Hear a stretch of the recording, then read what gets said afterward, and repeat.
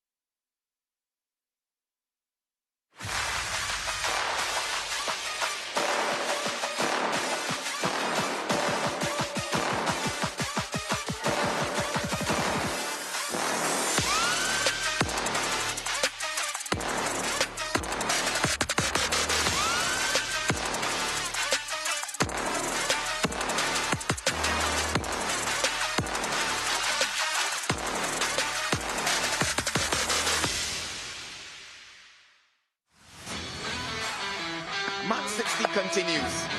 Day 5 was a day of partnerships. Erasmus and Carter. That's gone for 6. That has timed superbly. Oh, that's cracked. That's gone for 6. And he's done that nicely. Ramped it over the top, so that's good work. Clubbed. And it's also gone for 4, and it brings up the 50 partnership. Wood and Warner. Nicely played. Beautiful off the bat. Nicely played. That is probably one of the best strokes today we've seen. The onslaught continues. Little ramp, nicely played. Over the top, and that goes for 4. Helped on its way. It's a good shot by Warner. Dunk and Hales. Good looking shot from Alex Hales to get off the mark. It sails away. Oh, this one even better. Oh, this is delightful. Alex Hales is in the move, takes on that deep leg side boundary. Setting up today day 6, as teams maneuver and strategize, jostling for the best position on Super Saturday. Who will come out on top? The battles continue here on the idyllic island of Grand Cayman.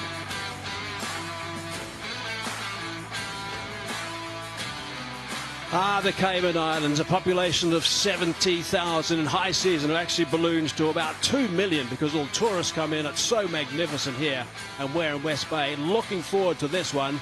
We have a terrific day at the Jimmy Powell Oval today. We've got our beach cams alive and ready. What a beautiful shot that is. But what about this for a lineup? Match 18 is the Caribbean Tigers versus the Trailblazers. Really important for the Trailblazers. So they've got 2 games today. I'll get into that a little bit more later. The Lions against the Jaguars, and then the Strikers from New York against the Boca Raton Trailblazers in match number 20. That's the last game before we get to Super Saturday tomorrow. Oh, that's a nice outfit from a couple of guys, getting nice and festive and ready for this terrific day of action-packed cricket. Let's have a look at the table. Top of the table, the Tigers. Now, they have qualified to #1 spot. They go straight through that final on Sunday. They're not going to be involved at all tomorrow. I want to go down to the Trailblazers. They've got to play really well today. 2 games I mentioned. They win the first one. They win the second one.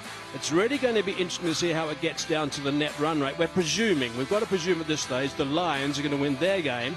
And we could easily have a real shootout between the Trailblazers and the Strikers from New York for that final spot in the top 4, and that's the last game of the day today. And it could get down to net run rate, because net run rate is so important, and a lot of these teams haven't got good net run rates. So you're going to see teams looking to win and win well to try and boost that to make sure they do claim a spot. So this could be absolutely fascinating. By the way, the Strikers have actually qualified for the #2 spot. So they're going to play 2 games tomorrow as well, but they do have a rest in between games. The other teams don't. They played back-to-back games. It makes it even tougher as well. Right, so that's that. Hope you're up to speed with all that information. We need to find out about the toss. Let's go and join Dominic Cork from earlier. Match 18, which is the last day of qualification. The 2 captains are out with me, David Warner of the Trailblazers, George Munsey of the Tigers, and Roshan Mahanama, who's the match referee. David, you've got the coin in your hand. Give it a flick.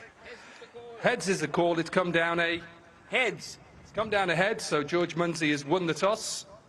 As I always ask, what are you going to do first and why? Yeah, we're going to have a bat. Look, I think the pitch has played really well all week, and just pretty excited to get on it. In a perfect position, really, because you can have a day off tomorrow and probably back to normal batting lineup. Yeah, it's as good as rhubarb dessert. It's brilliant. Look, we're just looking to get our processes right for the final, get ourselves ready, and that's about it. Going into that final, are you going to try and do anything different today, or is it just normal as you played throughout? No, absolutely concentrating on ourselves. We've got 1 change. AJ is going to have a rest, then we bring back Blackmail, so we're just rotating the seamers a little bit, but apart from that, we're ready to go and try and put on a show. Good luck. Thank you. David, what would you have done first?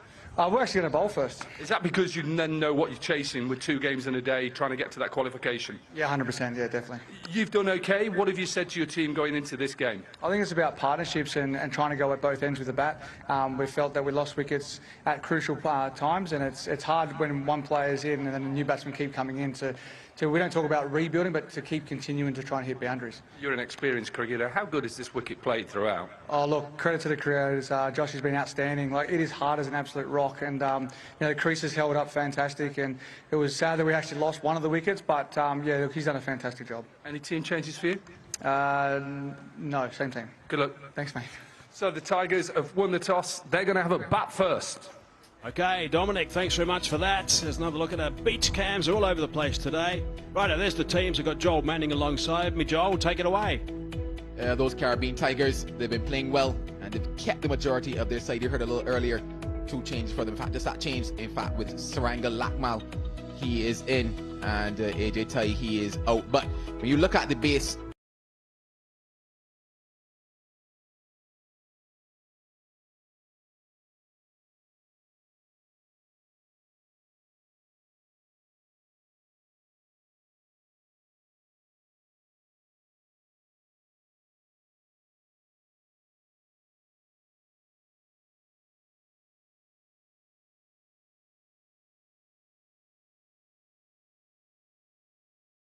They get some good runs. Pete Hatzoglu is there, and he's done a fine job. A little bit inconsistent at times, but Jasper Davidson's there as well.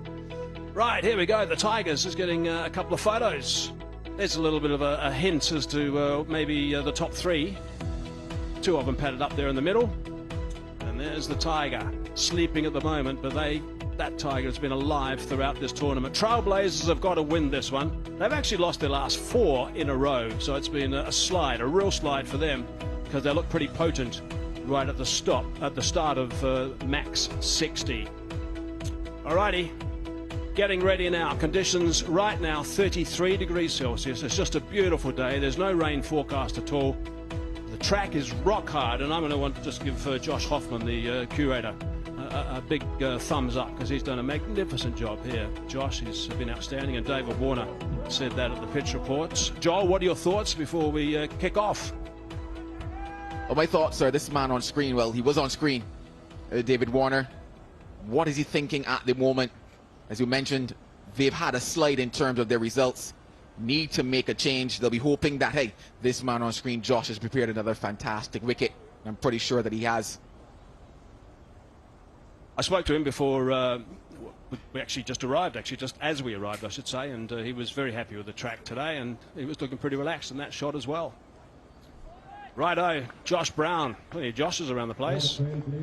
No joshing in this game. Trailblazers have got to play, and play really well. Tigers are through to the final on the 25th, so they've got the easy path. They don't have to fire up for Super Saturday. George Munsey, a couple of guys who have done superbly, these two blokes at the top. Munsey and also Brown.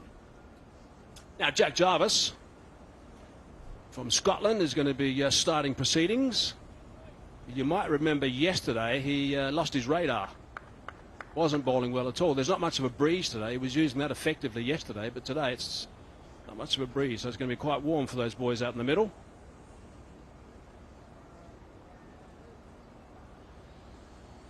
A fan or two in.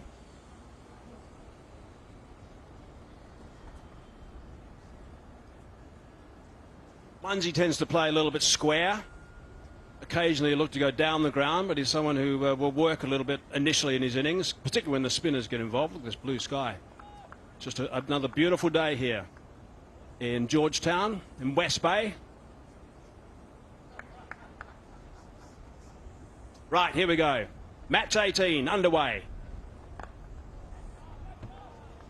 Steady first delivery. Gone back to their original batting combination at the top. The Tigers preparing themselves for that final. Bo Webster, he's played a major part in this Trailblazers side. Been short of runs in the last 2. They'll be hoping that he can pick up that bat and blaze it to all parts of this oval. Ah, there we go. Good morning. Oh, got him. That's come in a fraction. That has knocked back that stump. So that's a big breakthrough straight away. When you're looking for a spot in Super Saturday, that's exactly what you need to do. Be bang on target. Not allow these Tigers who've gotten off to great starts to get any form of momentum. It was full, it was straight, played around it. Did Brown. He's not made many mistakes this tournament, but that was one. Early success for the Trailblazers. Brown goes without scoring. It's none for one.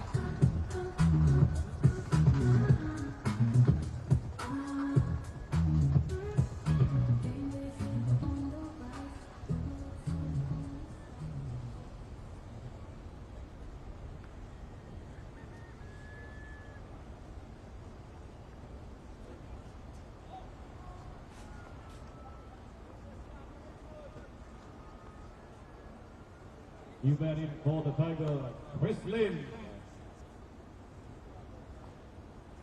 Right, here we go. Chris Lynn in there nice and early.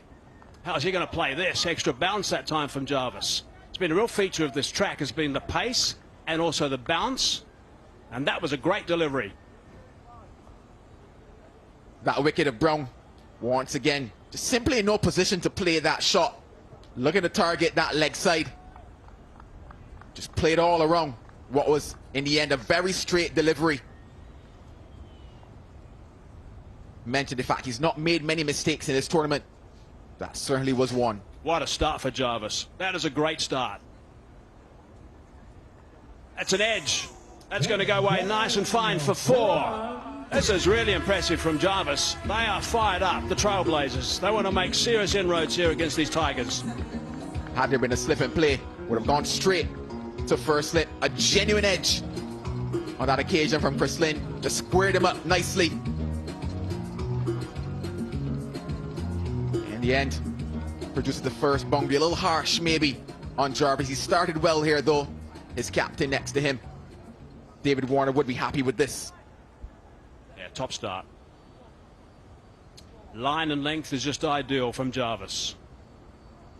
And again, Lynn rocking on the back foot. He's not looking to be too expansive at this stage. Possibly earliest that he's found himself at the crease. Chris Lynn, I think back to match 10 and MAX60, 28, and not out in that 37. Certainly blazed the ball to all parts of this venue. You're going to need another innings like that here today. Yeah, that was a good knock, the first one.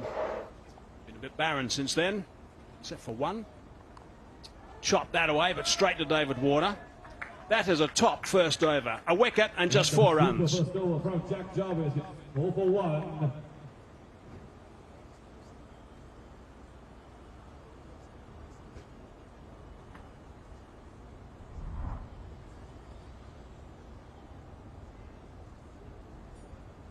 The two teams for today, Trailblazers, possibly the hungrier of the two sides out there, once again, to get themselves some points here. They put themselves for Super Saturday. Yeah, in case you're just joining us, this is a serious important game for the Trailblazers. The Tigers won the toss, elected to bat. David Warner said he was quite happy to bowl because they obviously want to chase down whatever the Tigers post here. And they want to chase down in good time because that's the ideal scenario for them, so that they obviously win, get 2 points for winning, and then also they can improve their net run rate, which is poor at the moment. So that's the game plan for the Trailblazers, who have started well. Here's Jasper into the attack. The 1 wicket at this stage, 1 for 18 is his best return. So got to make sure he gets things nice and tidy because he's got a good tone set by Jarvis. It's wide. Doesn't need those. That's something that they got wrong at the end of yesterday. Had 18 extras the last game that they played yesterday. And it's something that David Warner talked about. They need to work on. These are things that are in their control as bowlers.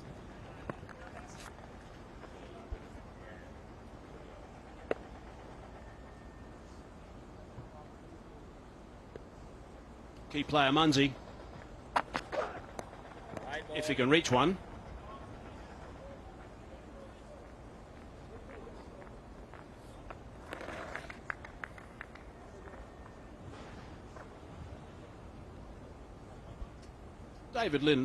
Chris Lynn, just actually going down and having a chat to George Munsey after that delivery, those 2 wide deliveries. That's what Munsey's done so far, 2 50s, and both of them in quick time. The last one against the Jaguars in just 19 balls.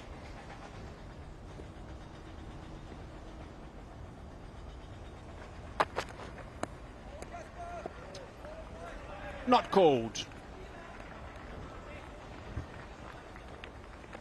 A little earlier in the competition, this was George Munsey, just blazing it to all parts of the venue. Very strong on those legs, George Munsey. Also very strong down the ground as well. Anything that was too full or fractionally short, certainly took advantage of. Probably why. Looking just to keep it a bit wider of him here.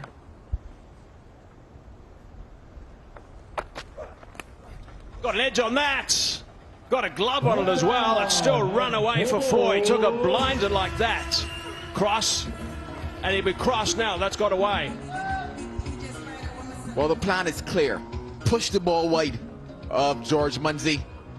First two were wide, third one just inside. This one, though, a thick outside edge onto that one. And Cross just gets a bit of a glove. Needed to stick into the webbing on that occasion. It didn't.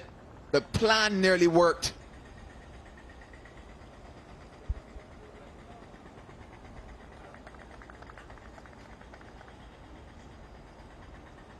Right, so a couple of wides at the top of this over will not impress David Warner too much. He's a tough captain.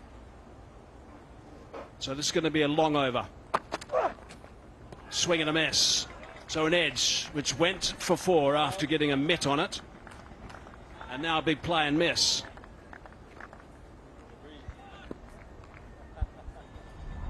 Duffin used most 4s, Munro with 20, Webster with 18. He needs runs today for the Trailblazers. David Warner with 16. He's played very well. A couple of a 30 actually, and a 40 the last 2 digs he's had. He needs to continue that form, Warner, to try and get them into Super Saturday tomorrow.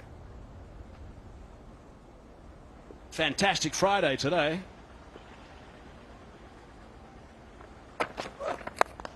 Full toss, hammered down the ground, and that's 4. Good stuff from Munsey. Might need to check height on that one. But in terms of length, not where Davidson wants to be. He wanted to be full outside that off stub.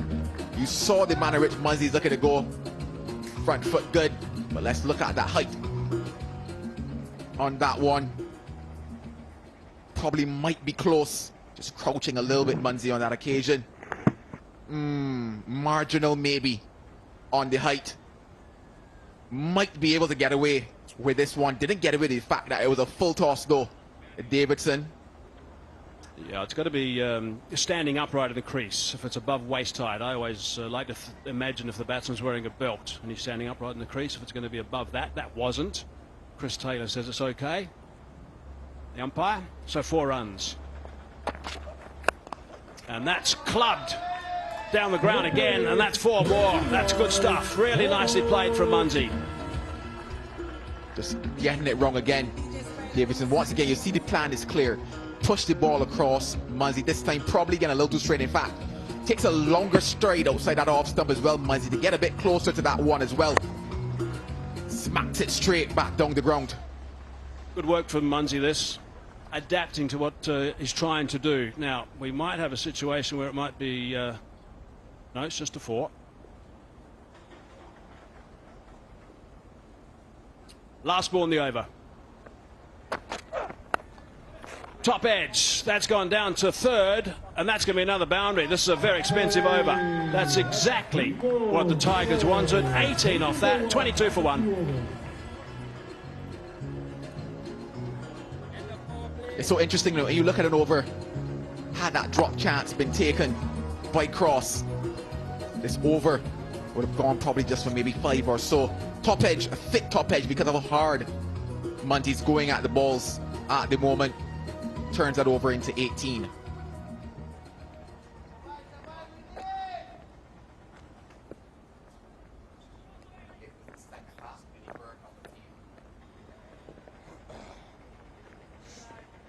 Right, 2 overs gone, 22 for 1. Munsey, 16 off 6 now. He's playing nicely. Lynn was a spectator in that over. The power play is now done.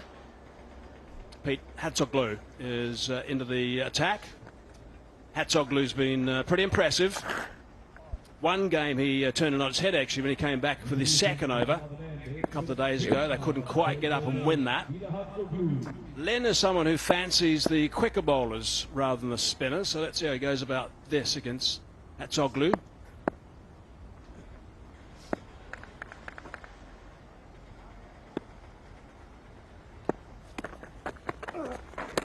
Leg sides. They had a real problem with their wides in the last game they played, the Trailblazers. It was crazy. They were like 14 extras, including 12 wides in the first 3 overs. He took off some. It was actually 18 extras in that game, Hazy. At the end, was it? Wow. But after 3 overs, I think it was like 12. It was crazy. Good pace, slight hesitation, shy to stumps, he's out. He is gone. Len is on his way. Rashane Samuels has to raise that finger. Good stuff from Wood, hitting the wood. was always going to be in problems here, Chris Lynn, especially given that he was on the back foot before he looked to take that single. Wasn't even certain where that ball went. Yeah, unaware. There he is. Heard the early call, but never a run. And in the end, he's gone by a mile. Maybe 7 miles if you think about that beach.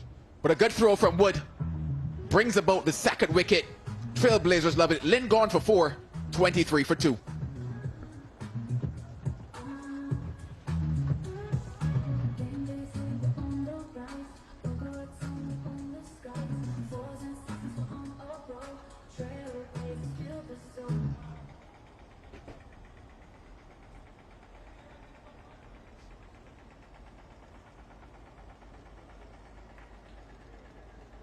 In at number 4, for the Tigers, it's the man who hits the kick, Nick Hobson. Nick Hobson's had one very good knock. That 40 on it out was in no time. I think it was a dozen balls actually to pound runs all over the place to get them home. Peter Hatzoglu has picked up some pressure straight away.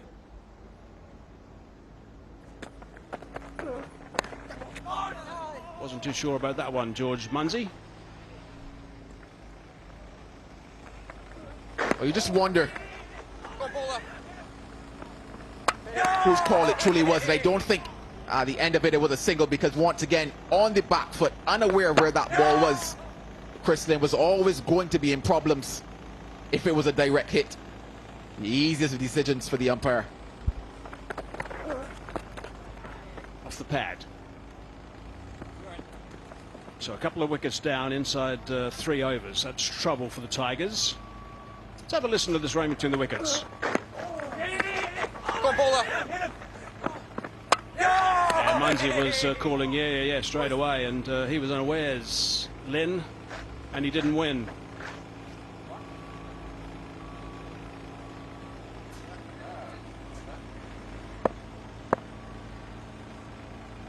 Right, halfway through over number 3. Look at that intensity. It's nicely bowled in the air, not too far away. These Trailblazers are really up for this one.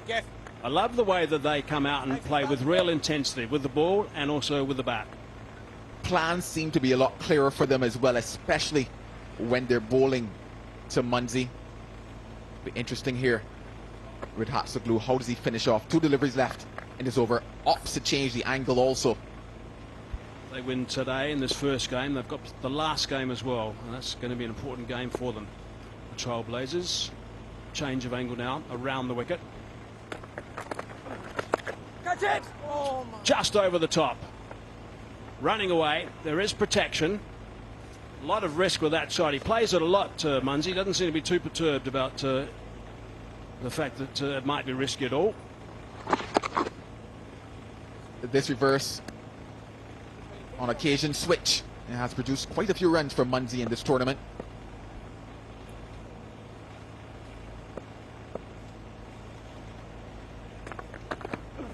Oh my!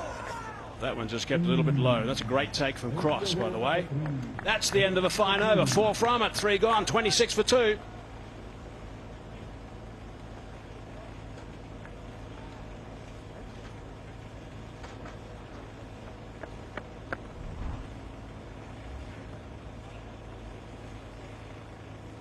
A different situation here for the Caribbean Tigers.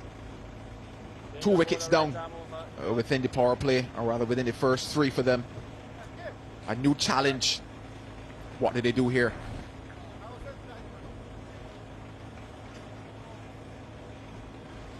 Now with Hobson and Munsey there, they will be quite relaxed. They need to make sure that they bat well. They will get enough loose deliveries, I think, without having to do anything too rash. Steve McGiffin is going at 11 and over so far in the MAX60.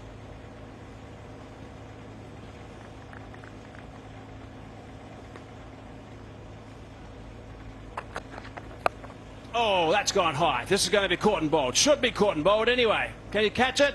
Yes, he can. That is a very important wicket. Straight into the attack, and he picks up a stick. You said it, Hazy. A very important wicket for the Trailblazers. Munzie has been their magic and he's been their might. This time, though, trying to go a bit too hard. You see that initial step, and I talked about that plan. Looking to bowl him wide. Did exactly that, McGiffin. In the end, he's reaped the rewards. An easy catch for him. A big wicket down. The captain goes for 18, 26 for 3.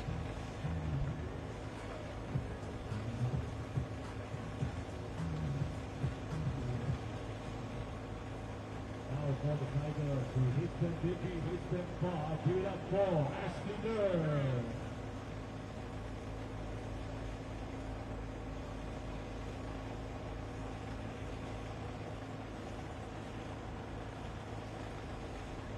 If he has a word to Chris Lem.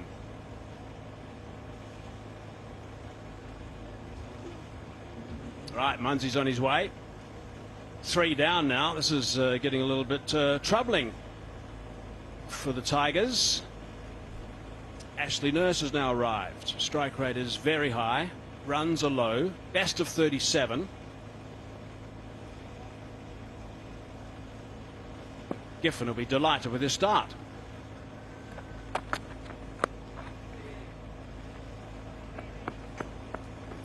And Nurse is away. I go back to the fact that you can see the clear plans here. Once again, going wide to Munzie. Munzie looking to take on that leg side. And simply because of the width away from him, had to reach for it. Couldn't get enough bat onto it. And you just wonder if maybe other teams are looking at this and saying, hey, if we make it to the final, that's how we bowl to George Munzie.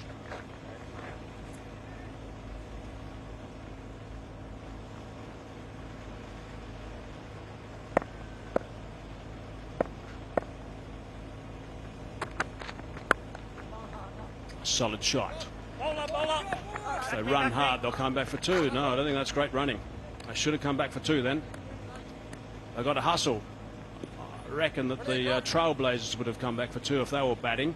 Cross has put down a catch. It was a very hard chance. Went for 4 in the end, but this is in match 8. It was just a magnificent grab from him. An unbelievable grab. Look at David Warner's reaction. So he'll be annoyed he didn't. It would have been a brilliant catch again, but he'll be annoyed. Down for 1. What's interesting about that match as well is that the Trailblazers were in fact the only team to bring the Tigers down to what was a last over finish. So they were the only team to truly be in the running when it came to beating these Tigers. They've actually made a great start here as well. Maybe they're the team that has the Tigers number. You never know.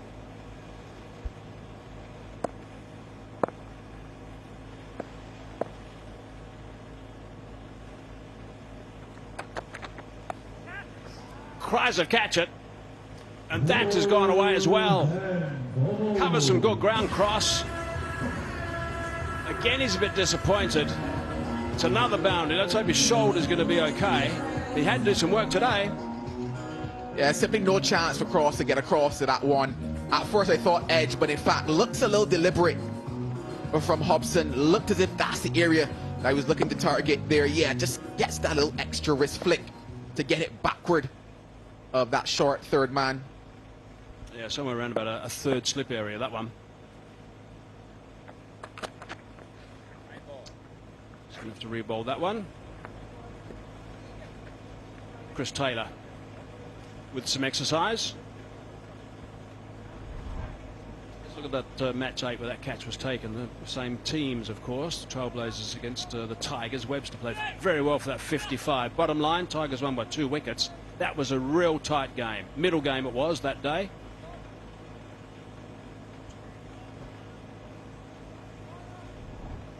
Real nail biter. It'd be nice to have a couple of those today and a couple of those tomorrow.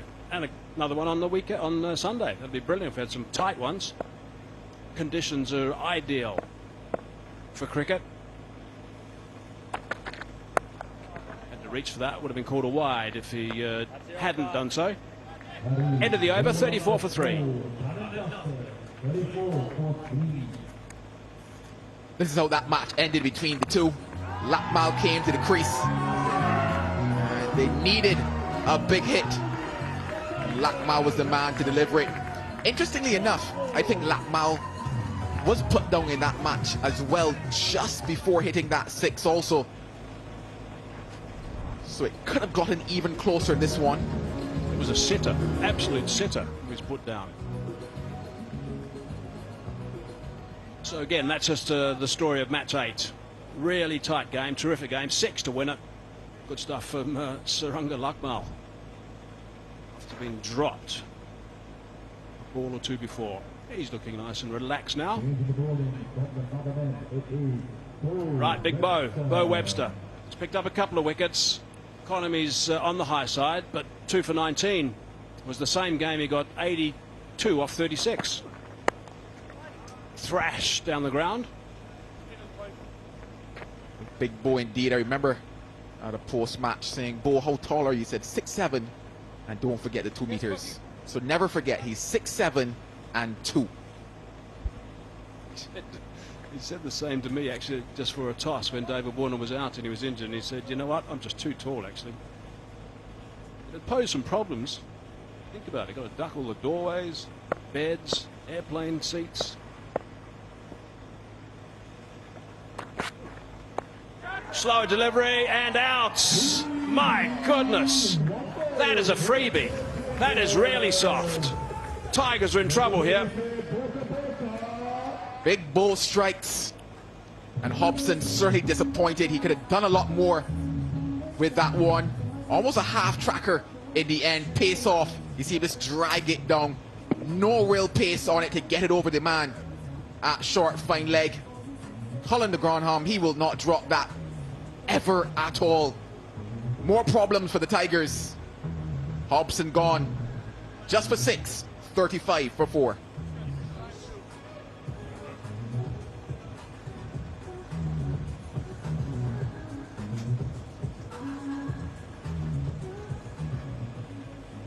And with the Tigers corner for the first time in this tournament, at the ball of the 4th wicket, we've got Michael Lee in at number 6.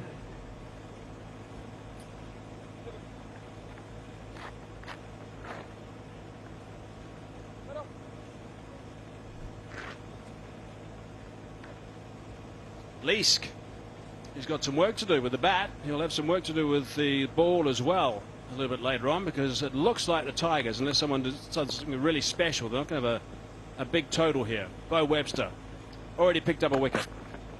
Another slow ball. The wicket of Nick Hobson once again. Just no real pace to work with here. Just rolling those fingers over the ball. Had it been pace on, probably would have sailed away to the boundary. Good skills on show. He won't be happy. Dougie Brown, the coach, will not be happy at all. That's a wide. He's almost dragged that onto the stumps. Dragged it onto his boot. Now, I think the batting has been pretty ordinary today from the Tigers.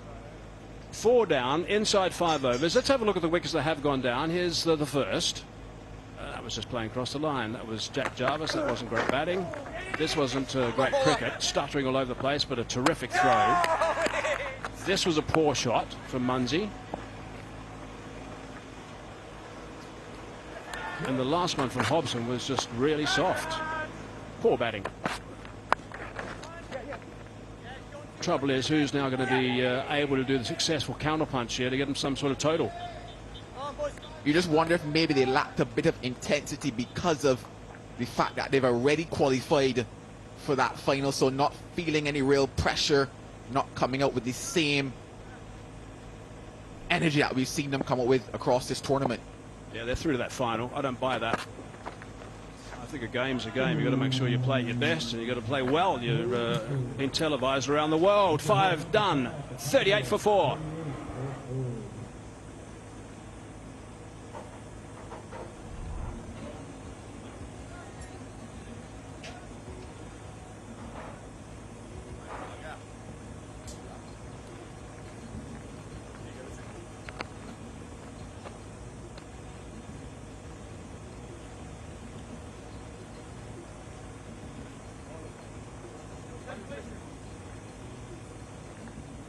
Center. Chase the bowler, right arm over.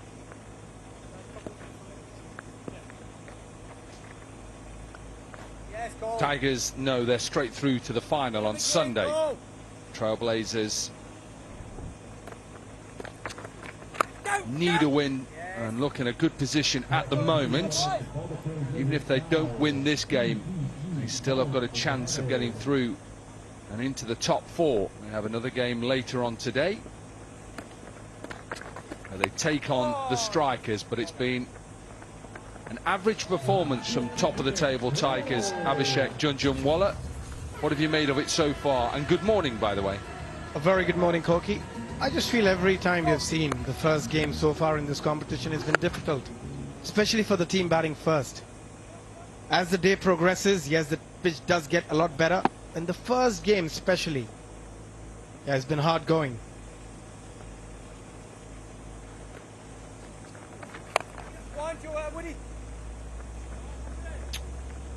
Yeah, George Munsey had a bat first at the toss. I'm trying to understand the reasons why. Maybe because if you go through to the final, I believe the final is starting at 11 AM, so it'd be exactly the same time. So maybe they're just trying to see how this pitch plays at 11. I think it's been excellent throughout. Maybe, and I say maybe at 9 o'clock, the early game, there might have been slightly a little bit slower, but that's about it. Yeah, I think that's exactly what he's trying to do. See how they bat in the first innings and put them under pressure. And with that pressure is another wicket. Leask out for 6. Again, wonderful slower delivery. Great execution from Colin de Grandhomme. Well, I haven't said this very often in this tournament. Tigers struggling. This grips, hits the top of leg stump. And Leask is through his shot too early. Happy Colin de Grandhomme, not a happy Michael Leask. Gone for 6, and the Tigers, wow, massive trouble. 44 for 5.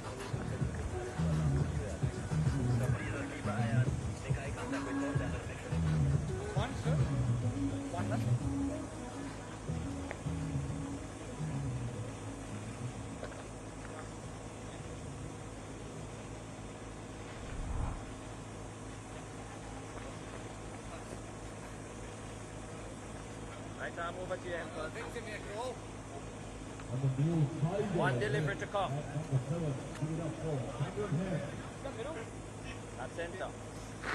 44 for 5.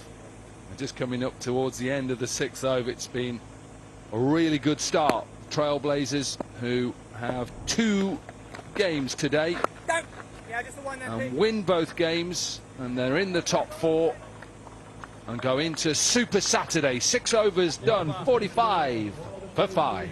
Thank you.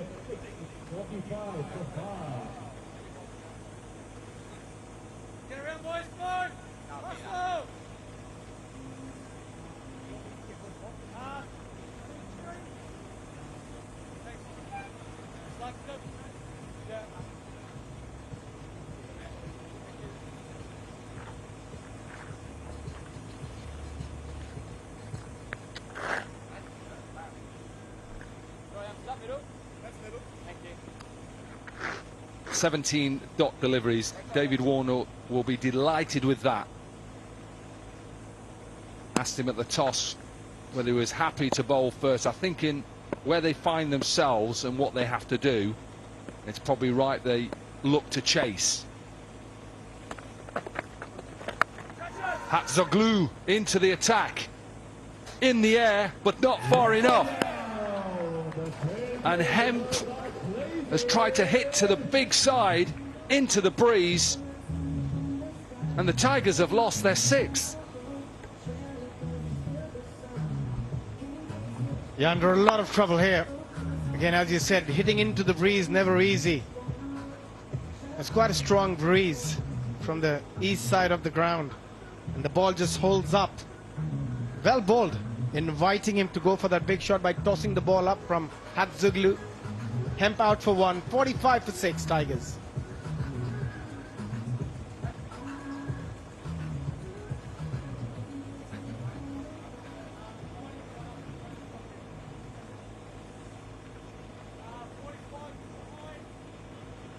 Now, with a bit of cover for the Tigers, a bit of cover, very cool, very young.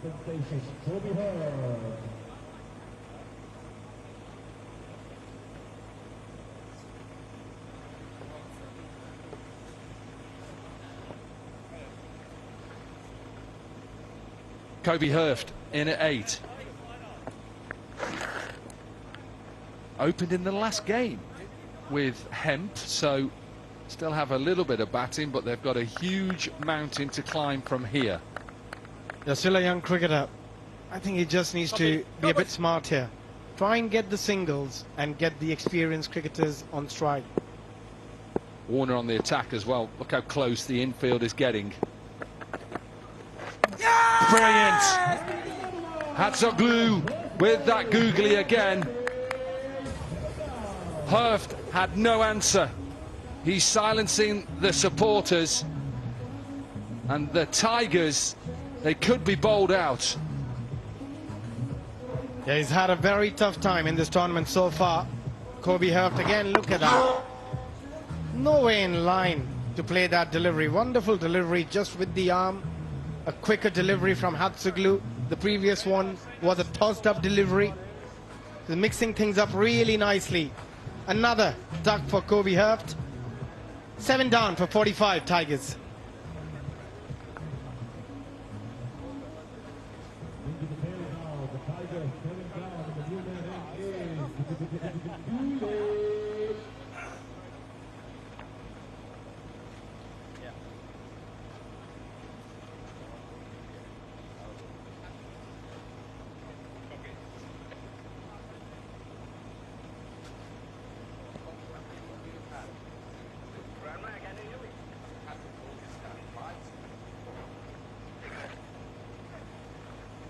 Dooley, who is in at number 9 on a hat-trick.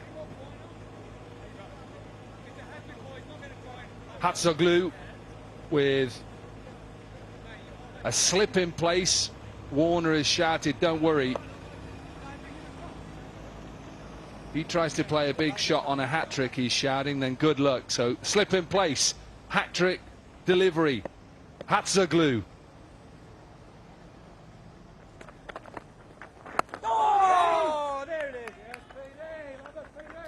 That's a decent delivery. Good couple of wickets though, Abby. I think he was really smart, bowling a googly but tossing it up, inviting the batter to go down the bigger end and also against the breeze, and then that quicker one, just sliding it through. Changing the field again now, Warner. He's like a really short point on the offside. Yeah, just to say to Dooley, you try and hit through that line, good luck. Yeah, they've done really well here. The Trailblazers, they've been excellent with the ball. The lines they have bowled, the variations the bowler have used. Yes, Petey. Well, we've had 20 dot balls in this innings so far.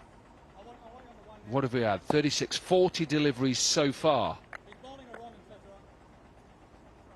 Slip in place. He's already told the batter he's going to bowl a wrong un to Nurse.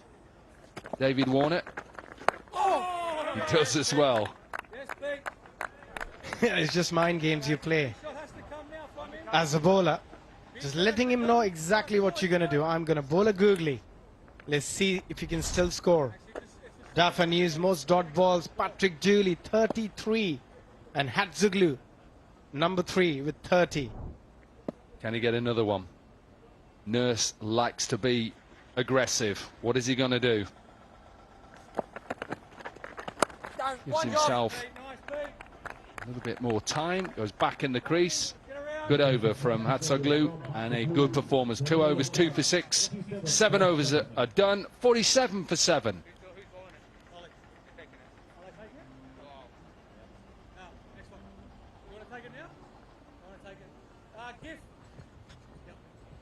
Yes.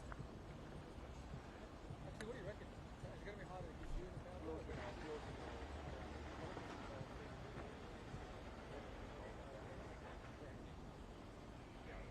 2 back, please. You there? You there?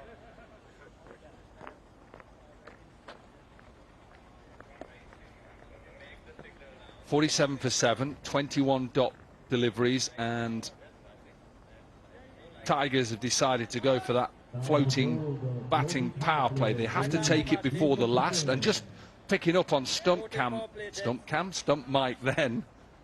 listening to Warner talking to Colin de Grandhomme, asking, do you think it's harder to hit you or McGiffin? And this is your decision. McGiffin into the attack. Good start. So just remember, with this floating batting power play, it's like a normal power play. Only allowed 2 fielders out of the circle. That's a deep mid-wicket, deep square leg. As a batter, you know what's coming. He's going to try and bowl very straight, stump on the stumps. Hence, you always look to give yourself a bit of room. That's chipped over Warner. Good from Warner, that, just to attack that and just to keep it down to 2. But at the moment, he knows. You can tell by how animated he is as captain, how much he's talking, that he knows he's well and truly in this game. This game is there to be won. He's absolutely pumped, David Warner, and you can see the commitment, the intensity, not just with him, what he brings to the team as well. Well bowled. Nurse is coming down because he knows that he's got a free shot really out straight over mid-wicket or over long off, long on, and McGiffin just slides it back in. Yeah, what he has done really well, McGiffin, is the execution. 3 back-to-back Yorker length deliveries. The left shot is always on when the bowler is trying to bowl that delivery as a batter. Oh, he's angry with himself, Nurse. He is angry. Warner is delighted with McGiffin at the moment. What a 4 deliveries this has been in a floating batting power play. Again, brilliant slower. It was slightly sore, it seems, but the ball just tailed in ever so slightly as well. But Nurse is disappointed. It was there for the taking. That's okay as well. It'll just be a single. So the moment brings a 50 up for the Tigers. But who'd have thought this at the beginning of the day? Top of the table, already qualified for the final, are now in deep trouble in this game against bottom of the table.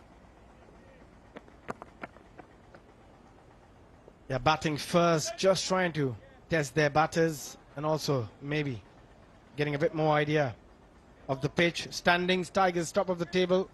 Trailblazers, they need to win this game. If they win, they'll be number 4. Or maybe go to number 3 with the net run rate.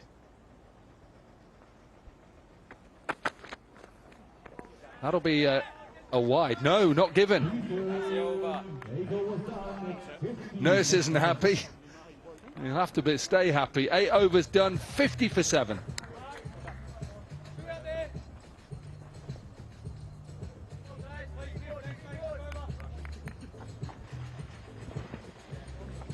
That is very wide.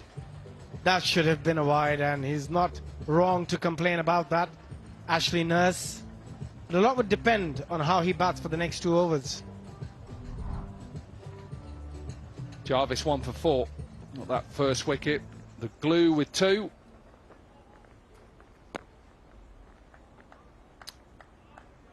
They're bowled well.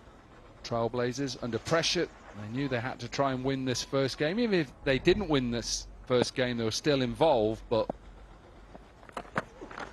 this just gives them a platform. Webster back into the attack. Yeah, and I just talked about the fact that it wasn't a must-win for the Trailblazers because of where the Lions are. The Lions are due to play next against the Jaguars without Ravi Bopara. News is he's had surgery last night on a finger and he's out for 5 weeks. So that's how. And we saw the injury yesterday to his right hand, which was a ball that was hit back at him. He went straight to hospital and he has had surgery on his finger, on the ligaments, and he'll be out for 5 weeks. So not great news for him, because back home in the UK he plays in Northamptonshire, and Northamptonshire have a T20 quarter-final, and it looks like he'll be out of that, and also finals day. James Pipe, excellent from him, the medical staff, to get him there and get surgery, and he's back at the hotel recovering, and we wish him all the best.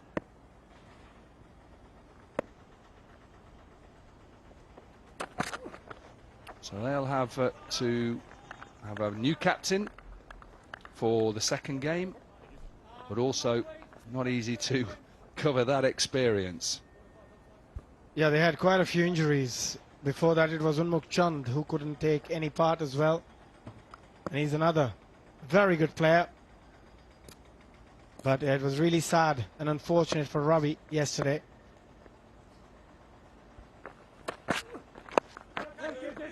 Chipped in the air. Can they pick up two? No. So at the moment, the Tigers are struggling. They found really difficult. Really difficult.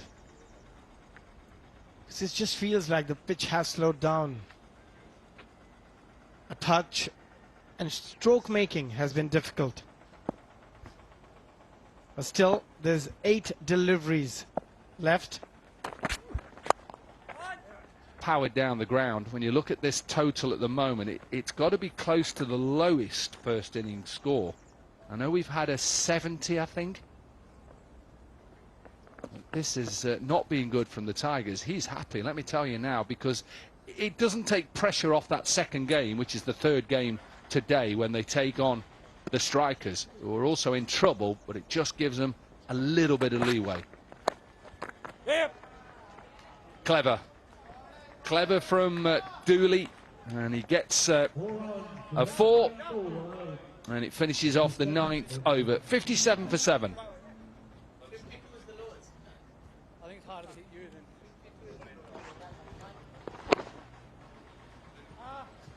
Jonesy, can you stop off?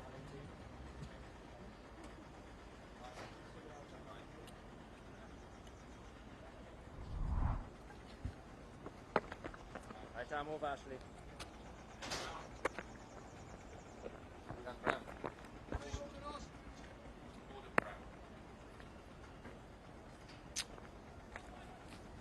Top of the list, Josh Brown for most sixes. Daphne's most sixes. Ben Dunk with the 12. He's way ahead.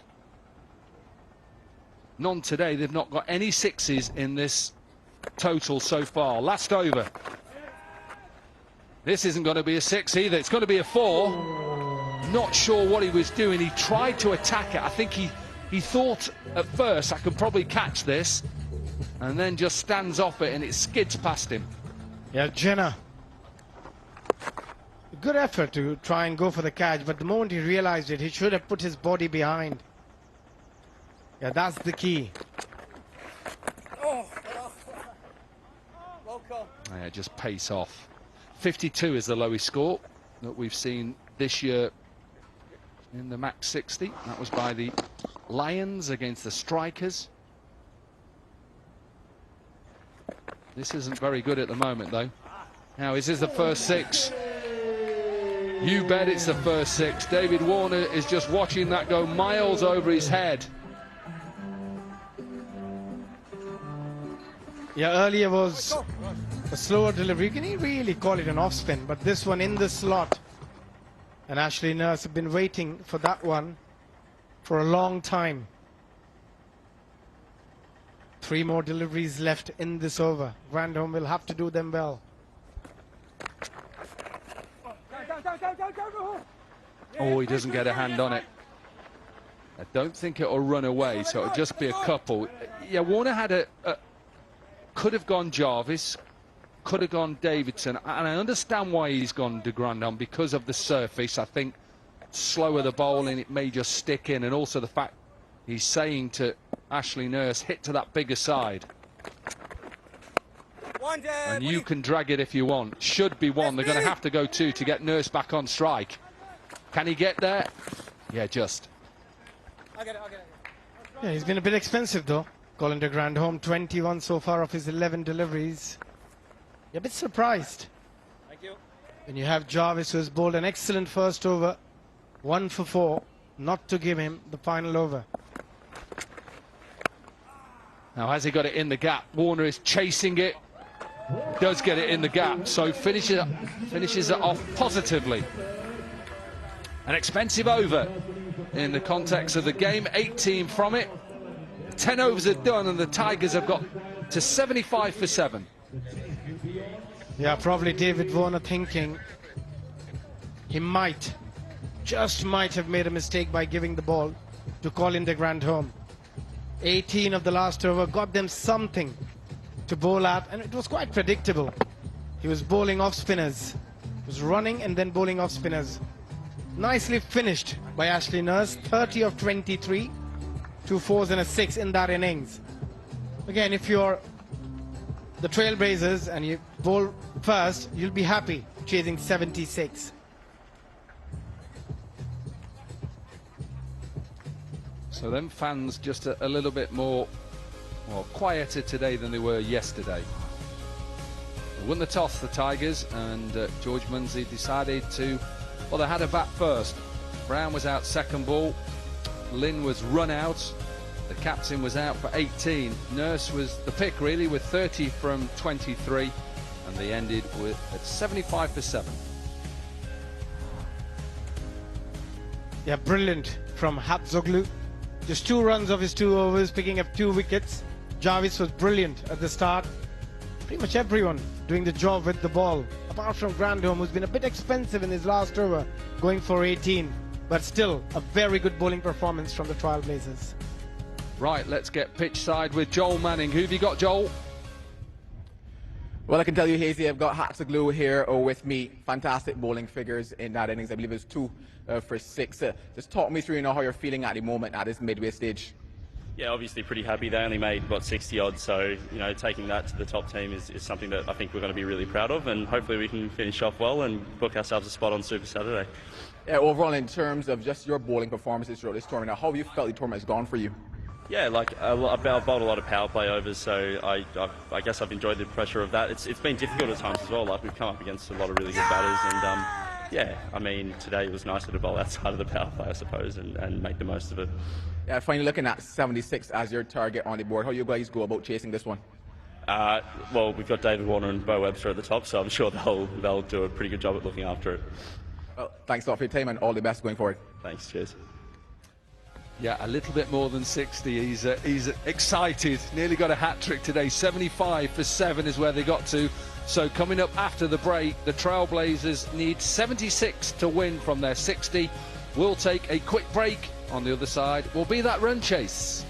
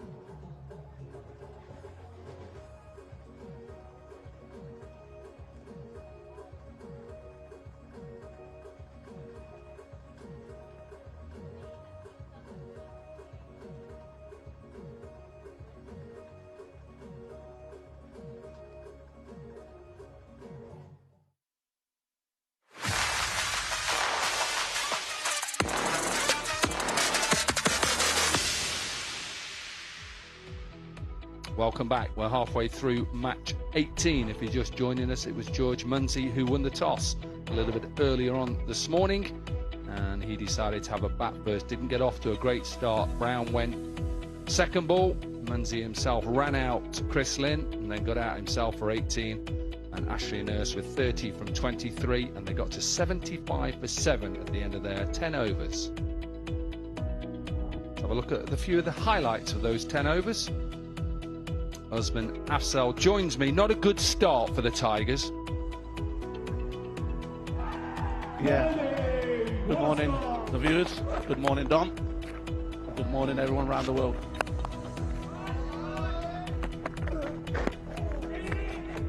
Trailblazers were right on the money today with the fielding, the execution of bowling.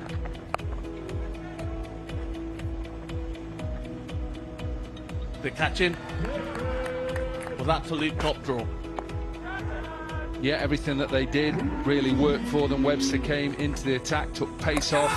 So did Colin de Grandhomme with his right arm off spinners. Hatzoglu with back-to-back wickets. Hurft, who came in lower down the order today, went first ball. He was on a hat-trick, couldn't get it. It was only really Ashley Nurse that kept them in the hunt to get a total, and eventually with the 4 off the last delivery they got themselves to 75 for 7. Happy captain David Warner, and be happy with the way that his bowlers performed. 1 for 4 for Jarvis, 2 for 6 for Hatzoglu, and a wicket each for McGiffin, Webster and Colin de Grandhomme.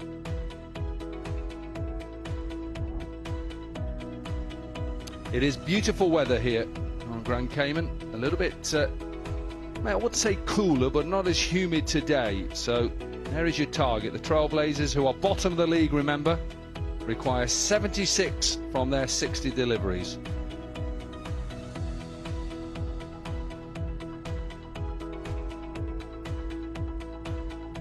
It is that sort of event where there is a nice little area to come along. So if you're in the area and you're watching, you want to come and see some legends of the game playing MAX60, come along.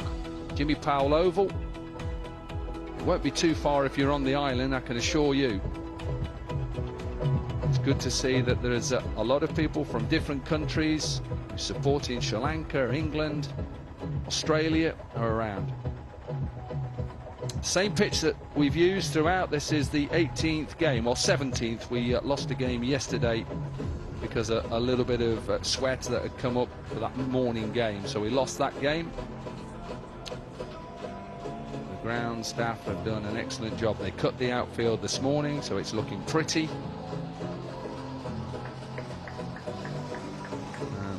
Even though they know they are through to the final on Sunday, look at the groundsman go. Look at him. Go on, Josh. Chilling out now, mate. I wonder he's got a smile on his face. He has done an excellent job since coming to Grand Cayman and producing what he's produced so far. It's just saying that they're on top of the table, and George Munsey will still want quality from his players. They do have a day off tomorrow, and I'm sure that a lot of them will just be relaxing, ready to take on whoever gets through Super Saturday tomorrow. Will it be David Warner's Trailblazers? Well, they're in a position to win this game right now and push them then above the Lions. So just to remind you, the bottom team after today will be eliminated. The top team will go straight through to the final, and then teams in 2nd, 3rd and 4th will play off on Super Saturday to find out who will take on the Tigers on Sunday. That final is due to take place at 11 AM local time on Sunday.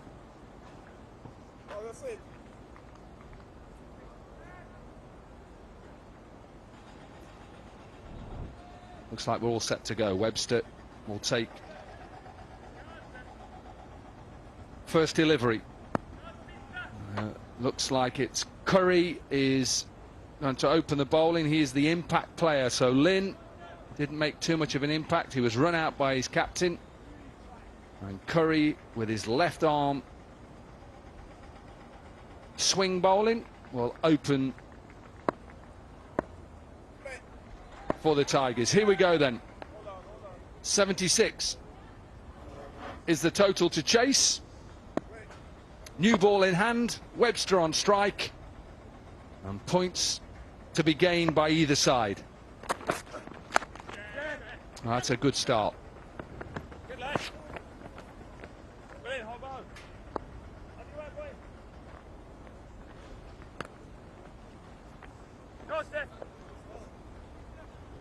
It was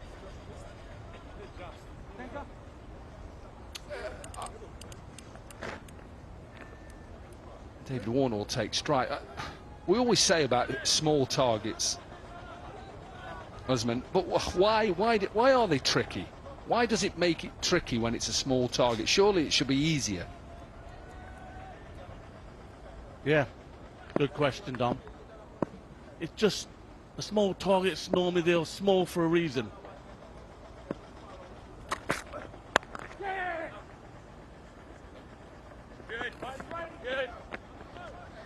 They have a little bit of a wicket that you've got to take into account, how it's playing. As I agreed with you what you said earlier, maybe the first game, early morning, has a little bit of slowness in it. Comes to the bat slow. But that's the mindset now David Warner and Webster have to take on.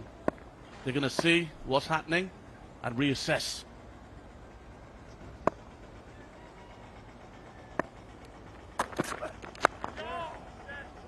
Yeah, just that little bit of swing.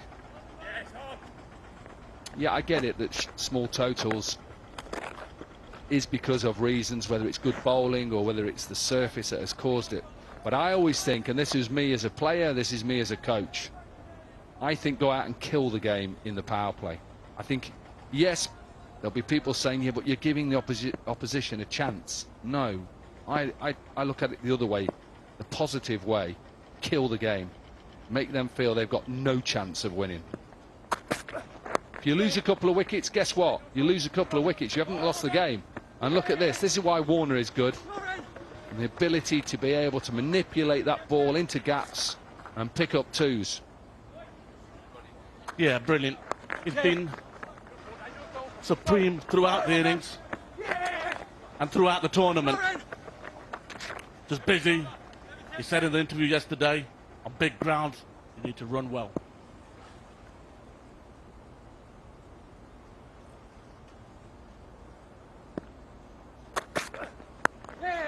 Well, he does run well, but he also times the ball beautifully. He just waited for it. Yeah, he said straight away, come on, we'll take three here. And he did this yesterday. There was one over where they run, I think, a couple of twos, couple of singles, and a three. And he was blowing at the end, but he's still a fit man. Yes, as you can see, the impetus of him running the second one again quick, turning back, nearly lapping Webster, and an easy three at the end. But Dom, I'm in all agreement with you about chasing small totals. You have to, in this new way of playing cricket, put the pressure right back on, try to take the wicket out, try to find a technique behind certain wickets.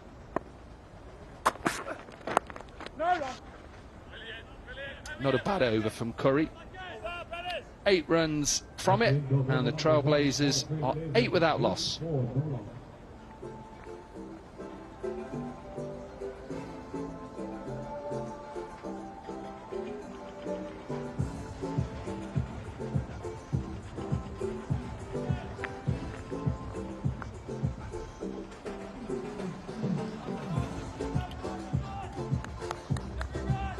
Time round here, David. Now for the Tigers from the Philippine land, it is the brilliant of Raton. Warner and Webster at the top with Wood, Jenner and de Grandhomme due in 3, 4 and 5. Not chasing a huge target here. No Andrew Tye today, he's resting up for the final. Lackmell then to bowl the last over in the power play. A bit of pace off. He went wide early on at Warner. It's been impressive, hasn't he, Lucknow? Yeah, he has. He's been fantastic throughout the tournament. Him and Curry has an opening partnership. Straight away. Been fantastic for the Tigers. Yeah, 3 for 20 are his best figures at the moment. Even when he's not taken wickets, he's been able to stop the opposition from scoring. And that is your job. Of course, you want to try and take wickets, and they need wickets, let's be honest. The Tigers have to try and get a couple early. Because if they don't, and this man gets in, they are in trouble. It's a huge 6. It's a great shot. As we say in England, absolutely at the top draw.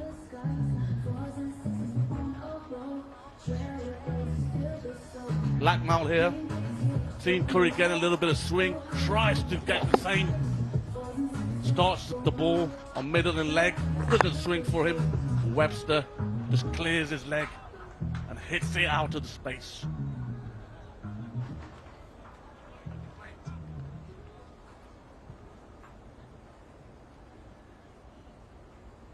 I just changed the field now. He did have a deep point out. He's decided with that shot he's got to bring him up and put long on back. So 2 fielders out on the leg side. That's well played from Webster. Manipulate the ball. Manipulate it into areas. Dom, just a quick question. The ball's swinging a little bit to Webster. He got it wrong the last ball. Would you look to change the field so quick and so early? Well, what you're trying to do, and this is the important message there, what you're trying to do is to plug areas where they're looking to target you. And you know with somebody like a Warner that he wants to target leg side, maybe to lift it off his hip. You know, with Webster it's all downtown, so down towards long on, long off. So as a bowler, what you're trying to do is plug that area. I don't think he should have had a deep point at all, if I'm honest, because I just think that is a position for a bad delivery.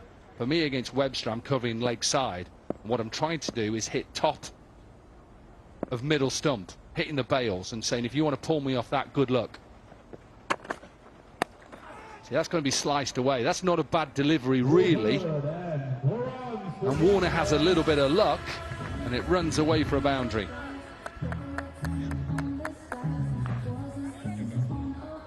Yeah, required run rate coming under a 7 now. Lucknow bowls it just outside off stump. But Warner frees his arm, and it races away for 4. Yeah, the only thing I'm going to say is it's probably a little bit too much width. I think the length was right. Warner is up there at 17 in the Daphnews most force so far. He's gone fuller and wider, and this is a beautiful shot to finish off the second over. 16 from it, expensive over. It's the end of the power play. The Trailblazers, well, they're easing at the moment to 24 without loss.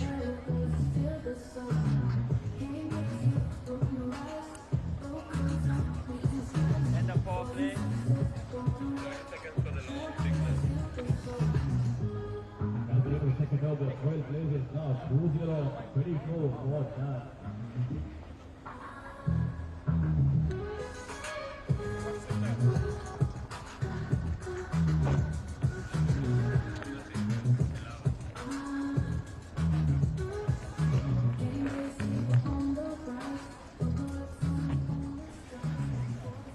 Lovely place to watch cricket. Nice to have a refreshment under an umbrella.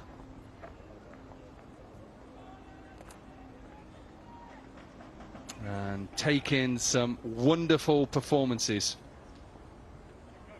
Trailblazers have bowled well. They've now started well in this run chase. Bottom of the league currently. Maybe not in the next 52 runs. Right, they need a lot from this man. He's up there with the most dot deliveries, most economical in this competition so far with Dooley.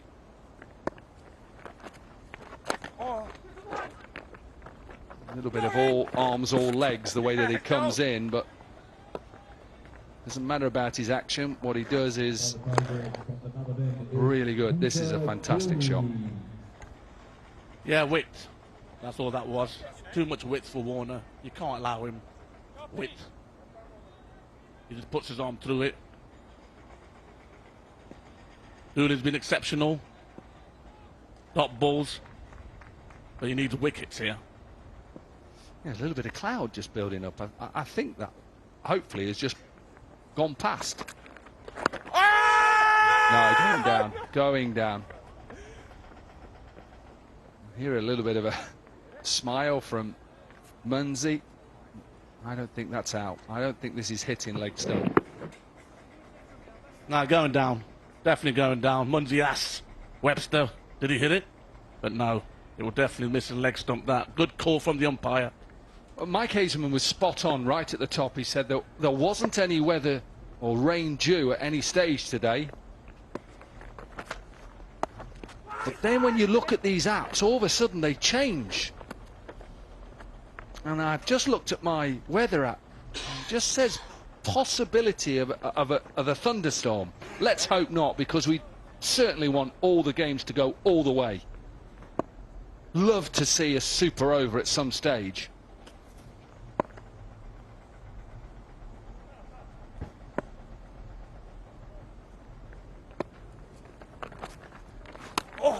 Oh, nearly. He just went, if you kept it, you bowled a little bit of left arm spin as well. He went a little bit wider, Dooley. Very good, boy. Top of the tree here, Dooley with his 36 dot delivery so far. Daffer News in the MAX60. He just uses the crease now and again, jumps a little bit wider.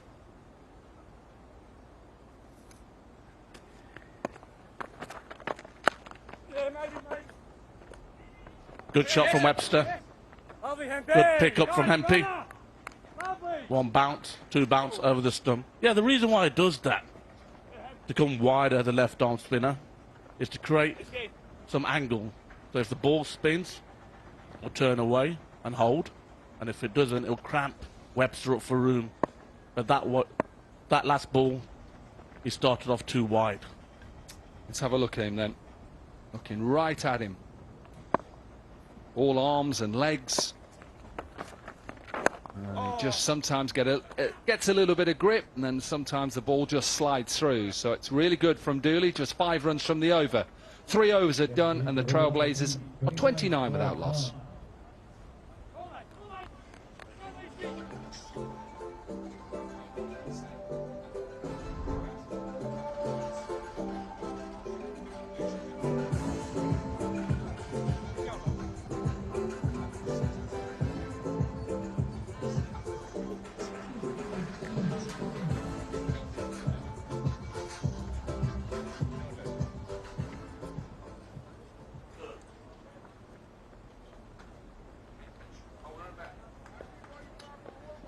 Well, they're in a really good position at the moment. Trailblazers, 29 without loss. They still require 47 from 42. Comfortable.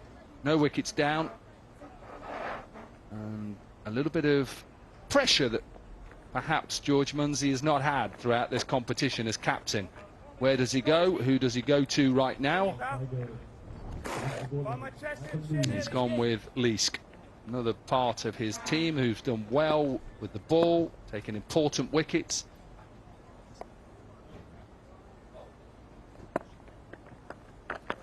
Round the wicket, so trying to create an angle from round to the right-hander.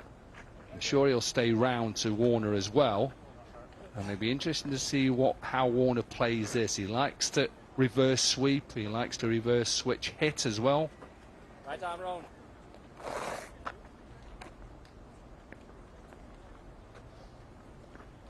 Premeditated those shots?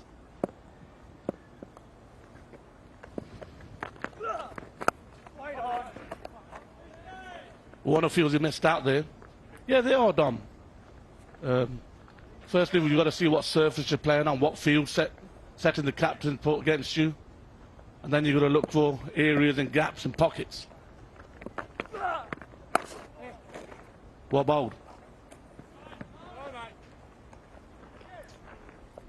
Yeah, that was a decent delivery because he maybe just slowed that down a little bit. Warner is always trying to look for pace or create pace with his shots. So he's trying to hit it as hard as he can when he plays those reverse sweeps and switch hits down the ground, up and over. He gets a little bit lucky. He's nowhere near the pitch of the ball, but he gets it up and over extra and just runs away for a boundary. That's just a fantastic shot from Webster. Look at his footwork here. Comes down the track on leg stump, understands the pocket he needs to pick over extra cover for 4.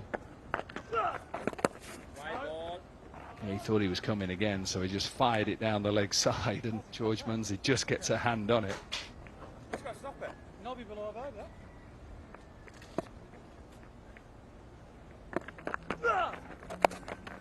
Powered towards that leg side, big gap between, but doesn't get it in between mid-wicket and square leg, and Hemp pulls off a good catch. Leask into the attack, and he has the Tigers' first wicket. Yeah, good piece of bowling from Leask, understanding the leg side boundary being huge, bowling to his field, understanding he can't allow the batsman to go onto the offside. Disappointment for Webster. Gone for 18, 36 for 1.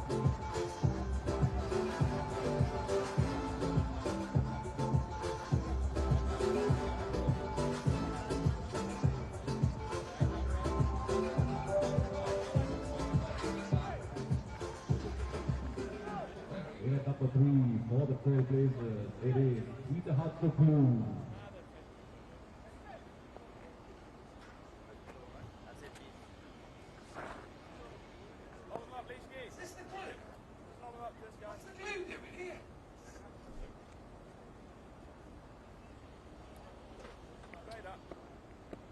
Well, I looked up and saw Peter Hatzoglou. He's in at 3. Want to get it done straight away. Absolutely, that's why this man has come in.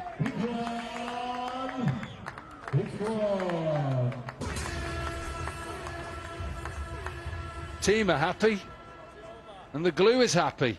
13 from it, 42 for 1.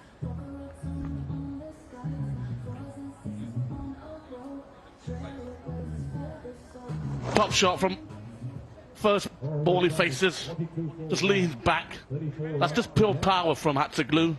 Nothing but power. Well, it's just worth the gamble because of how important the net run rate may be at the end of today.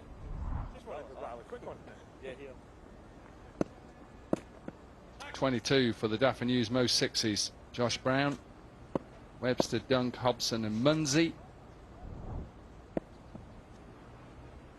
Second over for Dooley. Yeah, there's that reverse sweep again, just gets it past the 2 fielders that are there for that shot.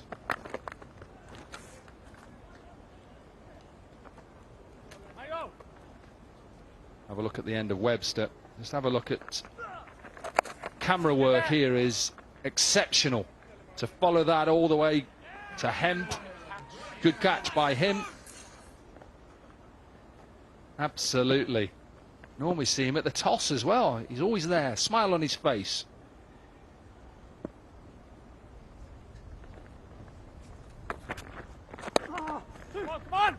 Yeah, 2 again. He's not going to miss out on 2 here.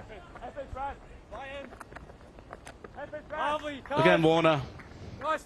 The running between the wicket has been wonderful from him. Watch him. Hits it.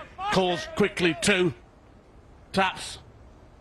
Sprints the second one and just eases in. Just taking a little bit of time there as well. Back-to-back doubles. Blowing a bit now. It's hard work out there. It's hot.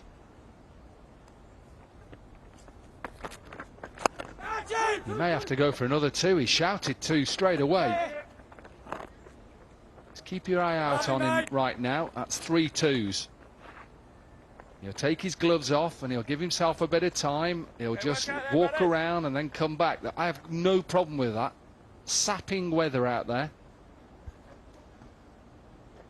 Yeah, just breathing techniques that these players do to get a bit of breather back in, change the gloves, tie the shoelaces, and come back focused.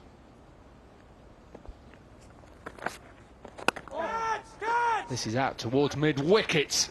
And once again, bounces right in front. Does better this time.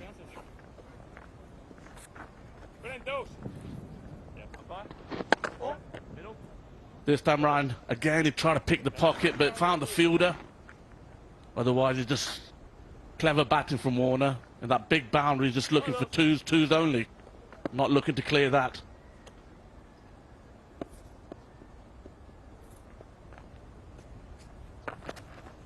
Oh, just stayed a bit low. One of those sliders. Yeah, you can just hear Warner say, you've got to go straight, mate.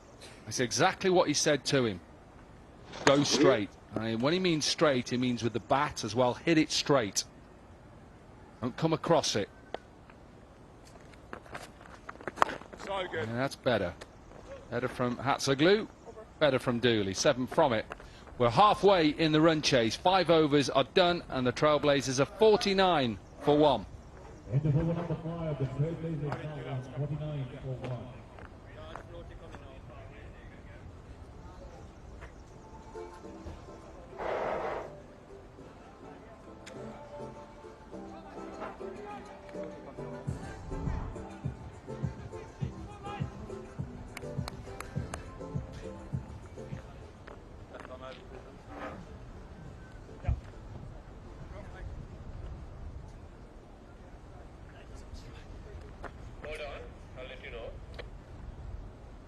Right, there's the comparisons. The Worms. The Trailblazers are doing a fine job. Just lost the 1 wicket at the moment. The Tigers 38 for 4.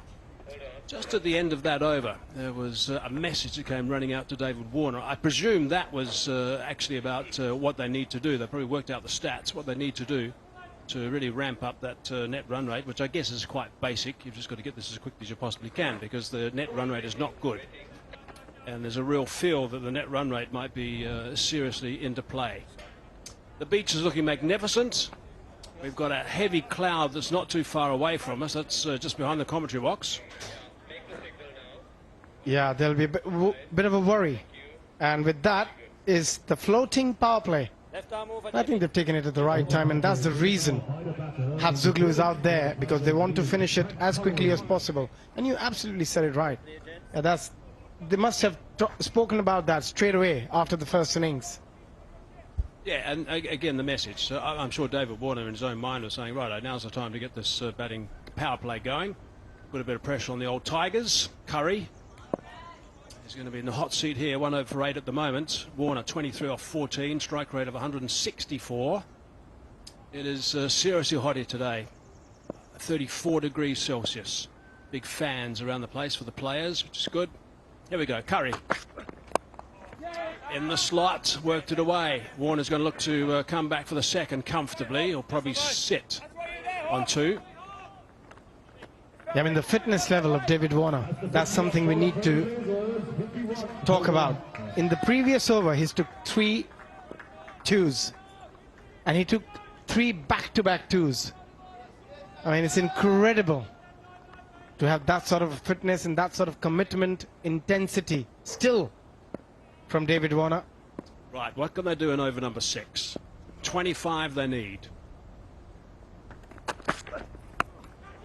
Now that's cries of catch it, but he's hit that superbly, and that's gone for half a dozen. That is a fine shot.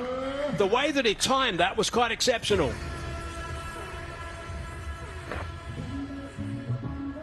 Yeah, we have spoken about this earlier as well. As the day progresses, this pitch keeps getting better and better. In the first innings, the ball was stopping a bit more than it is now. That allows the batter to go through those shots, hit through the line as well. And David Warner, an absolute champion. Oh, he's put him to sleep there. Love that from David Warner. Night. That's Curry's celebration when he gets a wicket. Night, night. Well, it'll be interesting if he gets a wicket now. Trying to slide that under the bat, can't do it. Looking for two. He just slid a bit too, David Warner, as he turned. I really enjoyed that from David Warner, to be honest. To have that presence of mind is just brilliant. Very quick, but just a little bit of a speed wobble here. There we go. Really good stuff, but he was calling no as he did that. Every time he hits the ball, he's looking for a couple of runs. He's not happy with ones. 32 of 17. The partnership between these two, 22 of 10. 5 twos and a 3. What does he say? If you can't hit the boundary, you've got to run. What a lovely interaction between these two in this game. Short delivery. Is that going to be called a wide? I think it might be. Yeah, there it is. Rashane Samuels, the square leg, makes the first call. Relays that to Taylor, umpire. Yeah, the stump mic. I heard David Warner go, oh, yeah, look at that reaction. Every time he gets a wicket, he puts them to sleep. But look, David Warner here. Just incredible. Absolute gold. Just so disappointing that Curry wasn't watching. But we were. That's gone very high. Who wants this? There's a loud call. Oh, oh, oh, it has been caught. Second grab. Good stuff in the end. Dunk has taken that. He's taken some good catches so far in MAX60. That is a big wicket. Now, Curry, I reckon, will be having a bit of a celebration or two about that one. He must. That was a tough length to play that shot. We just wait for the reaction. Dunker, little fumble, and now Hatzuglu. It's got to go back, and let's see if he does that. Does he put Hatzuglu to sleep? He doesn't. Out for 6.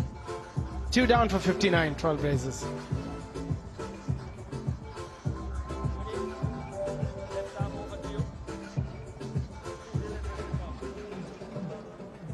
In at number 4 for the Trailblazers, number 45 with Jaguars.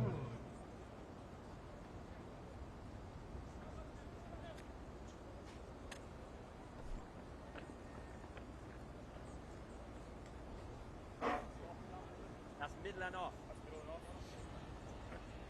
That's it. Right, Jack Wood. Quick fire 40. That was a very impressive knock. So he's exactly the right guy to come into the stage. I just gave him the information, David Warner, that he's already bowled 1 for the over. 10 off 4 balls at the moment. Got an edge on that. Open blade, actually, probably ran off the face, but didn't carry through to the keeper. Yeah, tried to run it down.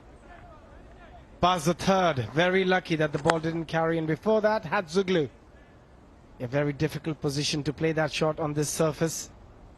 A fumble, then a good recovery from Dunk. One of the games, Dunker took the first 3 catches.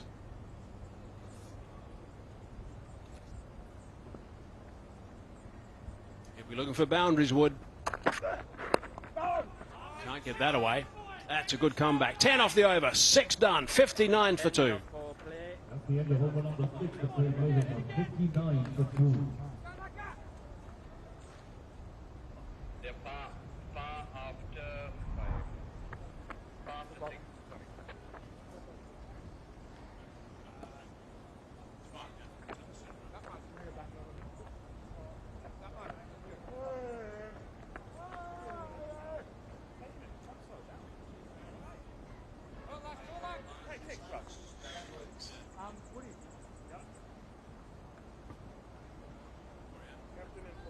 That's the story right at the bottom.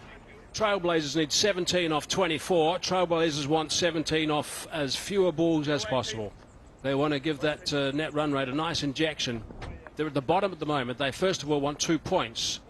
That's important for them. They've got another game later today, which might be a shootout between them and the Strikers if Miami Lions win the next game. So 2 points to the Trailblazers. They go to 5, but look at their net run rate. Minus 1 point, let's call it 6. They want to give that a nice rocket. Yeah, if they win this with a big margin, they'll definitely go higher on the points table, maybe at number 3. Yes, Suranga Lakmal is going to bowl his second over. Was expensive in the first, 16. I reckon they'd like to get this in about 9 balls. That's what they should be targeting. I think about 9 balls to get these runs. Yeah, as quickly as possible. But they could do it with 3 sixes if they can. But nonetheless, yeah, they will try and get it as quickly as possible. Wood was batted really well in this competition alongside David Warner, who's been outstanding. Not just with his batting, his commitment towards the side.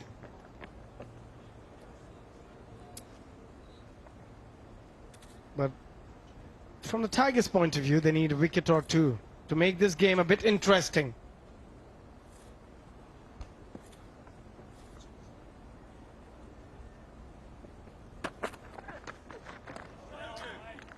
One for the over. Rashane Samuels. He's on everything, Rashane.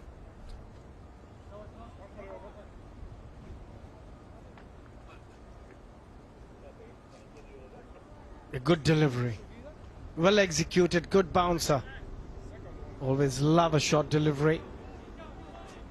Suranga Lakmal, who's got plenty of wickets in this competition, bowled really well. Showed some great variety.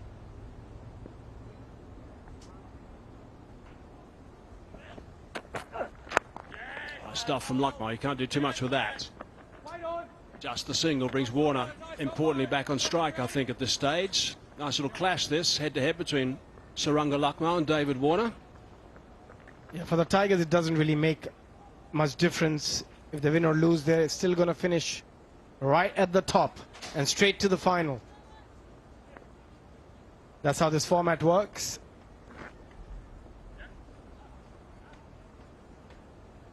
But for Trailblazers, it was a very important game and they've done really well. First with the ball and now with the bat. 15 required, 21 deliveries in hand.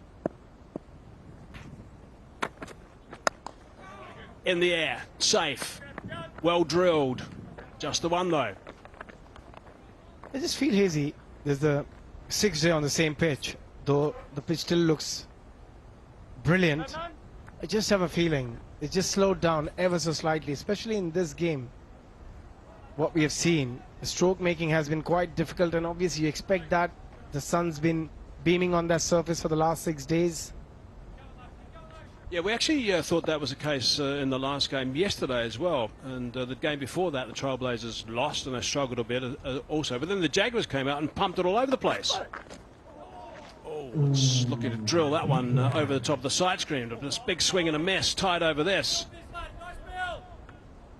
Yeah, we have seen that. Some of the batters have found it very easy on the surface. A bit of reverse swing, the ball just tailing in to Jack Wood. What an over so far. Just 3 runs of 5 deliveries. He's got to finish well.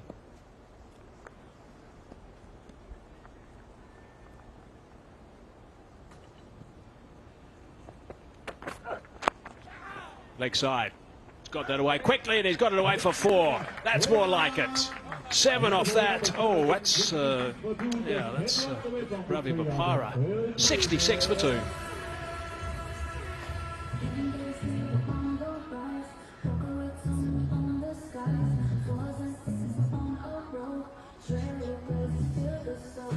They're just going for the Yorker. Nicely played, well timed, well placed. As you said, he's got to finish well. He didn't. Still a very good over, only 7 from it. Here we get a look at Ravi Bopara. I mean, this is pretty bad news actually for Ravi Bopara. He had an operation last night, ligament damage. Gee, it looks a bit messy. He's going to be out for a long time. He's going to miss, as Corky was saying earlier, important fixtures in the UK for Northampton, where he's skipper. Warner on strike.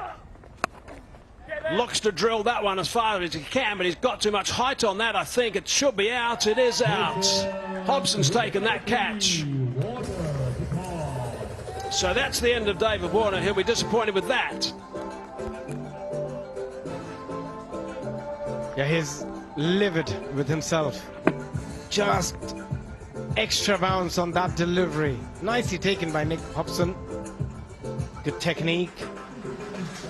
David Warner wanted to be out there and finish it as quickly as possible. He'll have to walk back to the dugout for 34 of 20. 66 for 3, Trailblazers.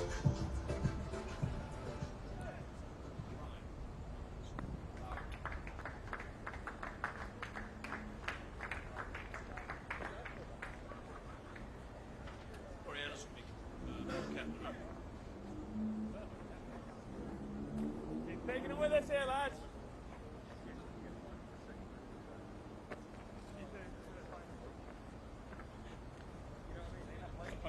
I sheer away. Invited for the Trailblazers now, EDG. Right arm round, 5 delivers to come. Another guy likes to give a bit of a thump, Colin Gronholm. He won't play too many forward defensive shots, indication of how warm it is in the middle.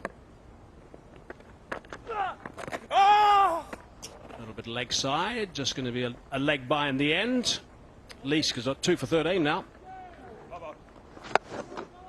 Yeah, again, if you look at that delivery, extra bit of bounce, and also David Warner was quite upright. He didn't really get down to play that shot, and now with the ice pack on his head, that just shows how hot it was out there. I think he also lost a bit of strike then, which didn't end up being an ideal scenario. Wood was having quite a bit of strike. David was at the non-striker's end. Shouldn't make too much difference to someone of his calibre, but when Warner's not there, suddenly it feels like a balloon has been sort of punctured, if you like, a bit released. Yeah, boundaries has been hard to come by. 4 4s and 3 6s in this inning so far. Have a single. The short fine leg fielder need to be a bit closer to try and stop those singers. And overthrow now. 6 required of 14. A hit away. They should try and finish it in this over. And I reckon that's what the big Kiwi will be thinking. Flat one up, I'm going to pump it over the side screen. Full toss, low full toss. Couldn't get underneath that one. It's a very good delivery to ball, especially from a spinner. It's hard to get under it. Not easy to execute, because if it gets slightly higher, around that knee height, it's an easy picking for the batter. Last ball the over from Leask. It's done quite nicely. Picked up 2 wickets, so good work from him. 8 done, 72 for 3. Now 4 runs away from victory, 32 for 3.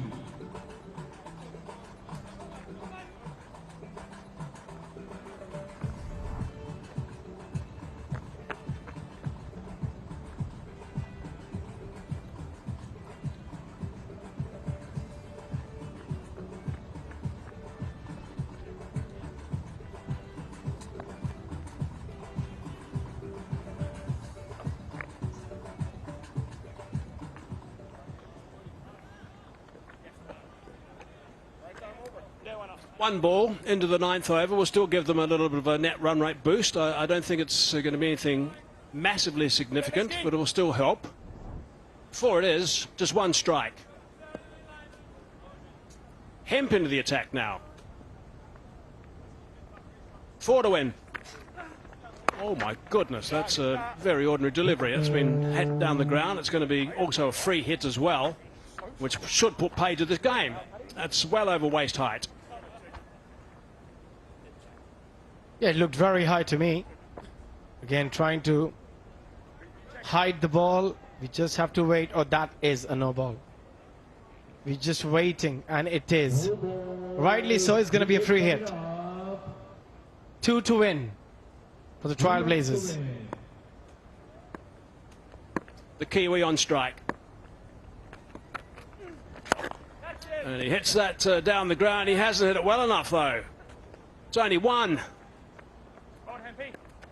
We're all tied up at the moment, Abby. Super over? Maybe. Let's get in on the 1. You've seen bizarre thing happen in the shorter format of the game.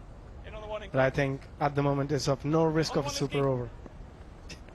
This will be a good win for the Trailblazers. They had to win this one. They've also got to win the later game as well. Got that away, and that's it. They have now won this. The Tigers, I think, were pretty ordinary with their batting. The Boca Raton Trailblazers will be delighted with this victory. They've got 2 games today, the last game as well, which might be a shootout. So this 2 points is important as they get up by 7 wickets. A very crucial win. And also what it does, it puts a lot of pressure on the Lions when they play their next game and their final game. It's a must-win game for them now. And good performance from the Trailblazers. David Warner, a happy man, a happy captain. But no real concern for the Tigers either. They are top of the table. They're going to go straight to the final. It was their last outing in the group stages. Yeah, they've got a bit of a shocker out of the way, I think. Just get rid of that one, and they can just now set back and get ready for the final on Sunday. Let's take a look at the table and see where it sets. You'll see that the Trailblazers 75 at the end through Nurse's work. This 30 off 23, Hatchaglu 2 for 6, and the Trailblazers 76 for 3 with Warner 34, and the Trailblazers winning by 7 wickets. Righto, good stuff from the Boca Raton Trailblazers. They'll be on this surface, the same surface again later on today. Ground staff are out there, making sure it's nicely prepared. We're going to take a break now. When we come back, we'll have the presentation.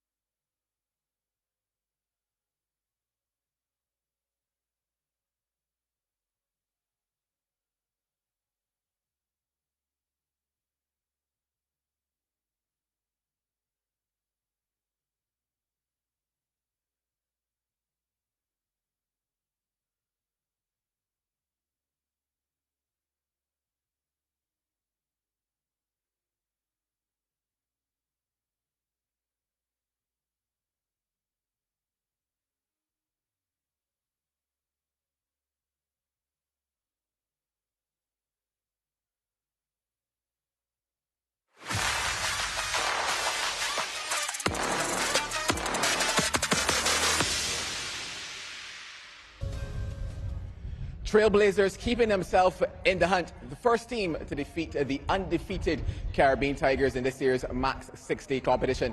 It's time for the post-match presentation, starting of course with the losing captain for today, George Munsey. Almost sounds strange at this stage saying that. Is it fair to say that your boys were probably just a little off the mark today?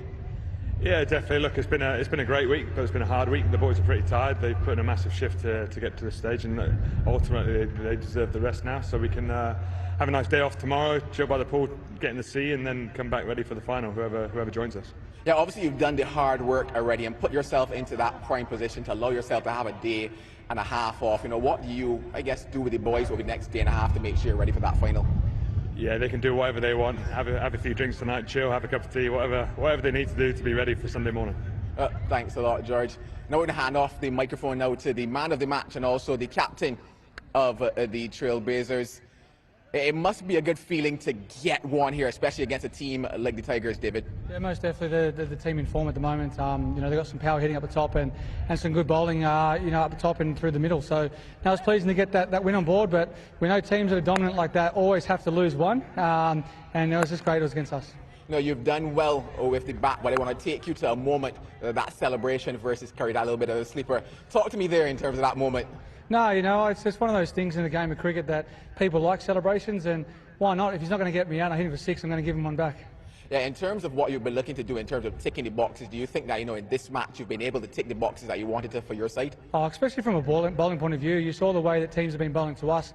We've just been off that mark. We've been bowling a bit too full. I think we counted something like 30-odd step hits throughout the tournament so far, which is not what you need on this wicket. So the way that they bowled today and came back was absolutely exceptional. Yeah, finally, Davey, of course, you know, you're not over the hurdle just yet. Still another important game to come. What are you looking to make sure you improve on in that next game? Yeah, look, we'll be watching this game closely and hope the weather holds out. But for us, it's about trying to execute what we just did in this game. Thanks for your performance, and thanks today for entertaining us as well. Thank you. Go forward with the best. Cheers, mate.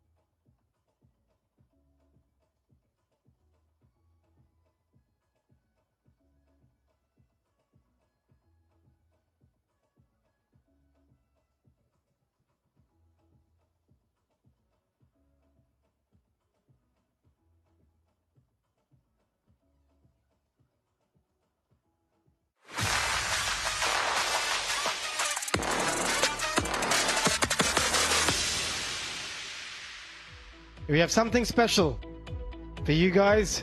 Earlier we had a chat with the CEO of BMP Sports, Dario Bartley. Let's listen what he had to say. Well, my name is Dario Bartley, and the formal name for my role is CEO, Chief Executive Officer of MAX60 Caribbean. However, within our team, we try to operate in a way that everyone pulls as much weight as they can to make a successful event. And I think that it's been working out quite well. So although I have the role of CEO, and obviously I take the responsibility to lead the team and guide the team along the path that we need to attain whatever successes we're trying to create, I also look at myself as just a valuable team member as well. Since I was younger, I always wanted to be a small part of something very big. And I think that MAX60 cricket is very big, and I'm happy to be the CEO of the company.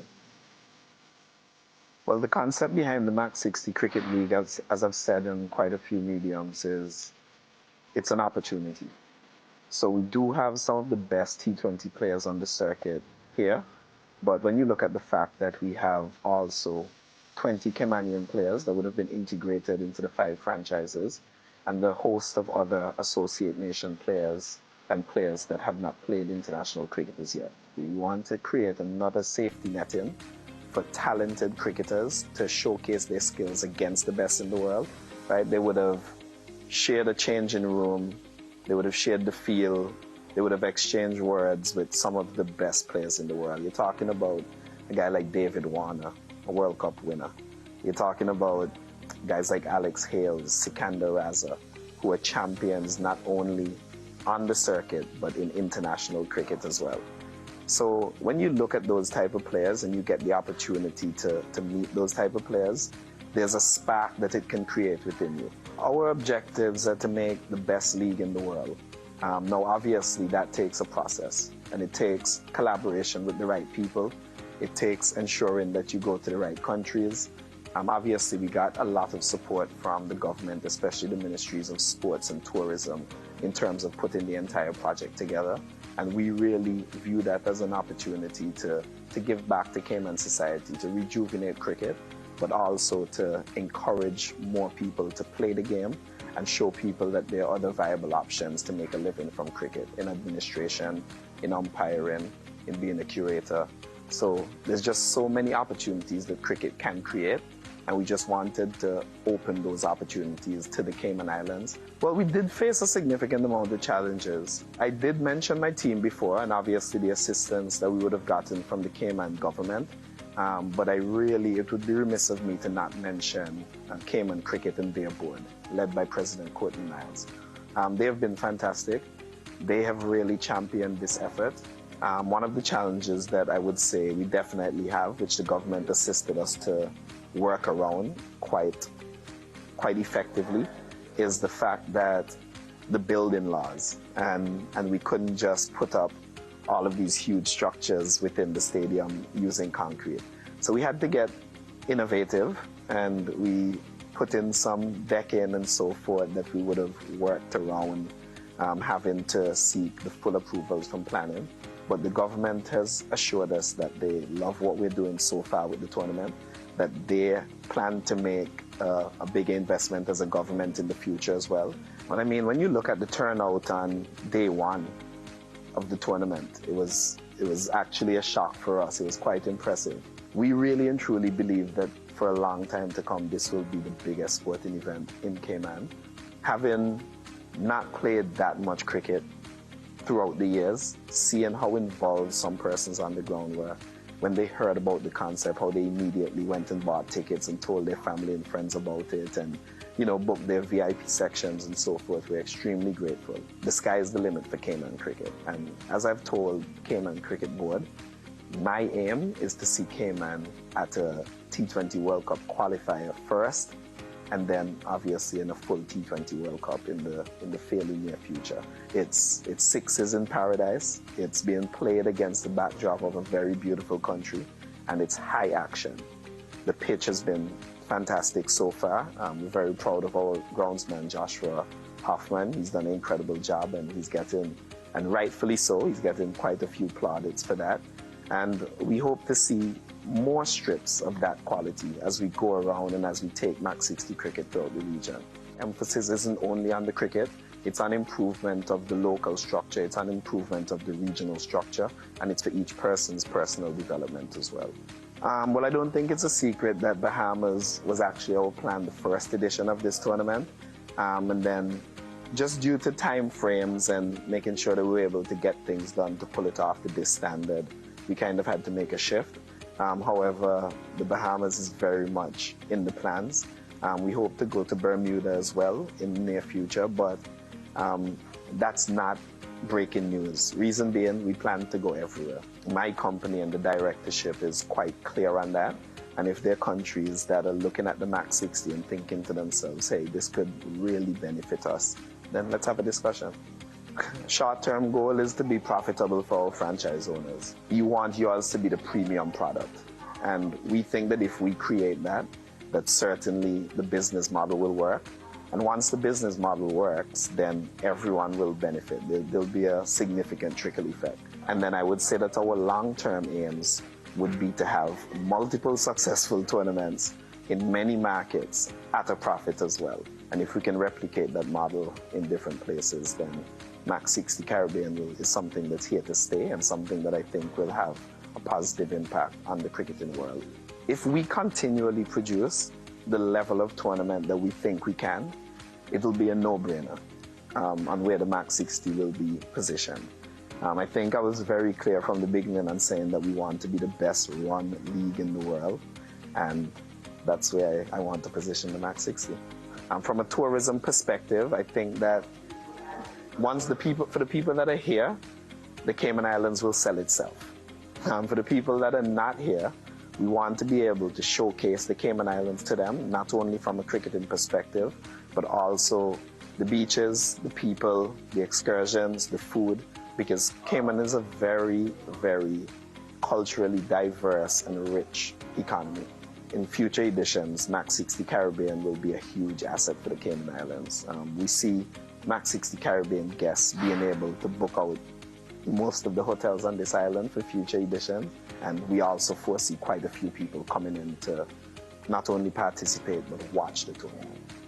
What a lot of people don't recognize is that Cayman Islands is not a part of Cricket West Indies, right? So within the ICC Americas, I think that there's an opportunity to have some of that talent as well, because they are equally as talented.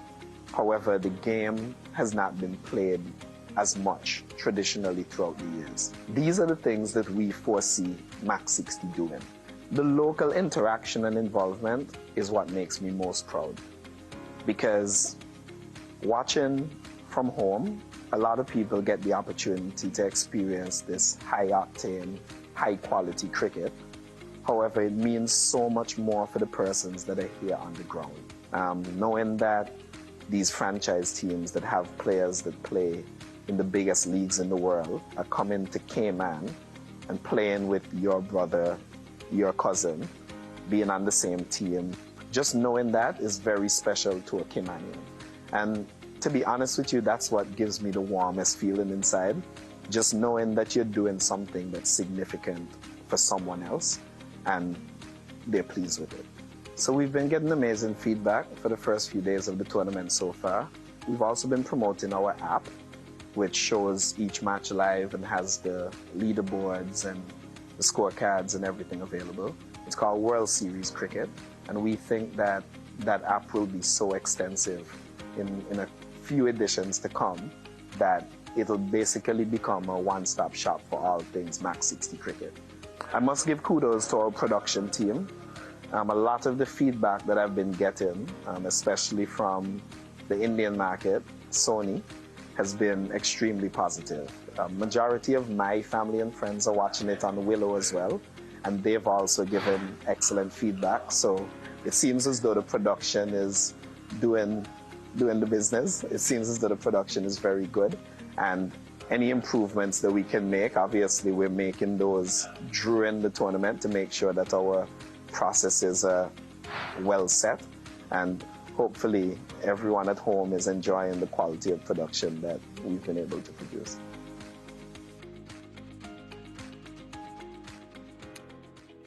Really good insight from Dario Bartley, who is the CEO of the MAX60 League. He's former West Indies media officer as well, and this league is just going to get bigger and better. Next match coming your way. Oh, it's a big one. It's match 19. It's the Lions up against the Jaguars. Whoever wins, well, the Lions have to win to stay in the competition. Jaguars will just extend at that second place. Right, we're going to take a quick break. On the other side, we're going to show you some highlights. Match 10, it's the Lions versus the Tigers.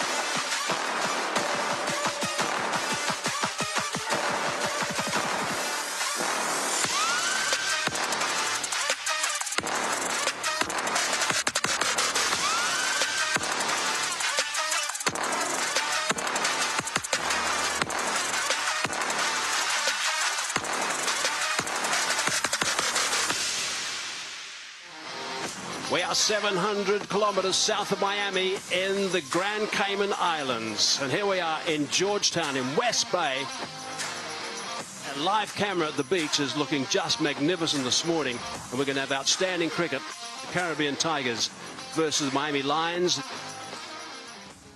Let's start with those Lions. Ravi Power, he talked about going hard at the top, and it's not gone well for them at the top. They've made no changes here, and they're going to want to probably make some changes to that batting order that we saw yesterday. Joe Burns, Chadwick Walton.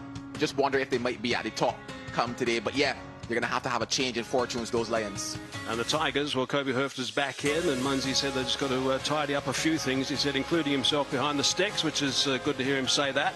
So the captain leading by example, but they've got some power hitters in that lineup, as always do. So that's going to be interesting to see how they get underway in this game. George is having a bit of a chat to Ravi. He's played over 420 T20 games. Manenti is his partner. He did open yesterday. I tell you, he's done well as this guy. He's picked up wickets in the first over. Brad Curry. Here we go, first ball. Past the outside edge, and George has fun with that first one.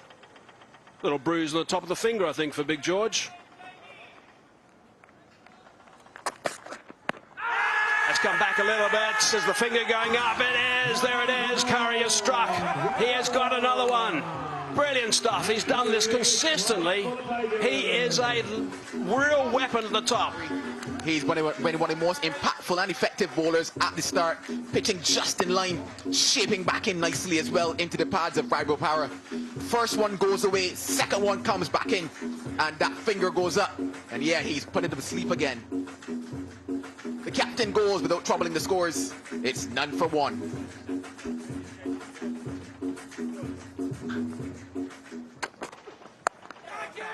That might be out. Is out. Manenti. He's gone now. This is real problems again for the Lions. Yeah, he's disappointed. Should be as well. They expected a lot from him at the top. He's been asked to do that job again. Back up a length from Lakmal, and never in control of that pull. Ashy Nurse did not have to move an inch. Frustrations for the Lions, frustrations for Manenti. He goes for a duck. It's now 4 for 2.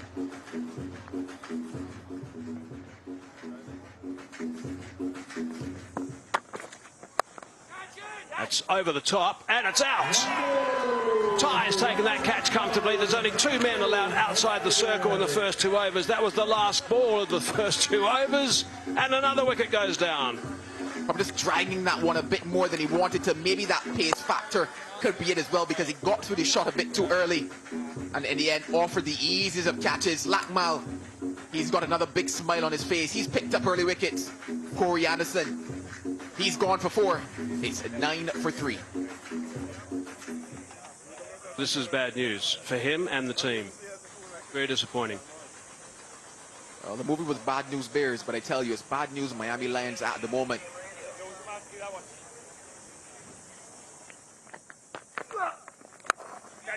That's nicely hit. Has it gone far enough? It sure has. That's 6 runs. That's right out of the middle of that piece of willow.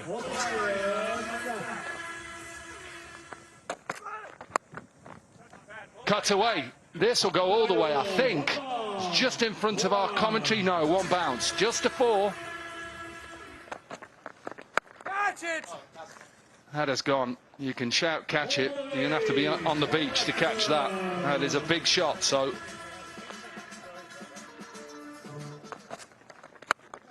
Up in the air. This should be a wicket. Should be out. Should be taken. Is taken. Try to go leg side again, Erasmus, and just slices it up in the air.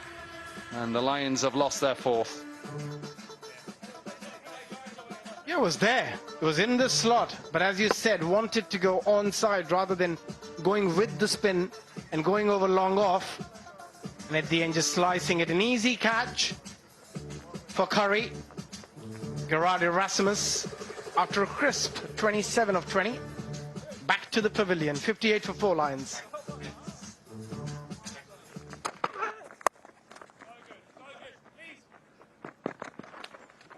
Well, they're going to push for 2. I think he's gone.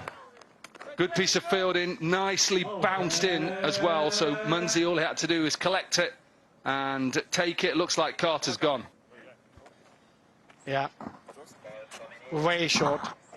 Carter will have to go back for 2 of 3. 5 down for 62 for the Lions. He's on the team sheet, he's in, but he's not in for long because now he's gone. So whether he was the impact or whether he wasn't the impact, he made no impact, and the Lions have lost another one. Yeah, you can't blame him a lot. With 3 balls to go, he did his best.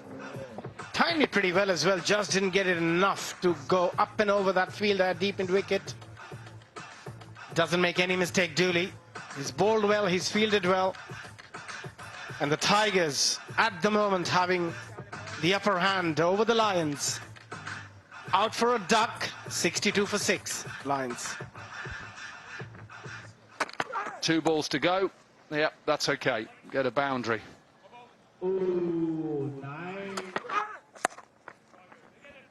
I think he's going to get another boundary. I think he's going to finish it off with back-to-back boundaries. He is. So they do get to 70. And you'd say perhaps, look, it's the barest of totals. That's the target. They're 4 out of 4 at the moment, the Tigers. They win this one. Played 5, won 5. They should win it. The track is good. Brown. He's a good hitter. Kobe Hurft is back in. And we're good to go with Anderson Phillip. It's picked up beautifully. How would you go about this if you're out there now, Ozzy? 6 runs, that's outstanding. He hits the ball so cleanly. It's a little bit leg side again, and that's been picked up superbly, and that's gone for 6 more. It's in the beach. What a shot. It's gone for a drink as well. Slower delivery. That's been hit very hard and right to the fielder. Wright has taken that. Couldn't have picked him out better. He hit it well, but straight to him. Good bowling for Ahmadzai. Kept hitting the deck. Asking question. I think that's a little bit slower ball. Holds up. Top fielding. Gets his feet in good position. Cool, calm, and taken. Kobe Hurft goes for 4. 18 for 1.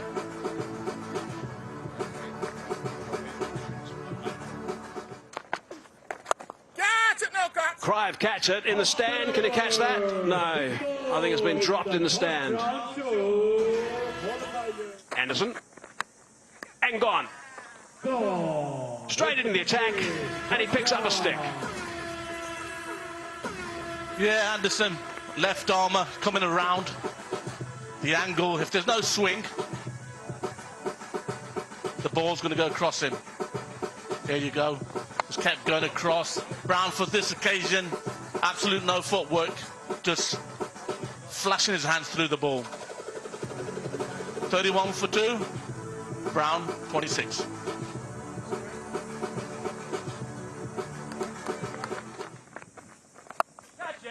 He's hit that pretty well. Is he going to be out? Yes, he is.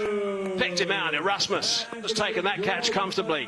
So Menenti has struck in his first over. Look at the footwork, goes right across. A bit more bounce than yesterday today. The fielder gets his foot position in a good area, gathers the ball, and Menenti gives him the send-off with his moustache.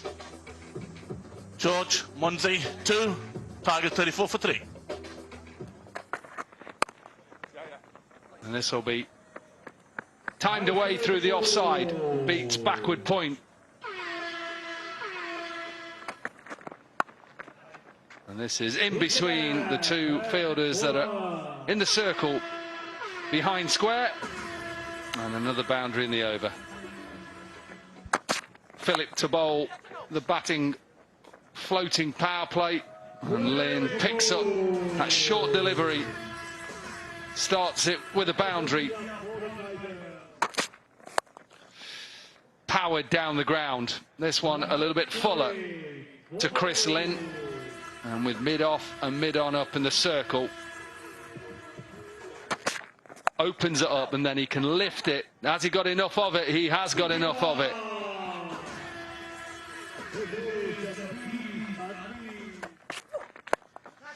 This might be a chance. It is a chance.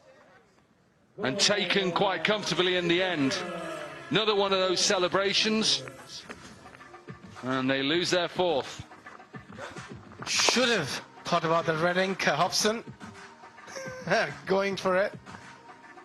Good catch. The ball was traveling. And that celebration again, Ahmed's eye. Yeah, they will remember. Nick Hobson out for 9 of 9, 68 for 4, Tigers.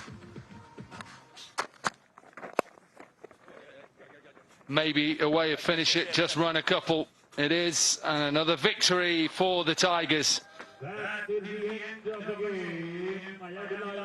Happy coaching Dougie Brown and his backroom staff.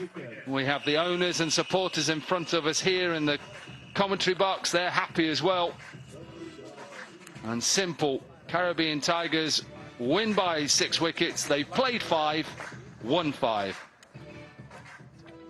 So match summary, match 10 done. MAX60 Caribbean tournament. The Lions were put in to bat, got themselves to 70 for 6. Lakmal was tremendous with his 2 for 11, 1 for 3 for Curry, and in reply knocked him off with 11 balls to go. It's 71 for 4, and the Tigers win by 6 wickets.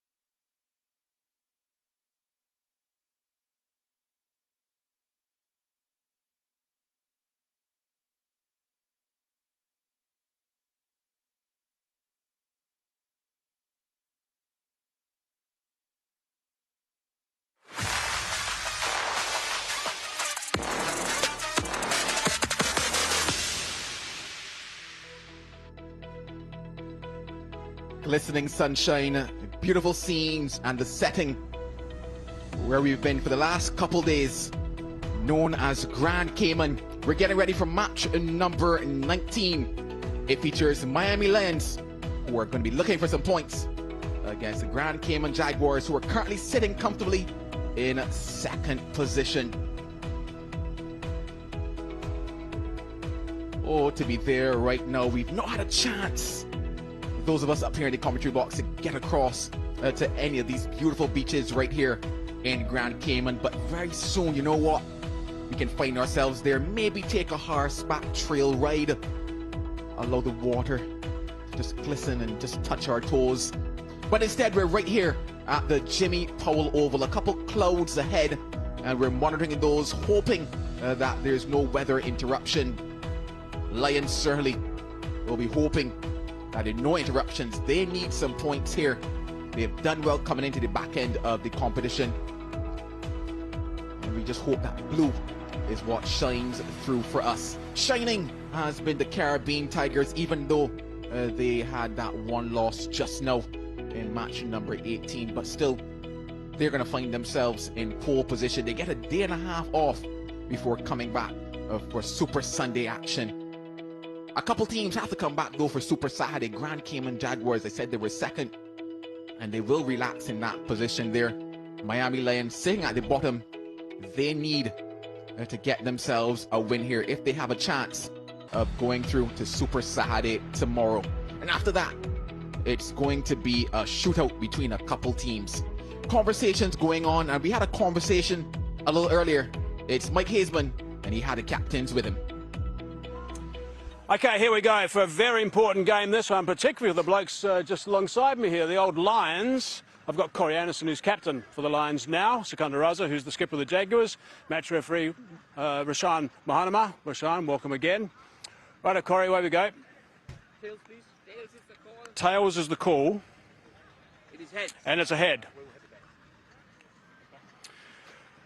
Right, Corey, you've decided to bat. Why? Look, I think this wicket seems to be better in the afternoon to bat on first. Runs on the board in this format seems to be the way to go about it, and I think it feels like it's starting to get to the end of its legs, I think, for the week and getting a little bit slower. So hopefully boys can come out firing and get some runs on the board. I mean, you've got a pride of Lions behind you. They've got to be proud today because they've got to win. We do. Must win. I think the last few days has been must win for us as well, so we're pretty familiar with that kind of setup. So, yeah, guys can come out here and show their talents and do what they can, and again, like I said, hopefully get some runs on the board early. Okay, now obviously it's a big blow, obviously losing your skipper. That's a bad injury to him. How are you going to replace Ravi? Yeah, tough to replace someone like Rav. I mean, we've probably had a few injuries not quite go our way throughout this week, but guys are going to have to step up, you know, and in this game as well, it only takes one or two guys to put their hand up and you can win a game. So that's what we're looking for today. Hopefully a couple of boys do that. Finally, have they got a weak point, the Jaguars? Not that we've seen at this stage. I think we're probably going to have to focus internally and again, do what we can, and hopefully today's our day. Right, apart from Ravi, what's the team change? There's probably quite a few. We've literally only got basically 11 available, so yeah, I can't name them all, but that'll be okay. Good luck to the Lions. Cool. Thanks, mate. Now, had you won the toss, Sikandar, what would you have done? Yeah, we were going to change a little bit of formula. We wanted to bat first today.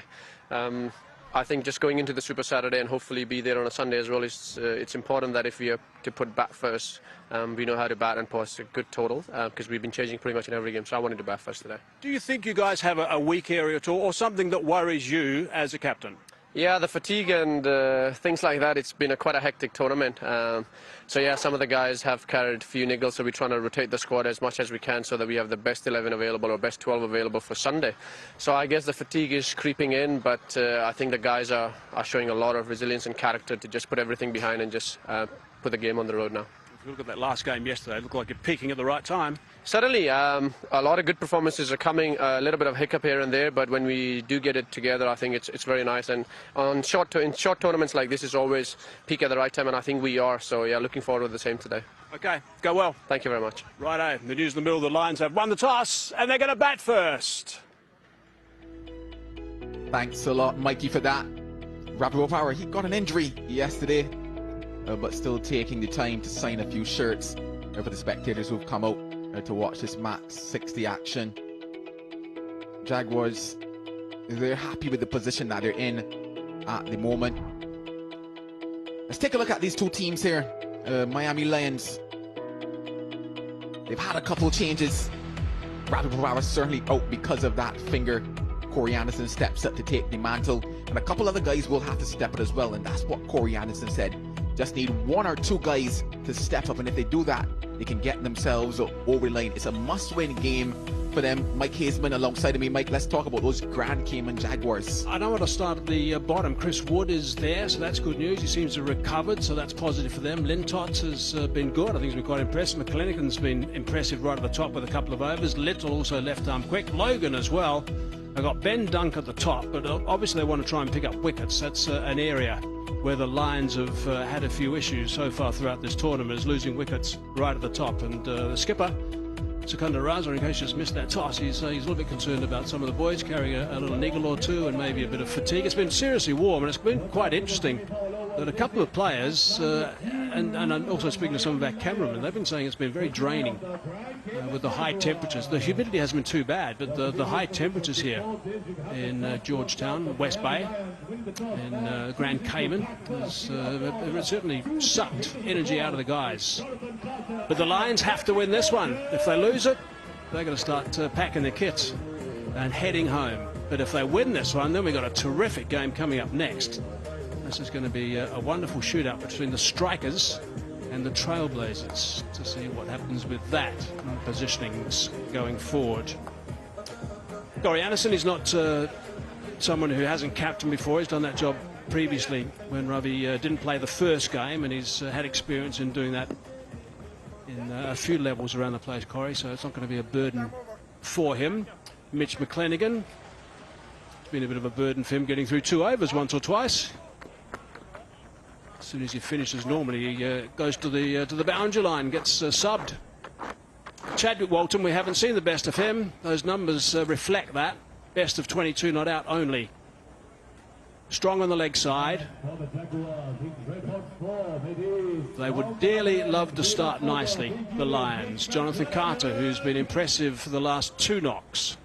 Best of 31, but not a big total of runs, only 68 in the tournament. He's played sensibly and was involved in a very fine partnership with Ravi Bopara, but that's a huge blow that he's not playing.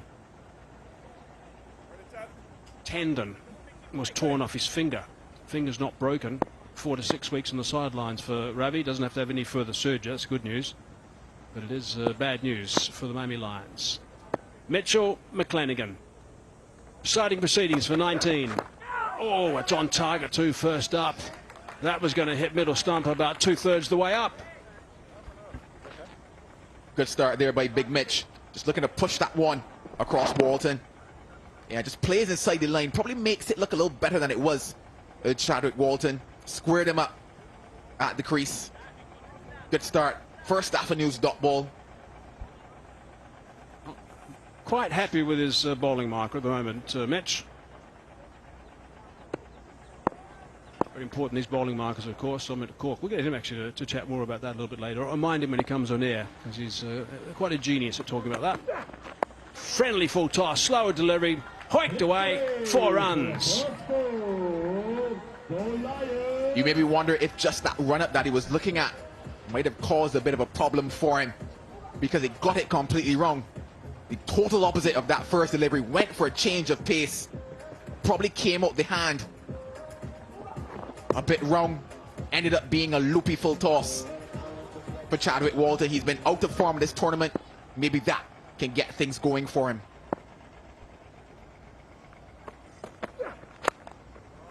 Oh, that's nicely played. That's through the covers, and that's gone for 4 beautifully. He's going to be happy with that. Good shot from Walton. It's either Christmas or it's Walton's birthday, because these are 2 gifts that he's been given by McClenaghan. First one on the pads, this time not just full but wide of that off stump. Easy pickings for any batter at the top of the order. Gets off to a flyer now, the Lions. Good solid cricket too from Walton to fine shots. 4 tosses have got to go. Oh, that's down the leg side. That's 3 in a row. They're away, the Lions. We said they needed a good start. We said they needed points. And this is exactly the way to go about it. This time now, friendly on the hips of Chadwick Walton. Just needed to get a nice tickle on it. Don't forget, we're in the power play overs as well. Sealy at fine leg had no chance. 3 horrible deliveries in a row. Well, McClenaghan, after me pumping him up, I'm going to deflate him because he's bowled pretty ordinarily so far. That's better. Still one. Different batsman now, Walton, than he was when he faced the first ball. Now he's nice and confident. Yeah, that's the difference that a couple loose deliveries give you. That very first delivery was bang on the mark. You saw how it squared up. Walton from there got a couple gifts and got himself going. All of a sudden had a much stronger base there. Guys that have strong bases, yeah. Colin Munro, Daffy News, most fours. He's got 20 of them. Lions will be hoping they could get a couple players on that list. He's being chased by Webster and Warner. A couple of Trailblazers. It's a nice solid shot as well. That's a really good start. 14 runs off the first over.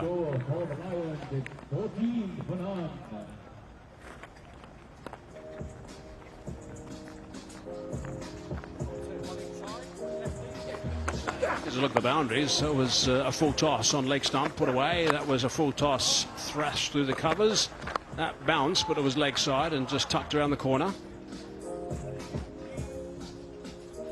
In case you just join us, really big game for the Miami Lions. So the Lions have won the toss and elected to bat in a must-win game for them. Got to get 2 points today. Concern about Chris Wood yesterday. He was been quite ill for the last couple of days. But good to see him on his feet today for an important encounter. Wants obviously to kick into Super Saturday and also hopefully sensational Sunday. Loving the adjectives there, Mikey. Fabulous Friday now. Oh, that's across the line, that's for sure. It's been interesting that once again, every time Carter has attempted to go with power, he's lost his shape and struggled to get a connection. That looked as if it was pace off, a bit of variation from Wood to get going. It's taken Carter a little while, even though he's had 2 innings and he scored runs in both of those innings. Took himself a little while to get going in those. It's a dot ball.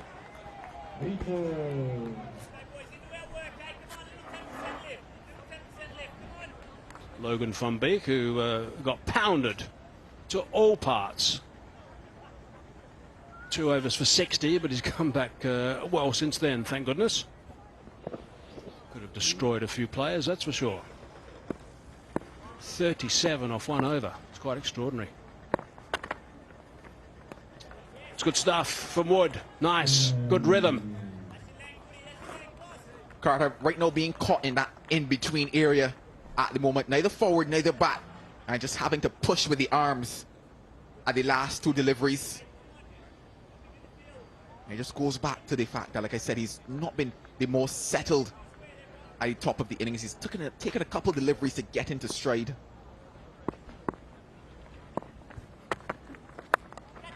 In the air, but it's going to be safe enough and also good enough to get through for 1. Maybe get a bit square there. Sorry. It'll be interesting now to see the approach to Chadwick Walton. Because if we think back to a couple of the dismissals, 3 in fact, all of them driving on the up, 2 been caught at mid-off, 1 been caught at a wide cover position.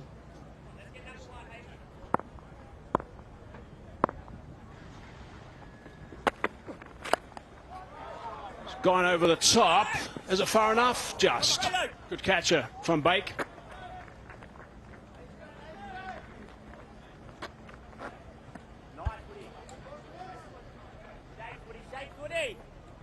They're just pushing on the up there, Walton. Also getting a healthy inside edge on that one as well. Probably the reason why it took itself away from Van Beek. Alex Hales. Nice and tight from Wood to finish. That's a great over. 3 from it. 17 for none.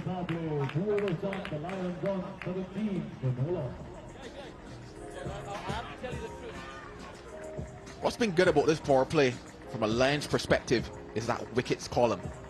Quite often they found themselves losing early wickets Patrick Dooley, top of that Gaffer News most dot balls. You had a chance to talk to him a little earlier, Mikey. Brad Curry there as well. Caribbean Tigers have been doing well. There's a Duffer News most dot balls. Patrick Dooley on top with the most dot balls. I was having a chat to him actually after interviewed him with a flash interview yesterday. And one of the questions I gave or asked him during that interview was about that double windmill action of his. And he said it's something he actually worked on and found in the back garden. And he said it was feeling quite comfortable, so he thought he'd give it a go. He said that the first time he rolled up with Queensland a couple of years ago with that double windmill action, he bowled it to Usman Khawaja, and he said he just about fell over laughing when he bowled it. He said it didn't do his confidence the world of good. Lintott now. From outside leg, Dunk should have grabbed that one. He knows it as well. That's going to run away for 4.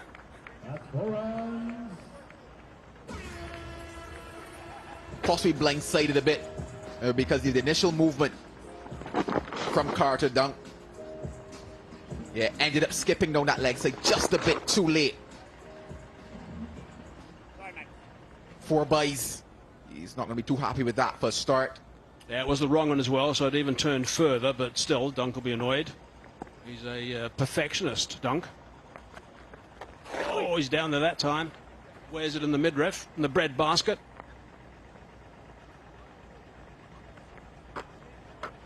So it's not a good start. 4 byes and 1 wide. Shane Samuels, the umpire.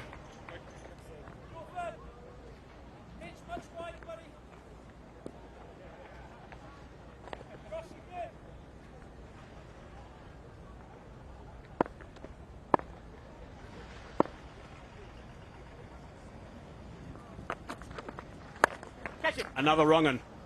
Toe end of the bat. Nice hustle, low. Didn't carry back to Lintott. Wasn't going to pitch it up. It'll be interesting how he continues to Carter,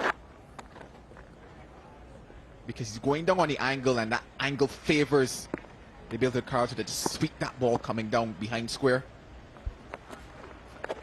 Yeah, mate. It's nicely bowled, tucking him up totally. A lot flatter as well on that occasion from Lintott.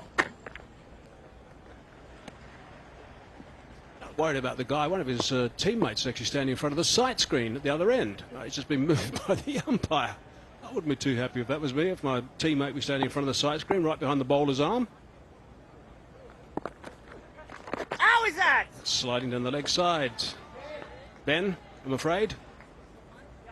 Ben Dunk, the only one that appealed. Move in, move in. Yeah, heading a mile down the leg side, but it's interesting after that shot he made the change now, and I was talking about it in terms of the ability for that ball to just run behind square on the leg side because of the angle and the sweep of Jonathan Carter. Ow! Tucking him up again. All wrong-uns. Every single delivery in that over. 1 ball to go because of the wide, the second ball. On the edge, please. With the angle that he's bowling, it's just firing in towards the pads right now, and he's quite happy at Lintott doing that. When you've got a keeper who's very experienced, and Dunk used to be captain as well, he's just helping Secunda Raza out a little bit with the angles. It's the angle, it's the line that he's looking to bowl, I think, when he's trying to get something on the stumps. Lintott, 8 off that over, 25 for none.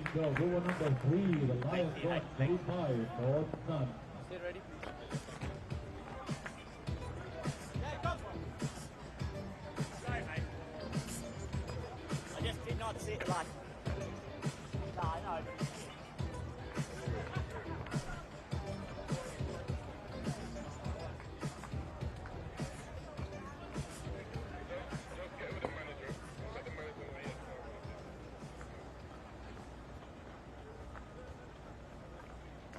It's a reasonable number of dot balls at the moment. There are 25 for none, 9 dot balls at this stage. Looks nice and relaxing. Cold beverage. Secunda Raza now. This strange run-up that he has, the ball hidden. Not totally sure why he does it, actually, to be totally sure. Occasionally he's got it slightly wrong, especially at the pace that he's been bowling. Sikandar Raza. Going at 11, over 11 in his economy rate in MAX60. I mean, I would have thought, I mean, obviously it's going to be more comfortable with a standard run-up.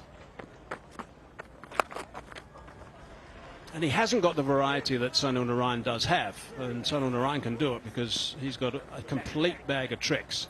And if you speak to batsmen who have faced Sunil Narayan throughout his long career so far, they say as he releases the ball, at times it's almost impossible to pick up what delivery of about 5 is coming your way. It's not the case with Sikandar Raza.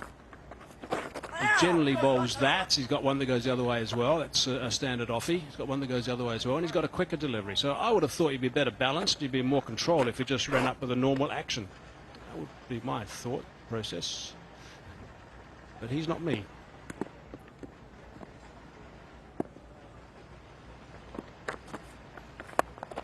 Down the ground. That is beautifully struck underneath that, and it's been grabbed by Logan van Beek. He is a really good catcher, Logan van Beek. Made some seriously good ground. Made some good ground indeed. At one stage, you thought maybe it might go, but you just saw Van Beek tracking, coming towards it. Maybe just hit a bit lower onto the bat of Jonathan Carter as well. Not out that sweet spot probably, but the work of Van Beek was amazing. Maybe about 8 steps to his left to get around to that one. He's been catching well. His captain loves it. Carter's the first one gone. He goes for 4. 27 for 1.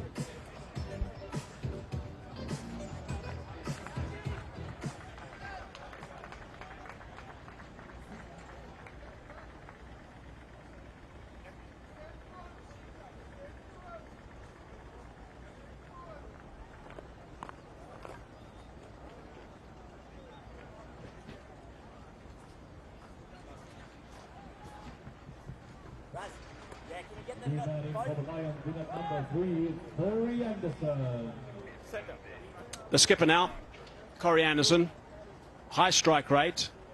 He'd like to score more runs than that, but the runs he has scored, and remember, of course, it is only a 10-over game, have been very handy with the best of 43. With a round arm action that time, and nice pace from Sikandar Raza.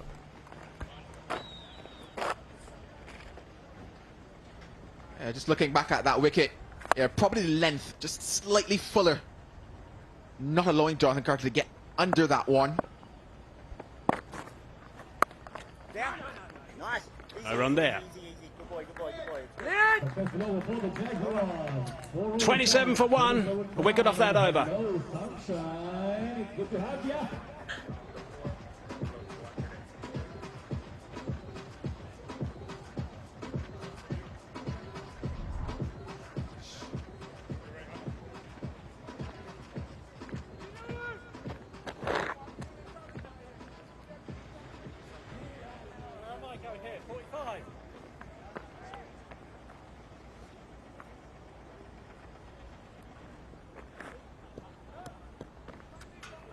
Only 2 runs off that last over and a wicket as well, so that's a good start from Sikandar Raza.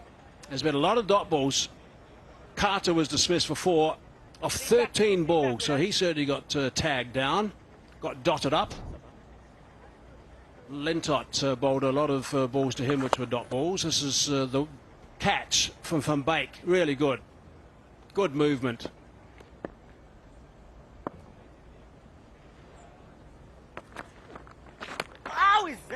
Spinning away from the right-hander. Just rehearsing probably what was the better shot there afterwards. Look at that back foot. He's planting outside of the off stump because he's looking to access that leg side. Better off looking to open up and go over cover, especially given the ball is going across him. That's good work, actually, moving across the crease from Walton. Anticipating again the wrong, and I said in the first over, that's all we saw, all wrong uns this time as well. The first 2 balls have just been wrong uns from Lintott. Setting him up maybe for the one that comes back.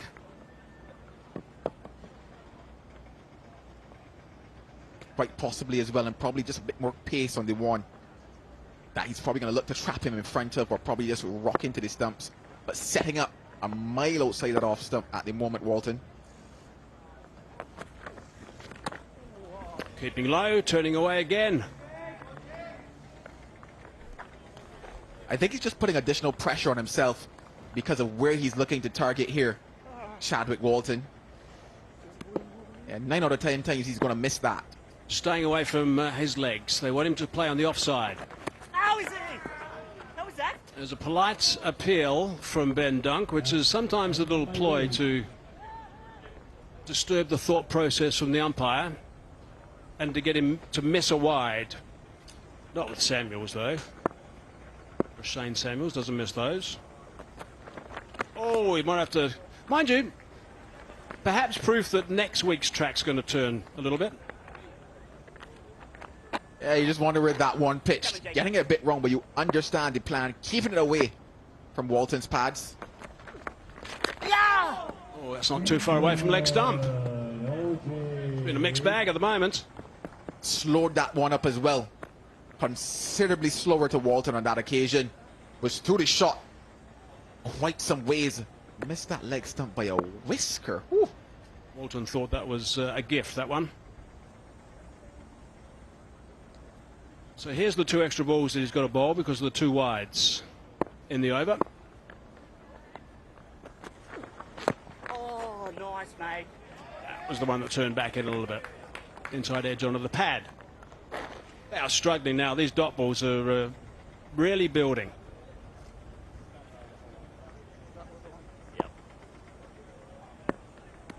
It's the first one that he's bowled.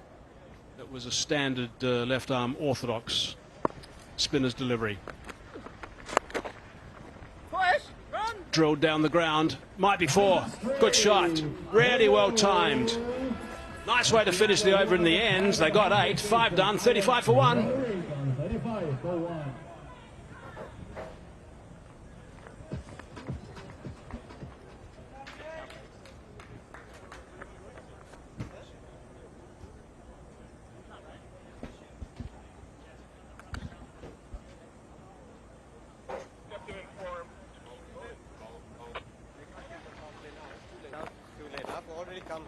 It's too late.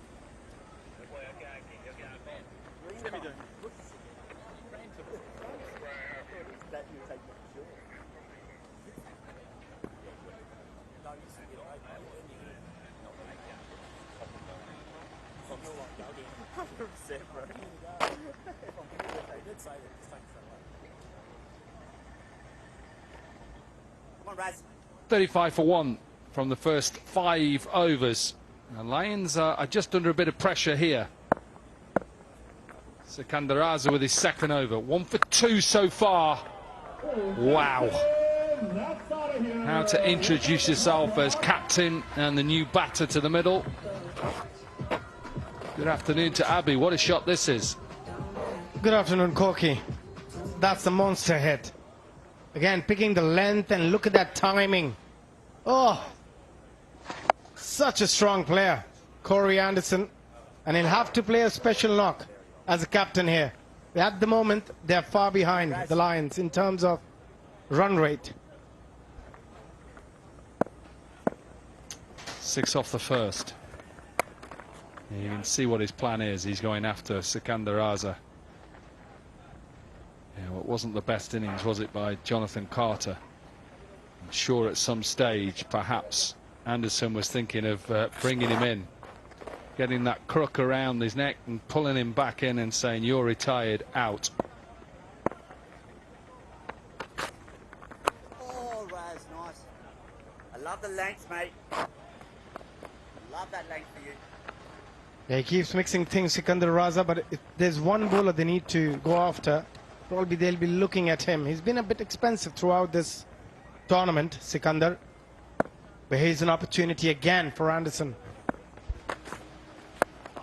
Yeah, he thinks he's missed out there. You could hear him go, "Oh," Corey Anderson, but Sikandar Raza will be happy after conceding that 6 off the first ball. He's just been hit for 3 singles from then on. Yeah, a lot of times we have seen him. He bowls spinners, obviously off spin and leg spin both, but sometimes he just bowls a real quick delivery. Oh, that is gonna go. and that is going to go miles. 2 sixes in this over. Brilliant from Walton. Yeah, poor delivery really. Brings up the 50 as well for the Lions. Dragged down. Tried to bowl that one out back like a leg spinner, and all it does is just sits up and invites Walton to say, hit me as far as you like.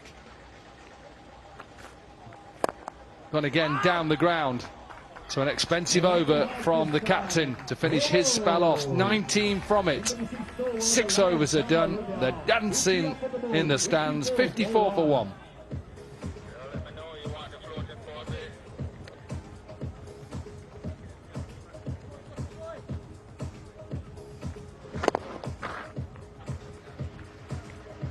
Again, a full delivery, lovely shot.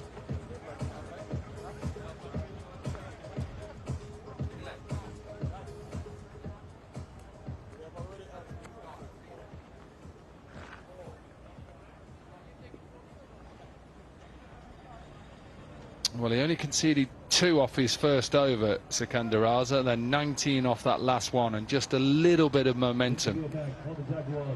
Partnership 27 from 16, and one of the 4 left arm bowlers in the side. 3 pace, 1 left arm spin in Lintop. Little will have to bowl the floating batting power play. Good from Anderson. Both in now. I'm going to try and go at Little. 2 fielders out or long on and deep mid wicket.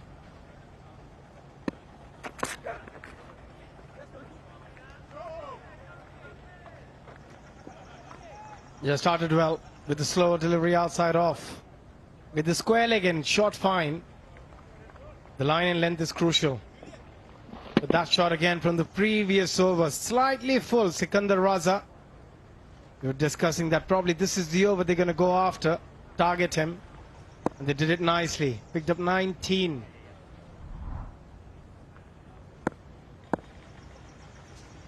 Gaffer Newsmo 6 Brown is right at the top.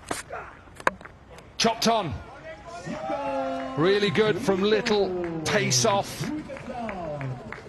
Anderson tried to open up the offside, bottom edge, and a happy coach in Herschel Gibbs.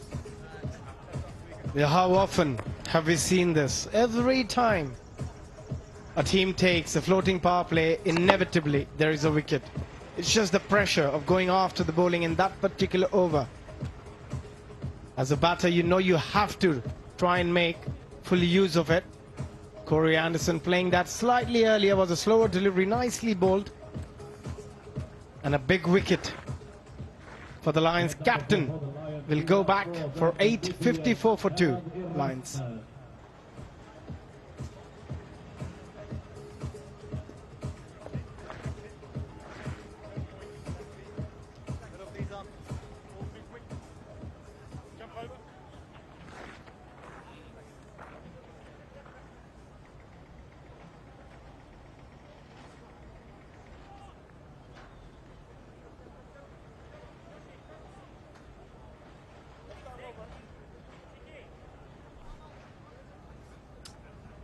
Erasmus then in at number 4. And you think maybe this is the batter that maybe could take the Lions to that total. He's played well up to now. Brilliant from Chris Wood. Gets a hand on it. Credit to him. He's been in bed for a couple of days with a stomach issue. Bowled well so far. 1 over for 3. And he got a good hand on this. Have a look at the wicket. Little bottom edge.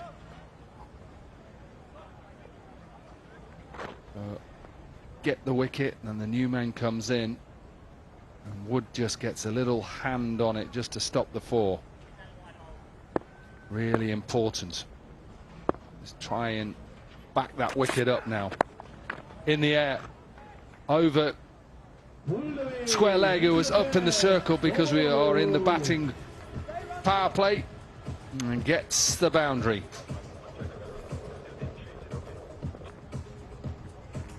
Yeah, probably not the smartest choice of delivery when you have a square leg and fine leg inside the 30-yard circle. Probably wanted to bowl a lot outside the off stump, just bowling a lot straighter, easy picking.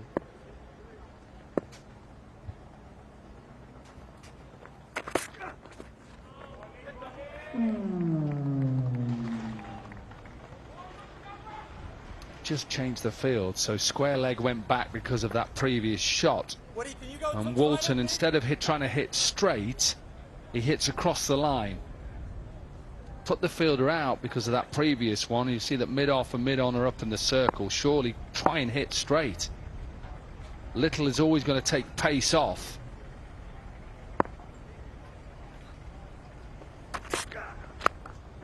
That's a good shot. Good hand again. Some good fielding this over from the Jaguars.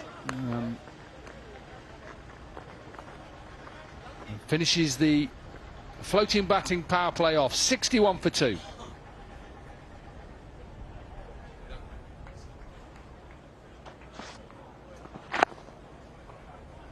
Yeah, that's important. Good fielding is so crucial in this format. Every run is so crucial. That was a brilliant stop.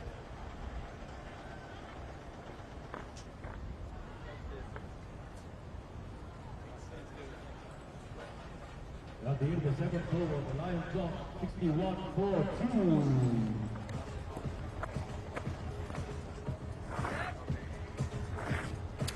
2. Sam Foster was the fielder who pulled off one-handed stop that stopped the boundary. So what do we have left? 18 deliveries, a 61 for 2. Projected score gets them to 87. You think that isn't enough. Can they get to 90? Can they get to 100? Got to gamble now. Walton is 40 from 21. Logan van Beek into the attack. Bowled well since that, well, indifferent start, shall we say. And he started well here. Full and straight. Erasmus tries to go too square. And Van Beek has his first wicket. Yeah, he's been terrific in the last 3 games. First game was a tough one for him, but since then he has been just magnificent with the ball, and that ball again, the right length. And as you mentioned earlier, rather than presenting full face of the bat and going straight, every batter try and go across the line and misses them. Erasmus, an important wicket here for the Jaguars. Lions 61 for 3.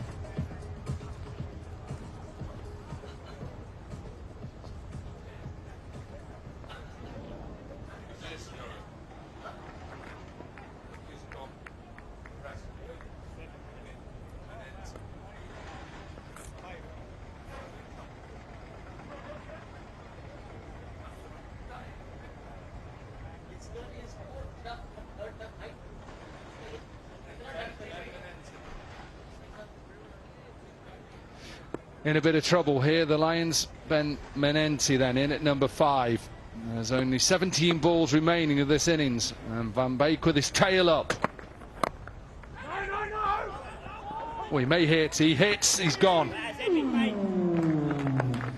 He's a live wire in the field, Logan Van Beek. Worried look on Ravi Bappa.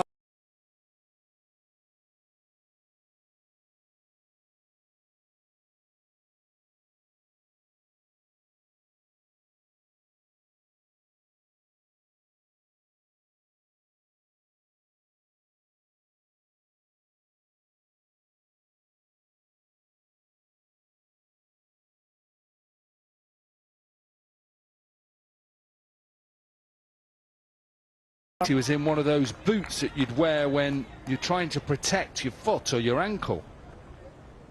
And he's here because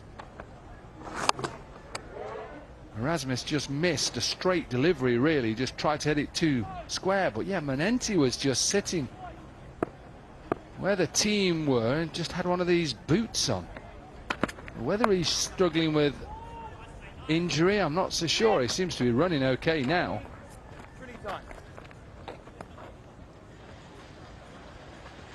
Yeah, they need boundaries. 1s and 2s aren't going to be enough for the Lions. They haven't particularly lost too many wickets at the start of the innings, but what they have struggled with are boundaries. 6 4s and 2 6s so far. Yeah, just 1 run from this 7th over as well. 8th over, correction. Wow. What are they doing here? Got an opportunity here. Someone's got to take a gamble. Is it Walton? 40 from 21. He's got to try something. Does try something. Slaps it over extra. Gets it over Foster. And gets the boundary. That is good from Walton.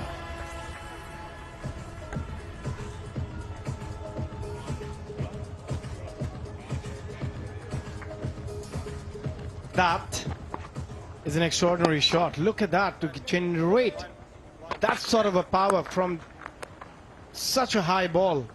He slapped it like a tennis shot rather than a cricket shot there. Appreciation from Van Beek too.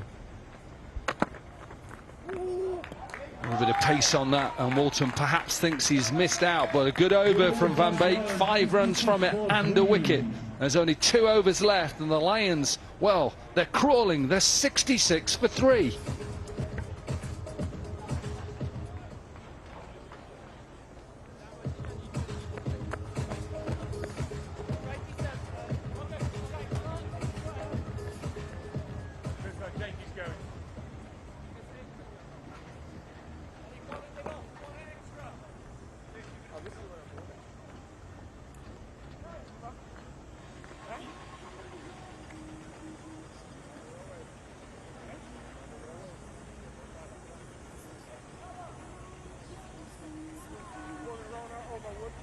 Just 12 balls left then, and a bit of pressure on the Lions again. They've been at the bottom of the table most of this tournament so far. They're still there. Chris Wood just went for 3 in his first over. He's a very experienced bowler at this stage, I can tell you.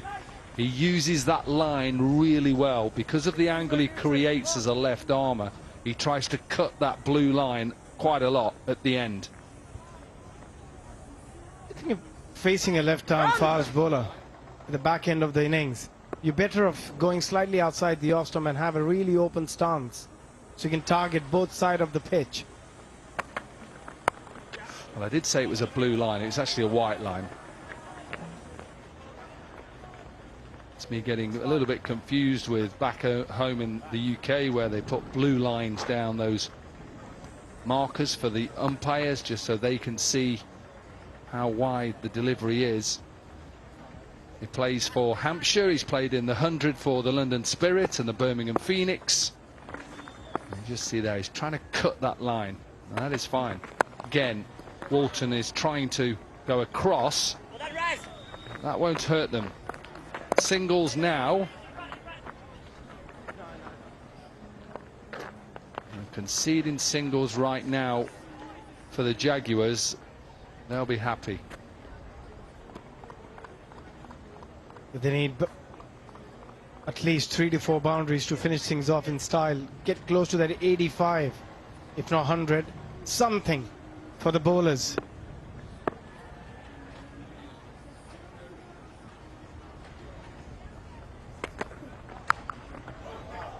Wow. Menenti. Where has this come from? Length delivery, smashed it straight out of the park.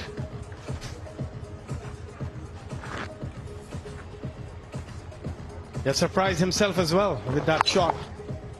That ball traveled the distance. The big hit that sounded 6 the moment it hit the bat. Yeah, he's got to go again. Literally got to go again. There's a waste of time trying to get to 85 here and look that. He's got to look to smash every ball now. They've got to give themselves an opportunity to stay in this competition. And you think that in the region of 85 is not going to be enough. Can they get to 90? Could they get to 100? Go again, Menenti. Oh, that's well bowled. He's screaming at himself, Ben, saying, how have I missed that? Yeah, great opportunity to get a boundary with the third in, a full toss outside the off stump. And if you look at his stance, how he's standing on the leg stump, it'll be very difficult for him to hit those balls wide Yorkers. He's got to go slightly towards the offside. Yeah, cover that off stump if possible. Stand in the center. The experience that Wood brings to a side. He is a really good bowler. 8 from the over, 9 gone. There's over left, 74 for 3.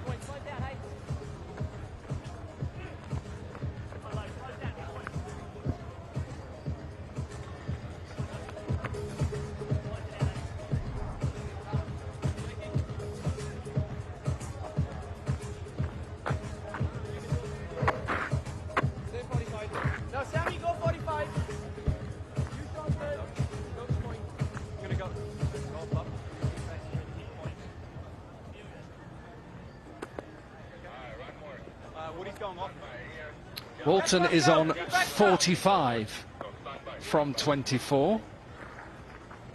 Manenti 8 from 8. And with 6 balls to go, not sure what they can get to now. Impact player is just... The decision to bring the impact player has just been made. Alex Hales is going to come on and field for 6 balls. Chris Wood has gone off, finished his spell. 2 overs, none for 11. Good to see him back on the pitch. He's been unwell with stomach issues. You think with the way that Dunk and Hales played in that last game, this total is not enough. So Wood out, substituted. What a beauty that is. 12 balls and walk off. Top edge. So Walton will start this last over with a boundary. 78. Think got to try and get to 90. Yeah, they somehow need a couple of more boundaries in this over. Walton. It's been a superb innings, and look where he's standing outside the off. Makes such a hard line to bowl to the bowler, for the bowler. Going short. At the end, easy picking for Walton. Oh, hope he's okay. Pulled his hammy straight away there. Josh Little.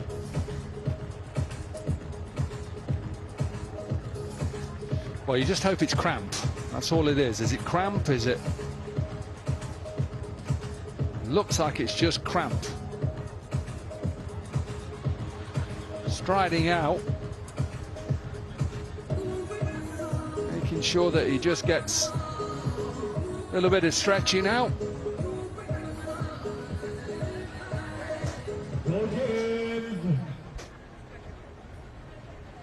Yeah, the stance I was talking, look where Walton is standing, outside the off stump, and make really deep into the crease. Makes it very hard then for the left-arm fast bowler to go for that Yorker, because you're ready for it. And you can hit either side of the pitch. And looking at Manenti standing on the leg stump. Yeah, Walton is in that position again. Let's keep your eye on Little. Slower into the surface. It brings up a 50 for Walton. Half century. 50 from 26 deliveries. 8 fours and 1 6. Yeah, didn't get any support. It was an incredible knock. But if you look at other batters, there's hardly any support from the other end. Manenti came in when there was 17 balls left, 8 of 8. He had to do a lot better than that and support Chadwick Walton. Striking at 100, the back end of the innings is just not good enough. Does he get it into the gap? Watch out, it's Logan van Beek. Actually, it isn't. It's Jake Lintop. Thought the way he was running, it was like Logan van Beek. A slower delivery. Love to see him go Yorkers across. Manenti, exactly what Wood did. Bowled really well, was very smart.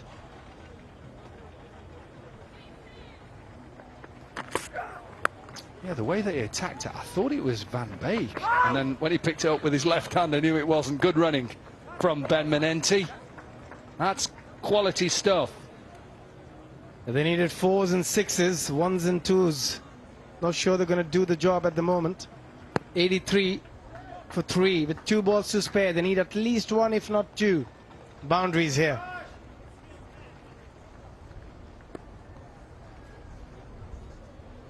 Two balls left. Down the ground will just be a single, should be a single. Oh, wow. Lintox, what have you just done? Yep. Absolutely. No wonder you're livid with yourself. You just missed a ball that should have been maybe 1 or 2. And 4 for Menenti again. They should have done a lot better. Look at that. Made an absolute mess of that one. Should have been a single. 3 extra runs for the Lions. Pulled into the leg side. Should be 1. Are they going to try 2? No. So end of the innings. 10 overs are done, and the Lions get themselves to 88 for 3. You're not sure it's going to be enough. Given there's Alex Hales and Ben Dunk, the way they have been batting, they've got Sikandar Raza. He's had some big blows. They've got a strong unit with the bat, the Jaguars. There's a lot of discussion going on between the coach and Corey Anderson. How they're going to restrict the Jaguars getting to 89. Ben Dunk, who looks quite happy and content with that total that they're going to have to chase down. Him and Alex Hales will open the innings. So 89 is what the Jaguars will require to knock the Lions out of the MAX60. Half century from Walton, 50 from 26. Mainstay of that innings. I think we've slightly given it away who we'll be speaking to at our flash interview with Joel Manning.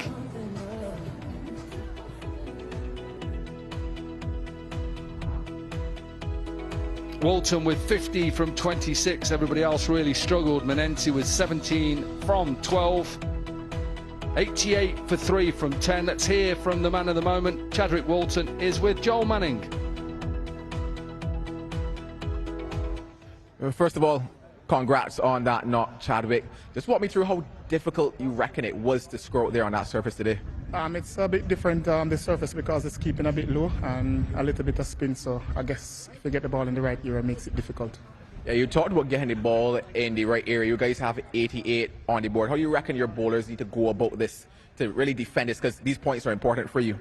Yes, it's definitely an important game. I just think we need to get out to the power play with as less damage as possible and just try and see if we can restrict them. We would have loved to be over the 100 mark, but that's just a game of cricket.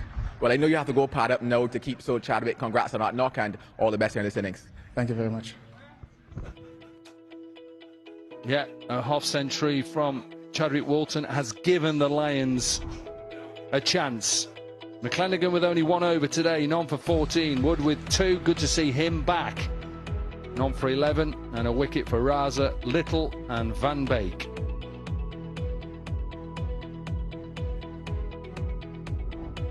Sounds a bit thundery out there. Hopefully those clouds will just blow away.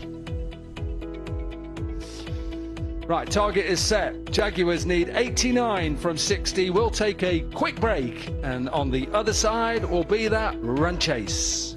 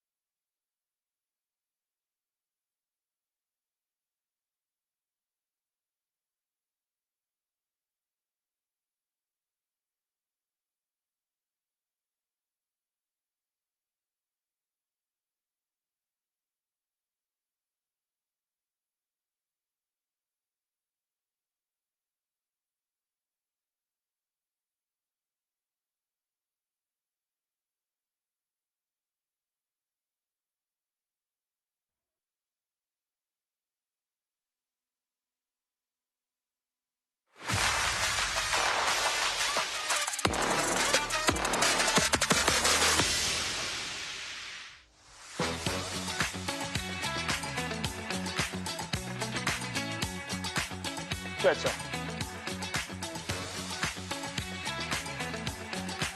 Chris. Ooh. Skip for now. Nah, not me.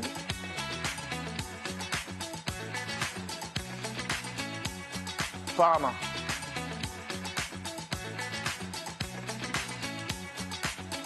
Ricky Ponting. Pakistan. Walker. Cover drive. Sabina Park.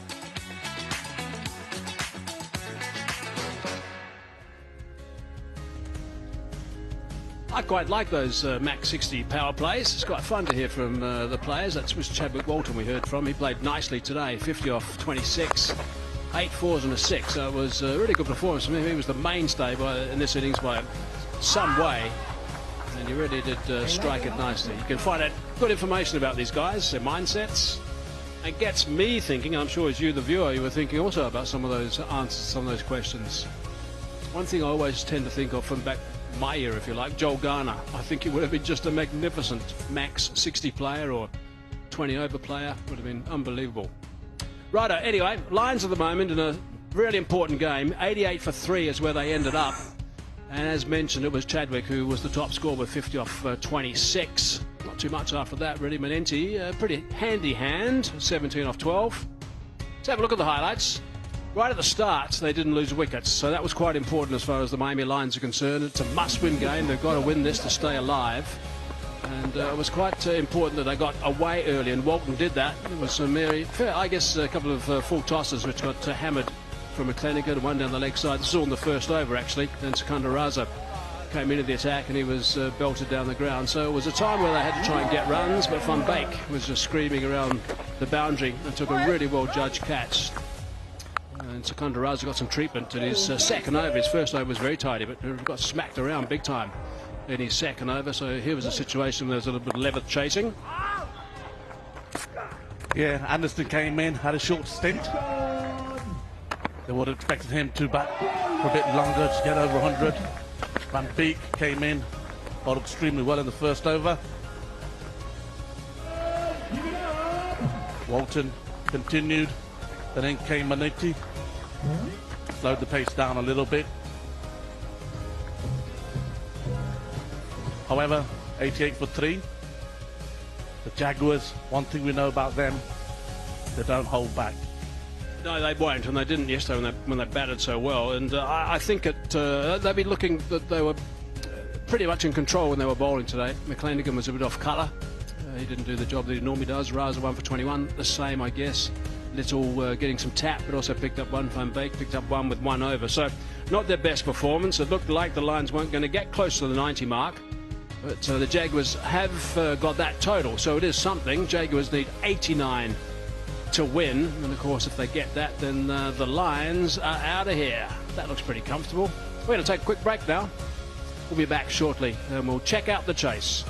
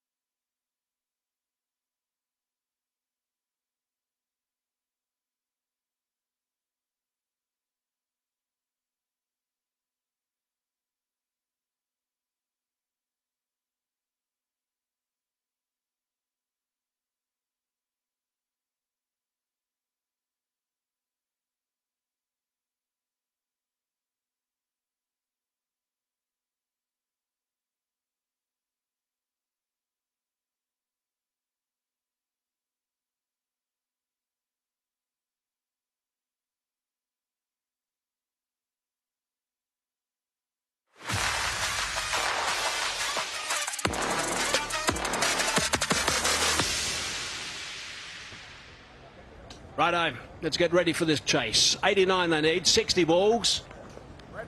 Big game, this one. Alex Hales is going to be out there with his partner Ben Dunk, a couple of guys who like teeing off straight away. Their strike rate will be very handy, I'm sure. Ben Dunk, you can see him chatting to Alex Hales already as he goes down to the striker's end. Erasmus is going to be bowling first. It'll be a variety of 20-yard balls, 22-yard balls, 24 and also 26. So we can watch those various release points. 3 for 13s is best. Haven't got, obviously, Ravi Bopara. So they've got a real hole in both sides of their game now without Ravi. Batting and bowling, Alex Hales. Was striking the ball terrifically yesterday, and Ben Dunk. And someone who always has a high strike rate. Look at that, 230. Best of 42, 122 runs in the 6 digs so far. Yeah, and one thing the Lions would know in the back of their mind, if they need to win this, they need to get these 2 out. Erasmus wants to rush him. There he goes. And that might be out first up. Oh, it's hit him on the head as well. Through the hands, hit him on the head. He didn't get the sighting on the 3rd time. And 1 run. It's a big chance gone down for Manenti. Just didn't even get his foot in good position. Hands, eyes off the ball. Everything you would not do when you're catching a ball.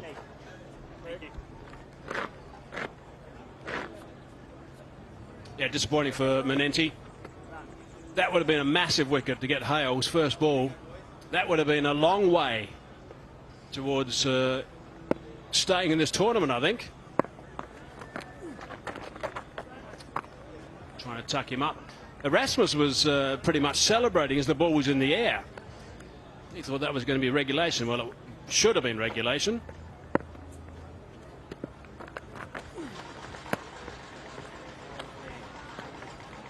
I think it's a good team ploy to get Erasmus to stop open with the bowling.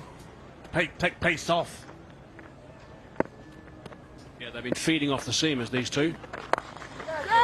Tries of catch it again. Another opportunity. Wasn't too far in front of Wright. In my opinion, should have done a lot better. Just trundled in, waited for that bounce. She's going to win these games. Here we come back to Dunk. Got to sprint in. Got to sprint in. Yeah, in a game like this, I think you've got to make sure you're taking every opportunity. So far we've had a drop catch. We've had a catch that should have been a better effort, and we've just had a misfield. I think it's going well for the Lions.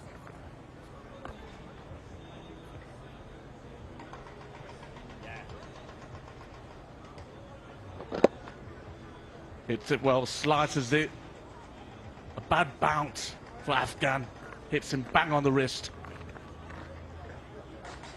If they're going to stand any chance, they've got to get better in the field. Let's hope they've got these mistakes out the way now. That's an inside edge, but not near the keeper. Plenty of action in that first over. 3 for none.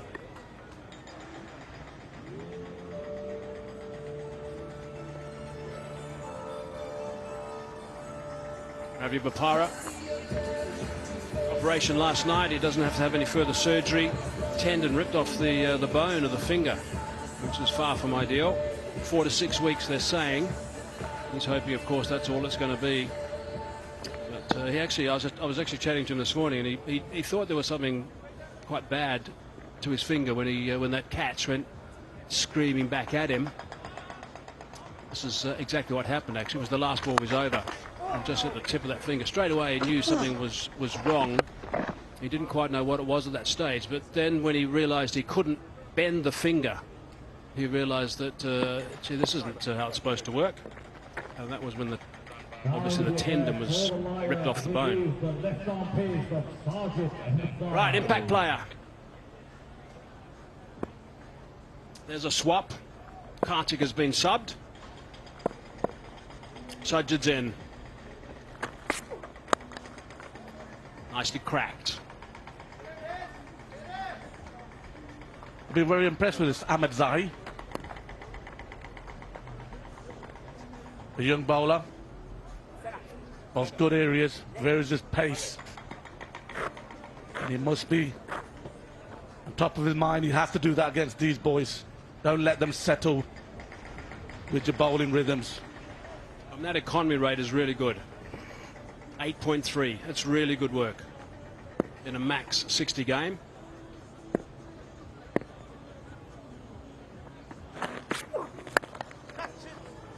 It's not going to carry.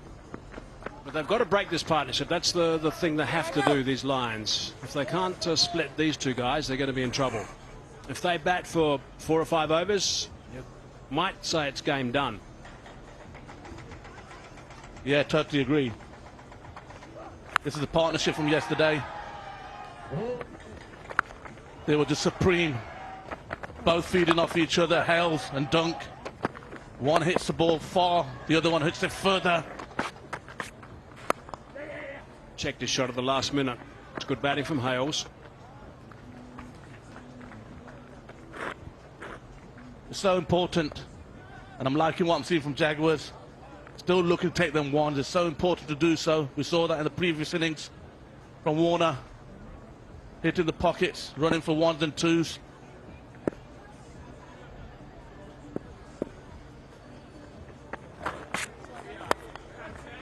Losing control of the bat, but it's okay. It's over the top. That's going to run away towards that line. It's going to be a tease. Good tag teamwork.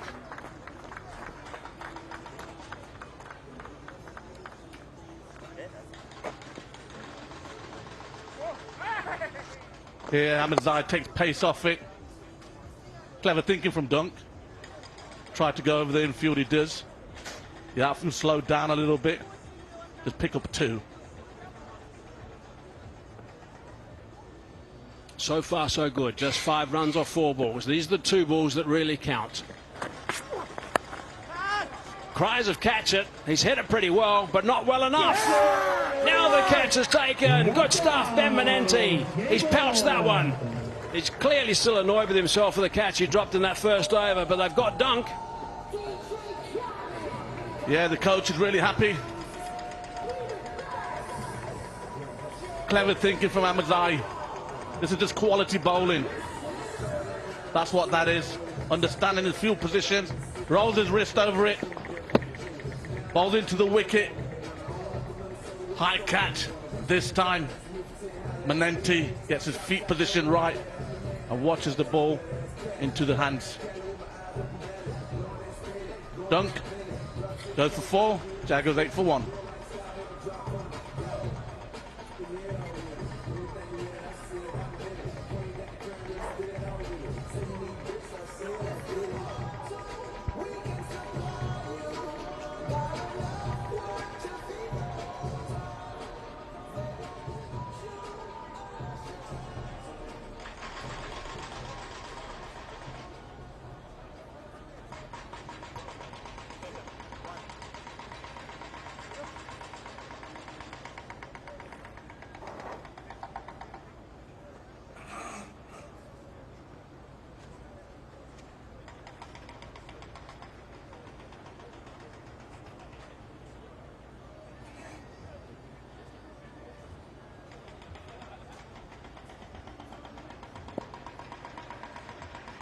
Zabe has just arrived now.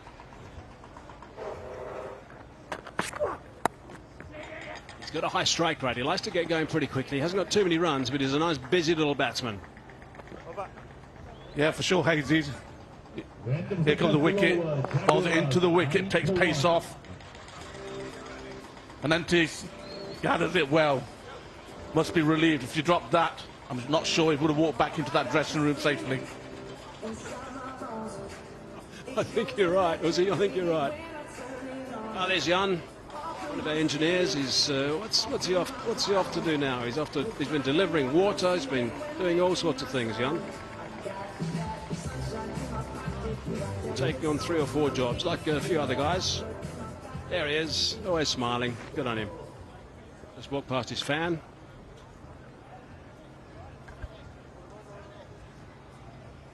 This youngster left-hander we were just talking about previously before we lost the wicket, Zabe.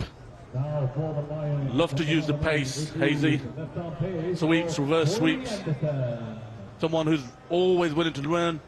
Played for a county called Northamptonshire in England. Hard-working young cricketer, good fielder. And he's taken this responsibility now and show us what he's capable of doing. Wow, that looks nice. Terrific. Anderson. Oh, that's been clubbed. Is that over the top? Into the bar. That's popped in for a drink. Where's it ended up? In someone's glass? No such luck, he says. What a good start to the over. You are showing us, Zabe, what you're capable of. Loves playing square of the wicket. That's one of his strengths. Bang! Out of the ground for 6. Terrific hit. Right on top of the umbrella. Right over the other side and eventually collected. Little flick around the corner. It's nicely played again. Coming back for the second. He's quick between the wickets, so he'll do that comfortably. Good running. Yeah, good intent from ball 1 from Zabe. The line's got to realise what kind of lines they need to and what kind of length they need to bowl to these two different batters. Can't be the same lengths. He's had an indifferent day so far. Ben Menenti, this is the drop. Hands, head, grass. And then he took the catch. To his relief.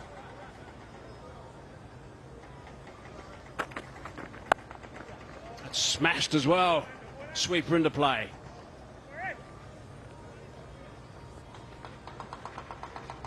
Hazy, I know I've been in many games when you drop one catch and the crowd behind you, the pressure is on, the next catch seems even harder.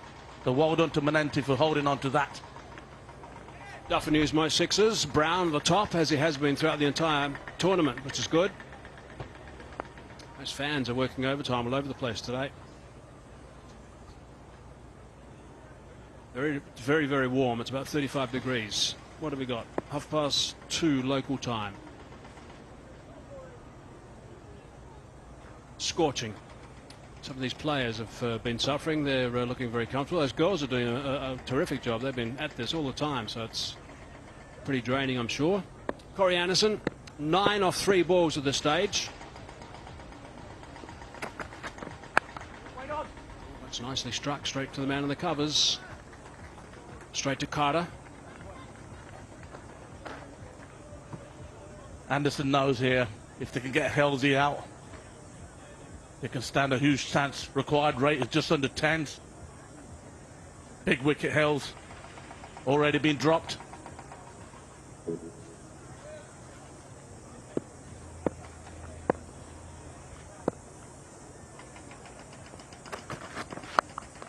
Oh, that's superbly picked up. That's going to travel. What a shot. That's magnificent timing from Hales. He's a serious talent. That he is. Anderson trying to hit the surface hard, slower ball. Just gets the line right. The ball is rolling back down. Same stage, by the way. The Lions were 24 for none right now, so they were doing their own thrashing at this stage. This is about when they started to slow down a little bit. And this is about where the Jaguars will start picking it up if they continue batting together, these guys. Over the top. Smashed away through the covers for 4. Now that is an even better shot. And the reason being, for anyone watching out there, it's looking at the pocket extra cover. Leaves his hips wide. Makes sure he doesn't go too square with it. Hits it over the head of extra cover. And it races away for 4. 28 for 1.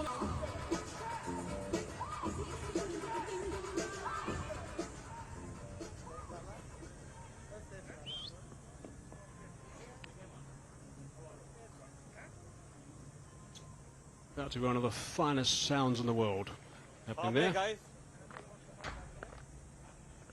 There we go, a little pop of the champagne. Why not? Okay, 28 for 1 it is. 3 overs done. The Jaguars need 61 from 42 balls from here, and the batsmen have now called for that floating batting power play. Coming over. So all the batsmen need to start coming in. Correction, all the fielders need to start coming in. 2 men will be allowed outside the circle, which gives the batsmen a big advantage if they want to go airborne.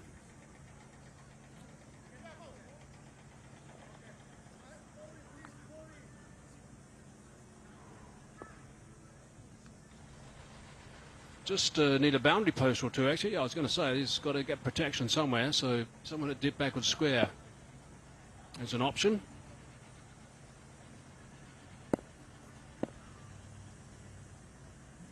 Tough over this for the bowler. He's picked that up straight away. Short, leg side-ish, and he's smashed that for 4. Again, targeting the square region. Sohaib foxing the bowler, showing all his stumps, let him bowl to it, and swivels around cleverly. Hits it behind square before. Yeah, I wonder if he's going to do that again, because that's not a bad tactic. Backing away gives the bowler the intention you're going to go over the offside or hit on the offside, and then he moved inside, which enabled him to use the line. Stayed still that time. No run.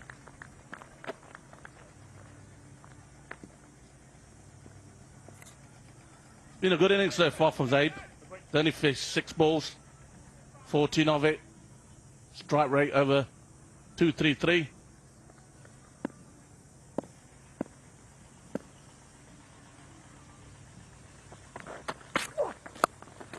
Likes playing that shot. That just rushed him a fraction, hit high on the bat on the splice area for 1.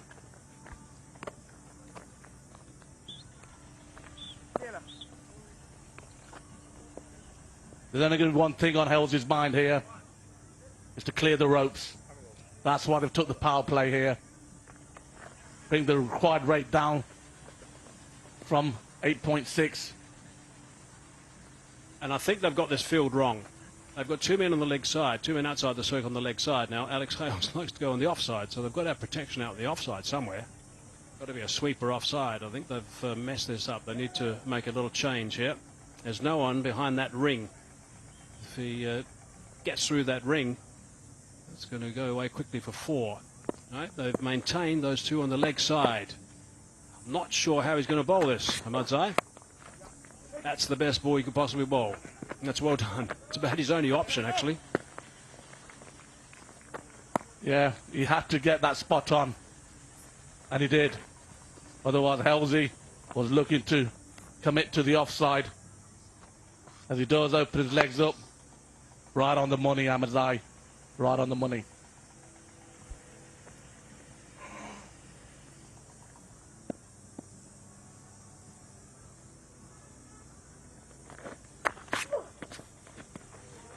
That was going to come into the commentary box, that one, had he made connection.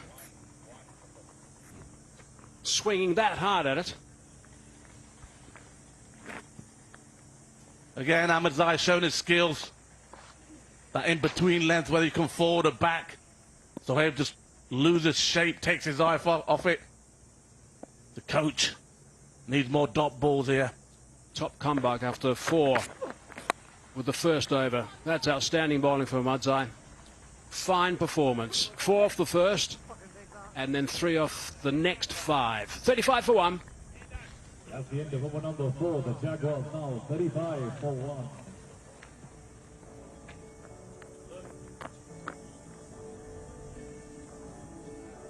I've been reading books of old, the legends and the myths, Achilles and his gold, Achilles and his gifts, Spider-Man's control, from Batman to space. And clearly I don't see myself upon like this. She said, where'd you wanna go? Worms are interesting. The Jaguars have taken a little bit of a game break here. This is, as I mentioned before, when the lines just started to slow down a fraction, so they didn't score too many runs in the next couple of overs. whereas the Jaguars have gone on to 35 for 1. The Lions were only 27 for 1 after 4. And Mudzai's done a fine job with the ball today. 2 overs, 1 for 13, so he can be pleased with that return. Anderson's first over for 19, which is far from ideal. And now Anderson Phillip is into the attack. We've seen a couple of slower balls from Anderson Phillip. Now from the northern end, for the Lions, it is the Express Factory, Ando Phillip.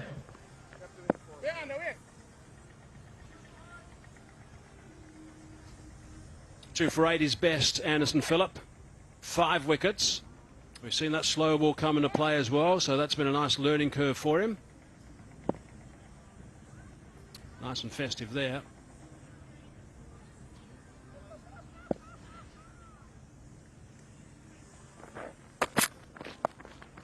That's nice and fine. Has that gone? Oh, just inside the advertising triangle. It's ended up on the hill.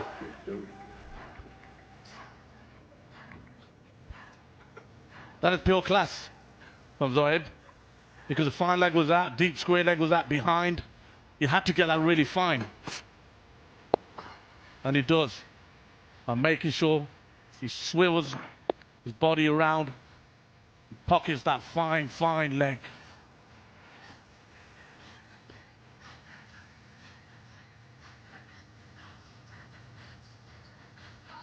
A guy there he is. He's got the Australian 92 replica World Cup jersey on. And I think that was the best outfits for the World Cups that they wore then. I don't know what other people think.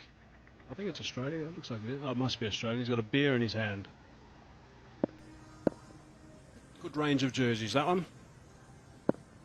Right, so 4 off the first ball. Phillip, what can he do from there?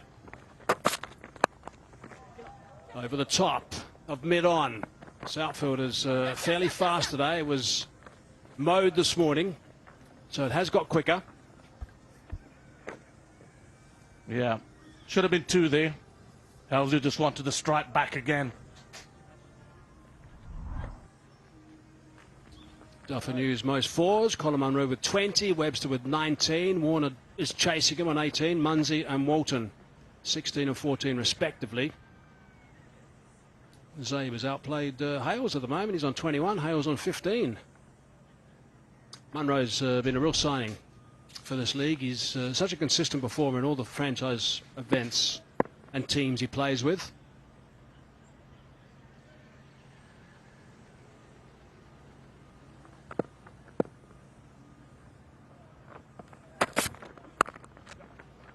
Oh, that's cracked away beautifully. That's going to go for 4. Really nice shot. Yeah, we see power. We see power in this 60 max competition. But here, you're going to see pure class. Class of using the pace, class of using the angle, class of using the pockets to get 4 runs. Right, a chance to turn this one into another big over. A chance to really get them going. 45 they need in 33 balls, so they're going well, the Jaguars. It's got that away easily. Controlled it superbly for 4. So that's a clever shot. Again, Alex Hales, renowned and known all over the world for his brutal strength and 6-hitting power. Last 2 shots has been pure class placement. The one before on the offside, and this one, Phillips bowls the middle leg and uses the pace again and hits that pocket just behind fine leg for 4.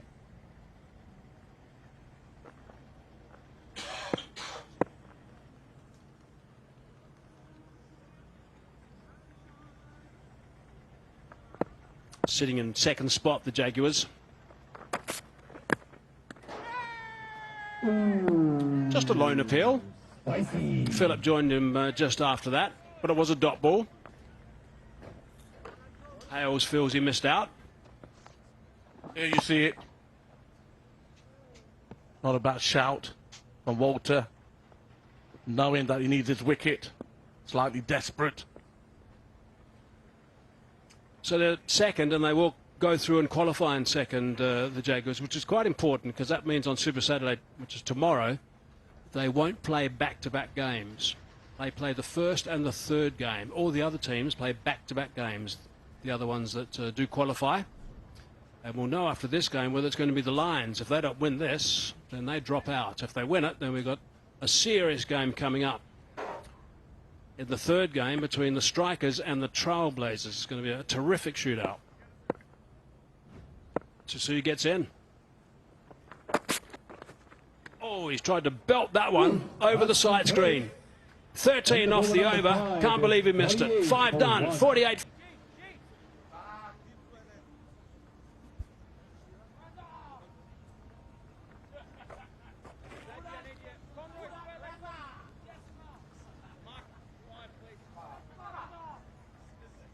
Now for the Jaguars, it's the skipper. Captain to the middle, Sikander Raza. He'll feel confident, and him and Alex Hales can get his team over the line and cement their position at number 2.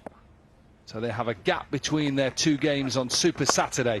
Started like this yesterday, went straight after the bowling. He's done exactly the same today. A maximum to start. He wants this game done and dusted. A bit too much room.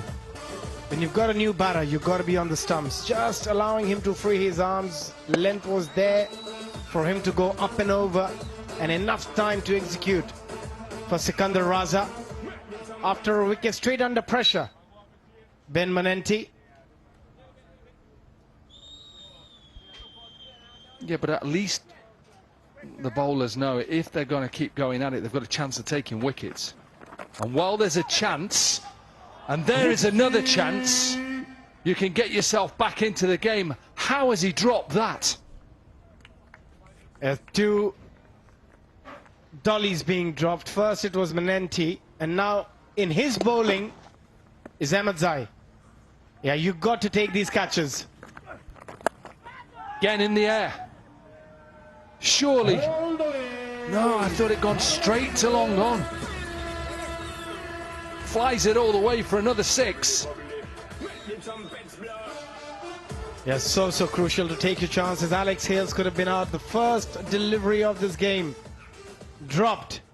Now Sikander Raza shouldn't be there. Dropped again in the previous delivery and then hits a 6. 2 sixes in the last 3 deliveries for Raza. What is going on? Not helping themselves. Surely now. Surely now. No. Taken. Nearly collision. I went no because I thought it was going to be a collision, but at least they have taken the catch. A strange innings comes to the end from Sikander Raza, 12 from 4, but at least they've got another wicket. You have no idea what he was trying to do, Sikander Raza. He got 12 of 3 yesterday and 12 of 4 today. The game is in their hands for the Jaguars. 29 required from 24 deliveries. They don't need to do anything silly. No point shaking your head. In for the Jaguars, in at number 5, give it up for Leonardo Julian. 29 to win in 24 balls. What a great name this is, Leonardo Julian. In a position where he can just watch Alex Hales and get a partnership together. Lions were dead and buried, and all of a sudden through crazy over, get the wicket, then gets dropped, then a couple of 6s, then nearly a collision. We could have had a stumping. It's all happening. Yeah, that over had everything, all the drama. It had climax, it had everything. But now it all depends on how Alex Hales bats from here. Philip was very expensive in the first over 13. He's been given his second. Yeah, I don't mind this from Corey Anderson. I think it's a gamble, and he's thinking, get Alex Hales out. Of course, they only need just over a run a ball, well, 7.25 from here. Logan van Beek can hit it a long way, I can tell you. You just want to cause a little bit of panic in that Jaguars team.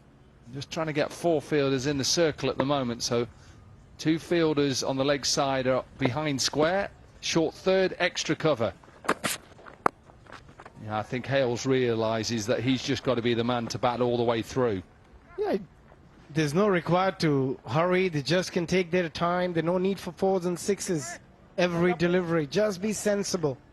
And the net run rate doesn't matter. They win, they qualify. Thank you very much. It's pretty easy, the equation. So they just need 2 people out there batting sensibly. Yeah, it's only the Lions who are desperate for the win. Jaguars are cemented in at that second place. Doesn't matter. Get it done.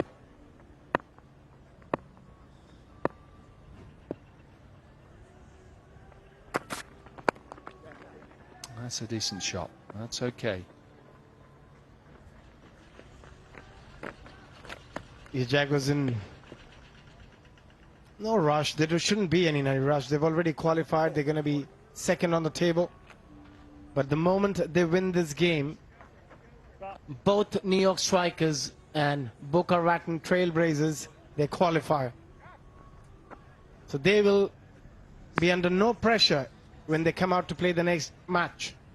But somehow Lions win, then that's going to be a nail biter the next game. Oh, this man is in the middle, Alex Hales. That won't happen. Got to get him out. Nearly. That's why he has brought back the pace of Philip. His ability to just get a little bit more bounce out of this surface and his pace.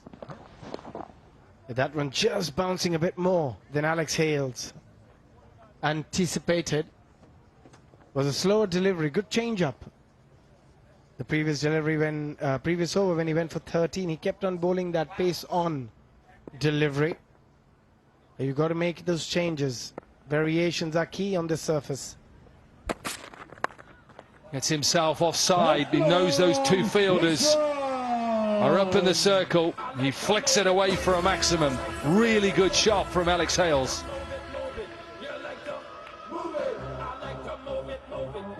They're just showing his class all over again, Alex Hales, and also the awareness. And look where he went. Nearly outside that tram line, and then picking it and flicking it over the fine leg. Not an easy shot to play. Made it look so easy. Yeah, the only thing Philip could have done, it would have been really hard for him to change his go for leg stump. It's the only thing he could have done. And just be happy for a 1. He's got the boundary required, so they're now just about to run a ball from here to finish the game off. Hales has been in good form, shouldn't be there. Manenti dropped him early on. 3 4s and 2 6s. For the big tall player from the United Kingdom, plays for Nottinghamshire. Plays a lot of franchise cricket around the world.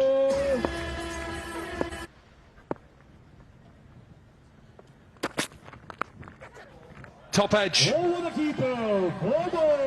This will be a 4 to finish, so an expensive over for the Lions. They didn't need that at this stage. 13 from it, 7 overs gone, and the Jaguars are getting closer and closer to victory.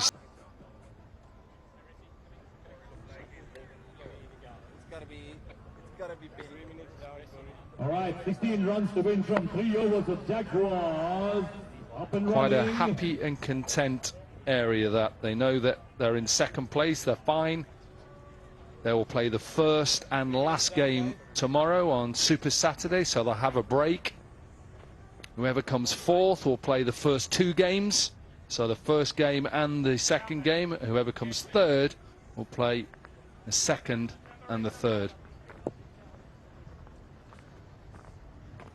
Manenti with 2 for 12 in his first over. If you're a Lions fan, you'll hope you can get another couple of wickets this over. If not, game will be done. Right, Hales wants 2, and I think he'll easily get there. It just shows that he's not only thinking boundaries, but also those 1s and 2s. Nicely played. Realized he can't hit it for a 4 or 6. Placed it beautifully between the two fielders. And played it quite softly as well. Raton used most dot balls. Patrick Dooley, 38. Brad Curry is there too. And again, played it quite gently. But this time, the bowler ran to gather the ball. Still a good start to the over for the Jaguars. 13 required now of 16 deliveries. So no real panic, no real rush. It's nice and easy with 7 wickets in hand.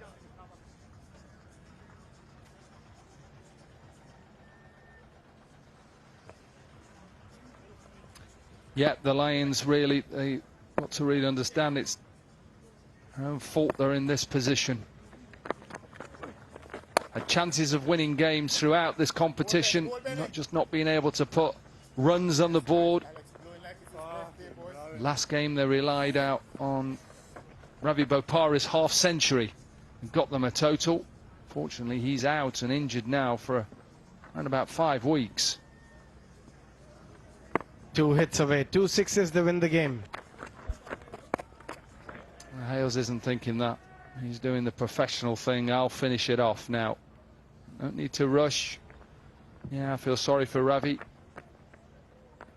Apart from this competition, he's out of an important quarter-final back home in the United Kingdom for Northamptonshire. Competition called the T20 Blast. They take on Somerset in that quarter-final. He'll miss it. Maybe if Northampton got through, maybe, and he recovered quickly, could get into that finals day, which is 3 games in a day, 2 semi-finals and a final at Edgbaston in England. And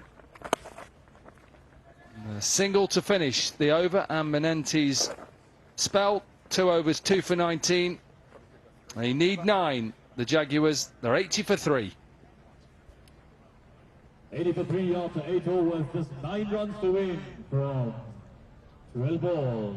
Too easy for the Jaguars.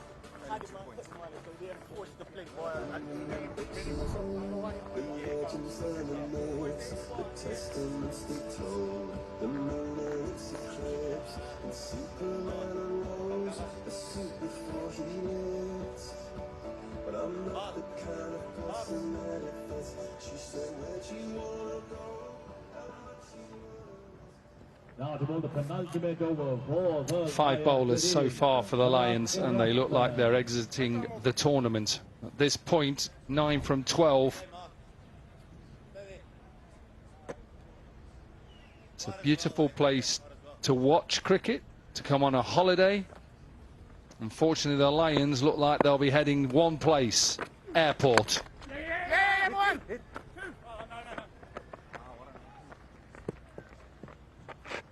Last day of qualification today. The Lions had to win this game to stand a chance, well, to actually get in to Super Saturday, and we'd have had a straight knockout in the next game. That won't happen at the moment.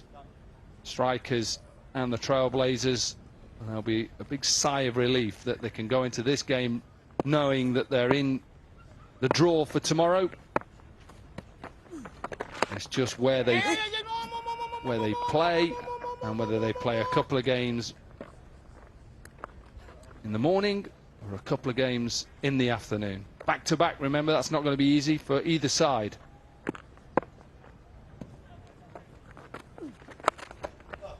Flicked out of the ground as well, so scores a level. Jaguars know that the job is done. And for the Lions, it's the end of the road. 1 run to win for the Jaguars. Fantastic hit. Look at the timing on that one. Never an easy shot. It was quite close. So he had to really dig in to get that ball up and over. He's got so much power. Alex Hales clearing the boundary with ease. 43 for him now of 22. 3 fours, 3 sixes. And a 28-run partnership between these two after losing those 2 quick wickets in 1 over of Ben Menente. Now run away from winning this game.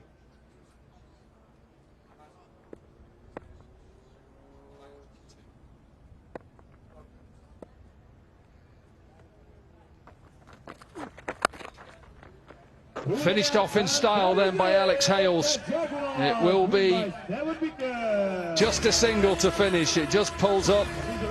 Hales won't mind that. 44 from 23. Sikandar Raza, happy captain. They knew they were always in second position. Always good to go into tomorrow's knockout with a win. 89 for 3, and the Jaguars win by 7 wickets. The Lions had a great opportunity here to qualify. If they win this game, they qualify. Would have been an amazing turnaround after losing 5 on the bounce. They won 2, but couldn't get over the line in this one. Yeah, just 2 wins for the Lions, and that was been their problem throughout. Injuries and lack of runs. That man won't mind though, Herschel Gibbs. And credit to Logan van Beek after that first match where he got smashed for 37 in an over.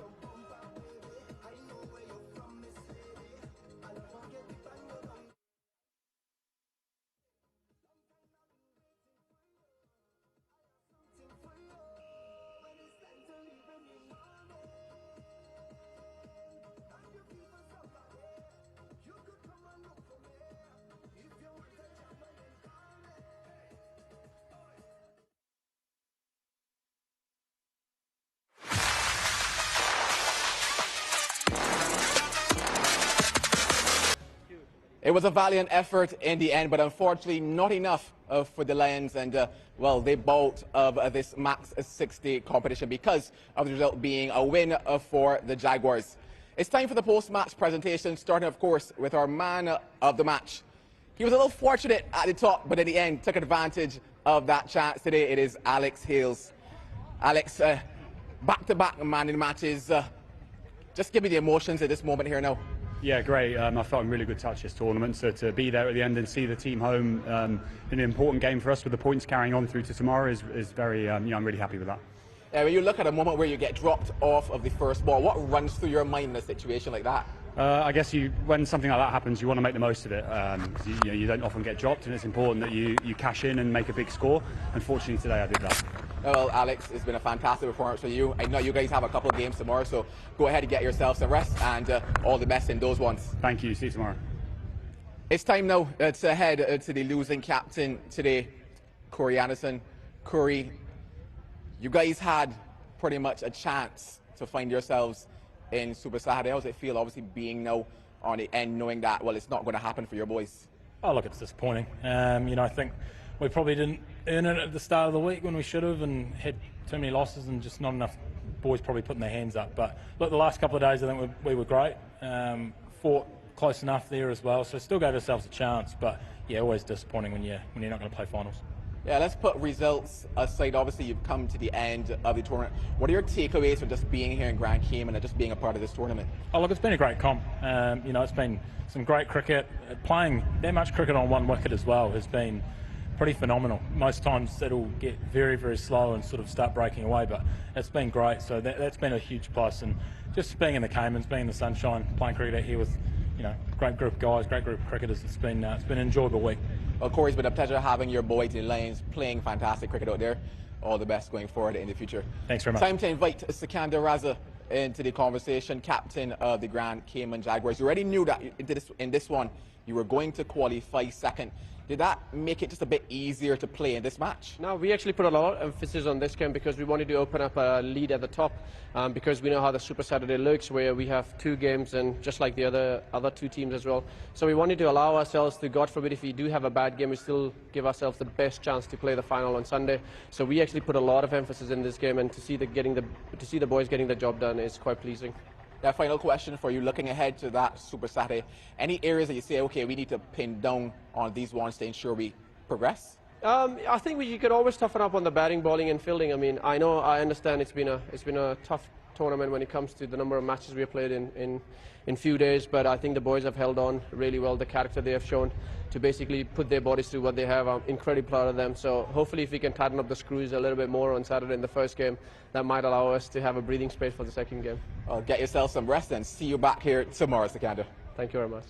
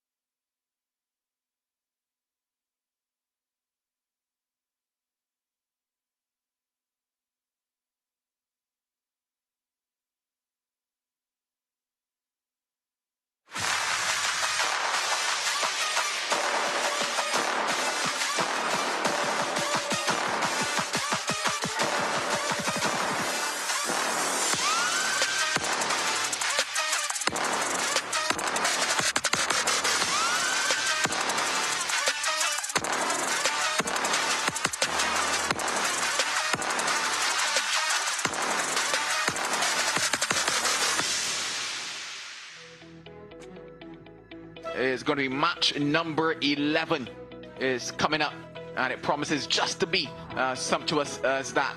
Boca Raton Trailblazers, they're taking on the New York Strikers. Both teams, they're looking for points here in match number 11. I'm going to start with those New York Strikers, and a couple changes for them down at the bottom. Akhilesh Budagam, he comes in the off spinner, hails from the USA. He's going to get a run out, and of course that lad there, Davion Codner, he comes from the island of Cayman, a chance to stretch his legs here in the sunshine at home. Yeah, well, the big miss for the Trailblazers is, of course, David Warner, who obviously has got that left arm bandaged up. So we'll have to keep an eye out whether he will be able to come back. I'm sure he will. And they made, obviously, a couple of changes in there. Jasper Davidson, Stephen McGiffin. Jasper Davidson will take the new ball up against the hard-hitting left-hander of Colin Munro and Angelo Pereira. Starts your runs immediately. Just one. Just one. No. Catch it. Down. Gave himself some room. Back down the ground. First boundary. Well, he ends the over with a bang. Bang, bang, bang. That is out of here. End of the second over, 17 without loss. This could be the first one. Bo Webster, he's called it. He's settled. He's got big buckets and safe hands. McGiffin gets his man. Yeah, you could hear the shout from the captain. He just shouted mine. He's run from mid-off to near enough mid-wicket to actually catch this. He kept his eye on it all the way, went high in the air from Pereira. Bowler didn't want it. Webster said, leave it to me. I'll take it. And Pereira gone for 9, 19 for 1.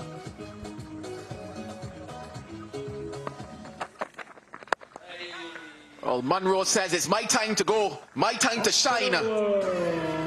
Shiniest shot of the ball, that's 6.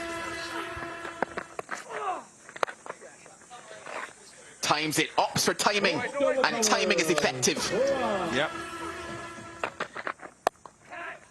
Cries of catch it, over the top. Behind point, and 4 runs it is. Slicing that one, and that's gone down to the boundary for 4.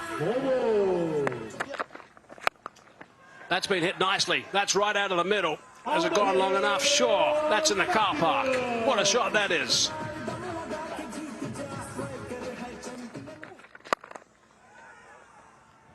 And that's out of here. In the slot, off she goes. Outstanding from Monroe.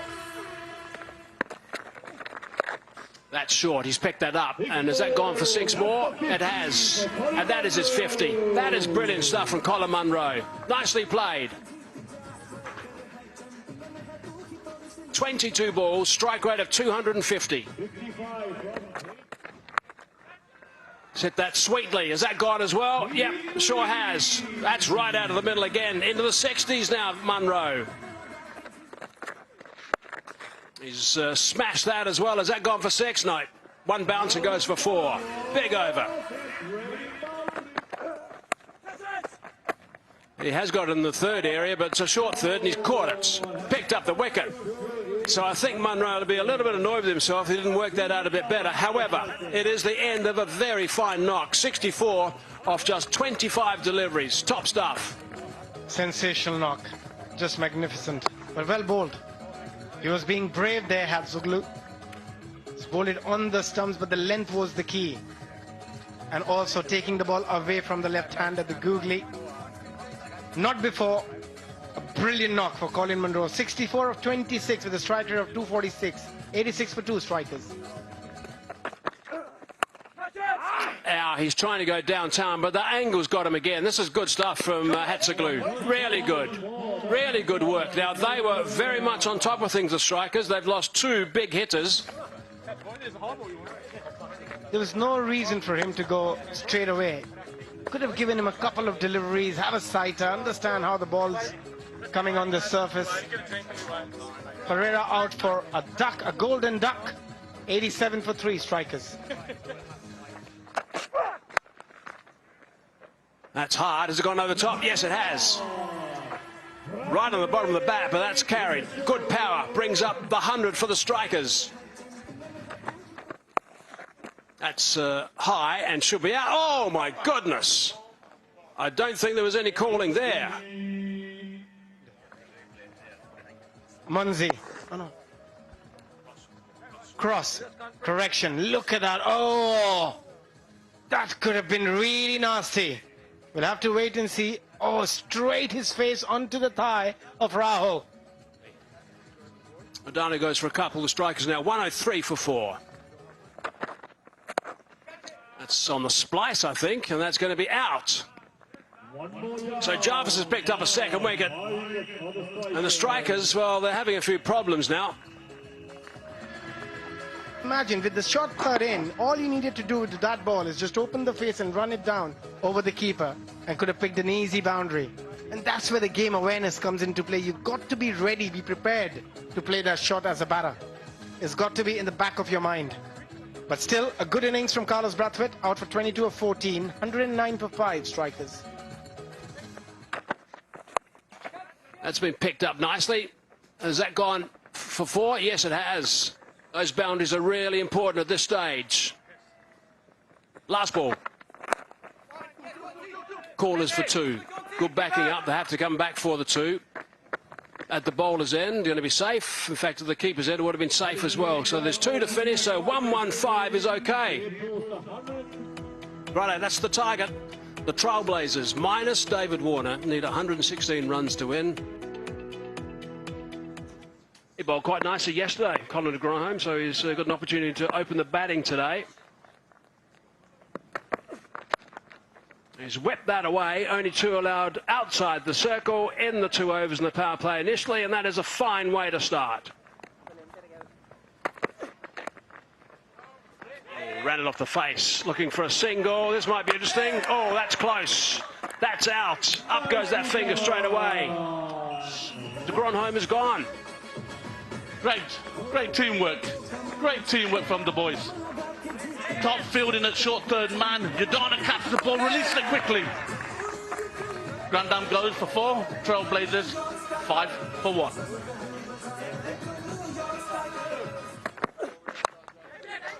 Now that's gone airborne down to third. This should be taken. It is taken. That's a good catch. So suddenly they're a little bit indecisive. Fantastic captaincy. As you can see, Yadana starts the ball from outside off stump. The angle keeps taking it across. The field positioning, having a third man just wide, straight into the buckets. Jack Jarvis goes for 1.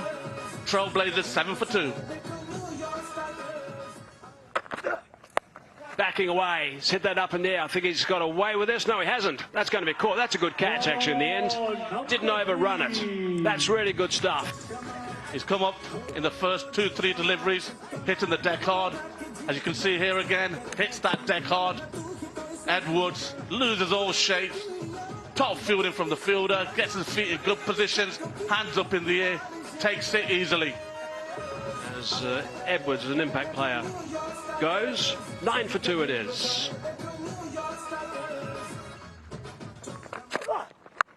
Oh, that's cracked. That's cracked beautifully. That's gone for half a dozen. Oh, he's just worked it onto his stumps. Moved a long way, was probably about, I don't know, 18 inches, maybe even 2 foot outside the line of off stump, and he's managed to somehow get it back onto his own stumps. Yeah, the key to that is it's even gone wider. So for me, that's absolutely top bowling. He saw him move and he went wider. Stephen McGuffin out for 10. Trailblazers 19 for 4.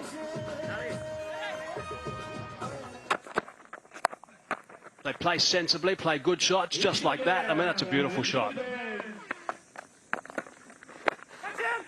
Bordigus might have his first wicket. Oh, nearly Nearly, that's unlucky. Perhaps didn't quite carry. That's been hit well, very well indeed. I'm sure that's gone far enough. Yep, that's gone for 6. That's nicely bowled as well. Might be out. Is out. Munro takes that catch. Akhilesh Bodhigam's picked up a wicket. Yeah, big catch for the strikers, breaking this lethal partnership. Trailblazers 41 for 5. He's gone out of the park, over the bar. It certainly is. Got him falling straight. Udana. That's the over. Full toss to finish off.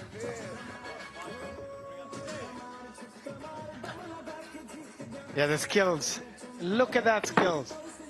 Again, that Yorker. Out for 4, 52 for 6, Trailblazers. This one cut away. The two fielders are up in the circle, so it'll be a boundary. That'll be cut away. That's a poor delivery from Owen, who's bowled well in this tournament. Again, out towards a third that was in place. I think that's a 4. One bounce into the bar. A little bit too little, too late. That'll be a maximum.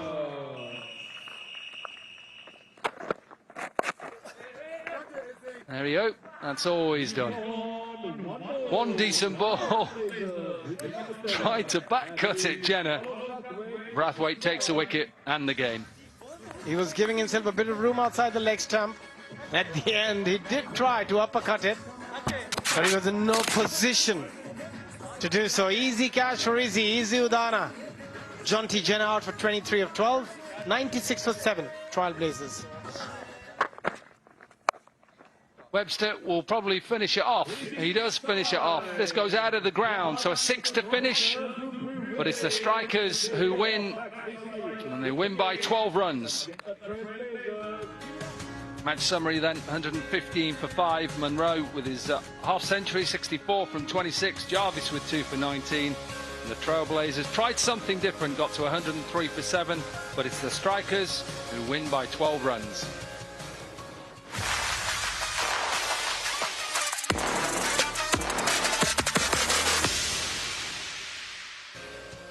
Welcome along, it's more MAX60 cricket from the Cayman Islands. It's the Lions up against the Trailblazers. It's match 15, it doesn't get any better than this. We're on a beautiful island, a beautiful place. And good news for David Warner's fans, he's back in. He's back in the side. The Miami Lions have struggled, they haven't got a lot of strength and depth, so it's still led by Ravi Bopara in that 50 yesterday, but also that win against the Jaguars. So both sides, remember, this is bottom of the table, 5th Lions up against the Trailblazers, 4th. Good to see this man back at the top of the order. He did say at the toss that with Warner out, they wanted to try a few things, so they changed the batting order. Beautiful shot. Serious timing. Watch this. Run away. Dampness. What dampness on that pitch. Slashed. And gets it up and over. So Warner starts off with a boundary. He's also got the ability to take pace off. That's a beautiful delivery. Beautiful way to get the informed Webster out. And the Lions have their first. It takes a good ball to get a good player out. Slower ball, went through him. Absolute cracker of a ball. Webster's gone for 8. 14 for 1.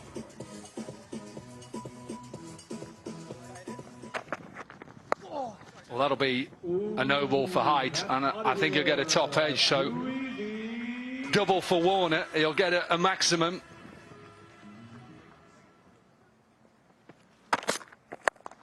Powered down the ground. And this will be another 4 for David Warner. He's up there in the Dapper News most 4s as well.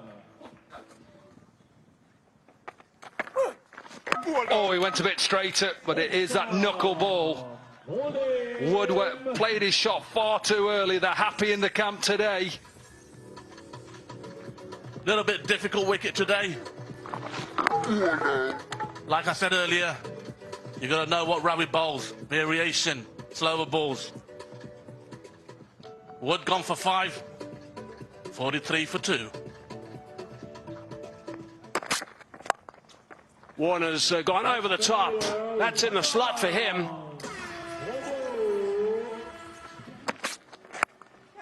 Now, that's gone very high. It should be taken. It'll be a good catch, but it should be taken. He wants to do it himself. I think maybe one or two of his mates might have been a better option coming in towards the ball rather than Phillip looking over his shoulder. 54 for 2. He's looked to launch that one. There's a man out there who should be able to take this catch. And he does. So dropped in the last over. But Big Ben has taken that one at cow corner. Hardly drops anything. Slower delivery was there in the arc, in the slot. Colin de Grand home. Just didn't get enough. And also he was hitting with the wind. He should have hit it further. By hitting the base of the bat, out for 8 of 9. 57 for 3, Trailblazers.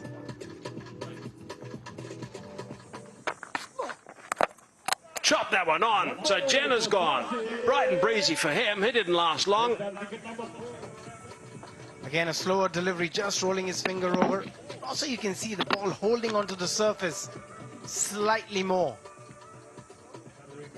Jenner out for 1. That'll help. That'll certainly help. That's 6 runs. That's a fine shot from David Warner.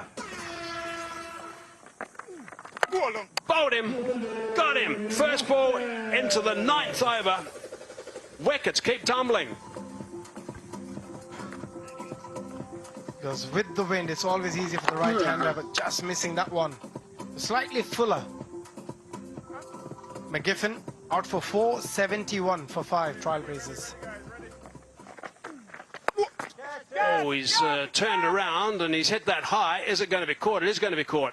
It's a good catch. In the wind, it's a good catch by Anderson Phillip.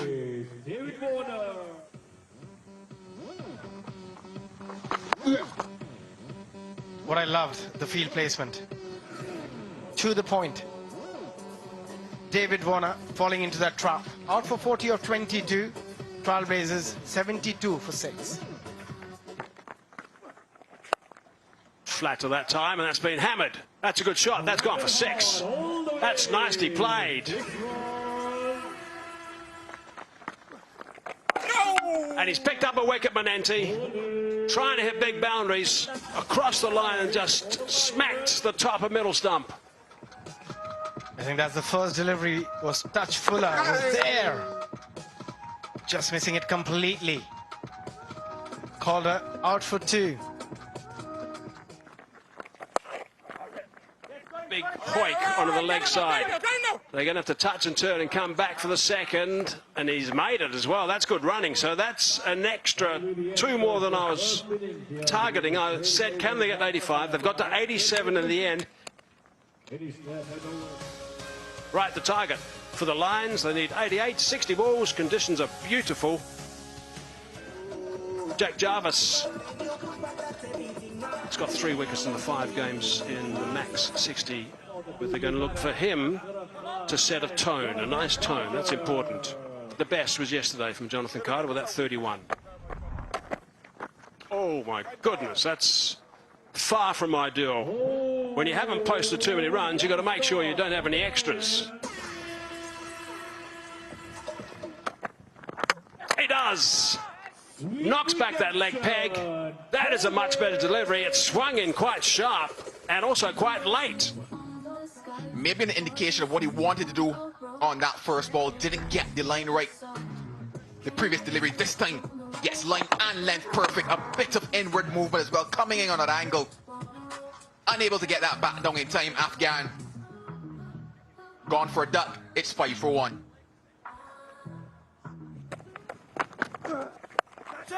Cries of catch it. Of course, there's still an entombment inside the circle, so that's safe down there. There's plenty of acreage. Boundary. And again, that's gone for 6. That is timed superbly. That is a fine shot. Straight as a die. 6 runs. He's got that away. Flip that nicely. 1 bounce, and that's gone for 4. This is a very expensive over. And he's done that nicely. Ramped it over the top, so that's good work. Just inside the advertising triangle. 4 runs. Nice stuff from Carter. Oh, that's cracked. That's a nice shot. That's gone for 6. That's beautifully played. Oh, that's picked up. That's 6 runs. That's a nice shot. Really good done from Jonathan Carter. Fine shot indeed.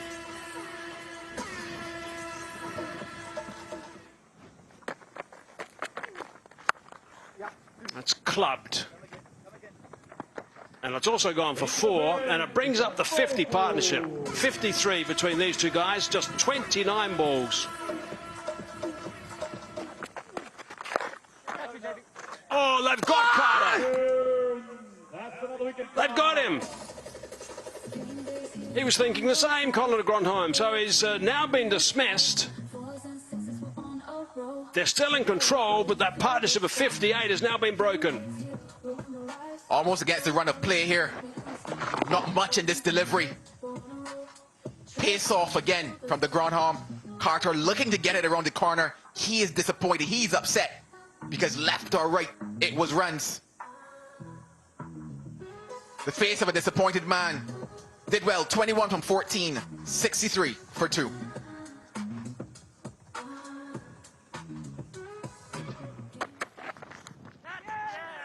Little Nick. And it's taken. Erasmus tries to go for a little sweep. And they lose another one. They're nothing short, really. No reason to play a shot like that when the ball is that far outside the off stump. Could have easily just played it through the offside. There are plenty of gaps on the offside as well. Yeah, he'll be gutted with that shot. 27 for him of 20, 71 for 3 lines. Chadwick Walton then. In at number 5 for the Lions. Are in a great position. Cut away, bit of poor fielding. And Walton will get off the mark with 4.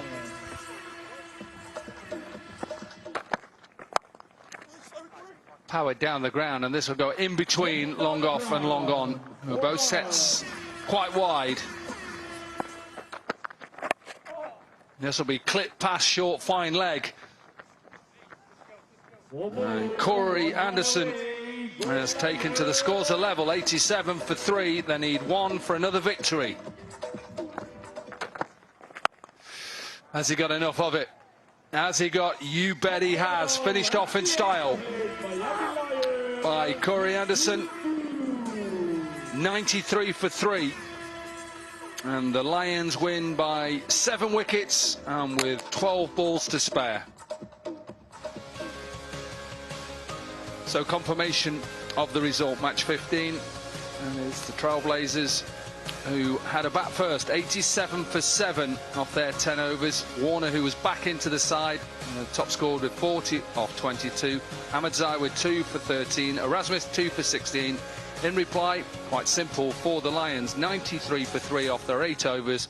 27 from Erasmus, 21 from Anderson, and the Miami Lions won by 7 wickets.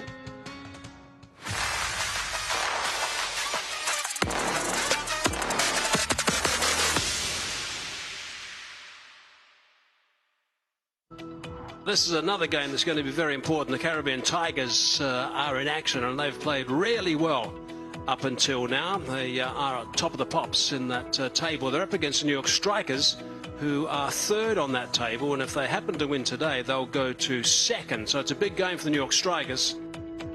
They're packed with batters. You look at the names: Colin Monroe, Canal Lewis, Pereira, Brathwaite. Udana has done exceptionally well, coming in at the back end of the innings, and they've got their bases covered with the bowling as well. They've got Cotner, Khan, Portigam. Owen has been one of the best in the tournament. And the Tigers, Nick Hobson's, Munsey, there's a couple of changes made. Right, there is Colin Munro. We heard him talking about how much he's enjoying the tournament. And Dooley's going to be opening the bowling. Oh, no. Oh, almost played around that first delivery, actually. Got enough bat on it to get away for one.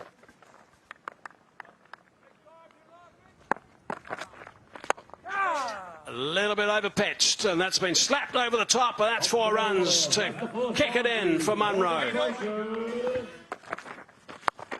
Oh, he smacked that. That's a great shot. That is outstanding work. That's back-to-back boundaries. Oh, he might have nicked it. I think that has carried as well, actually. Finger's gone up, so it is a wicket. Ty's just walking back. He's gone the opposite direction. He's going to have to join the celebration. He doesn't know there was a nick. Munsey looked quite confident, saying that that was caught.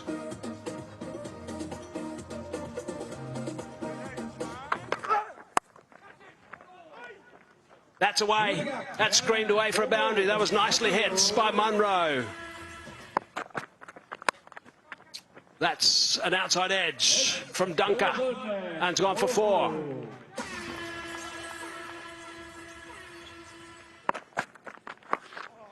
Short, and that's gone over the top of that short fine leg, and that's gone for 4 as well.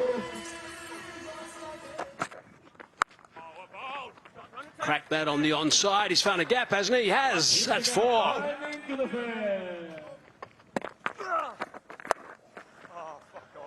He just let that delivery go, and he's just slammed that one for 4. Full toss. And that's hammered again. This is very ordinary bowling. Oh, he's gone over the top again. I think that's going to be another 4. My goodness, that is not a good over. Oh, it's another boundary. Good night, Nurse.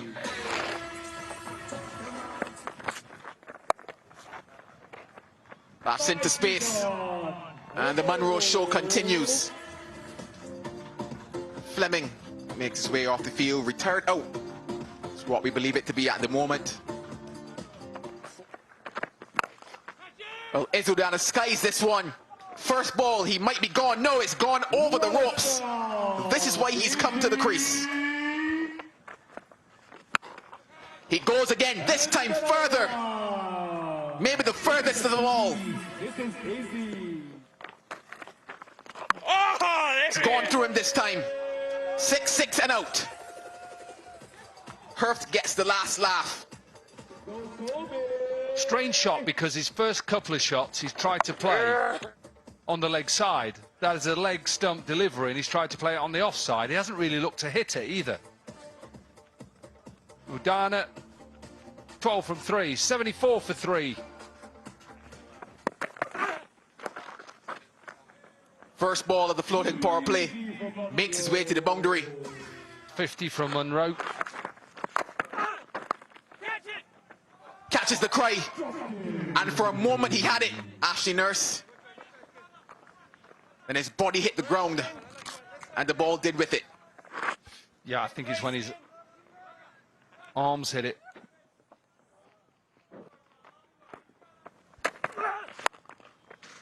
He's got all of this one, do I tell you? That is gone to far, far away land.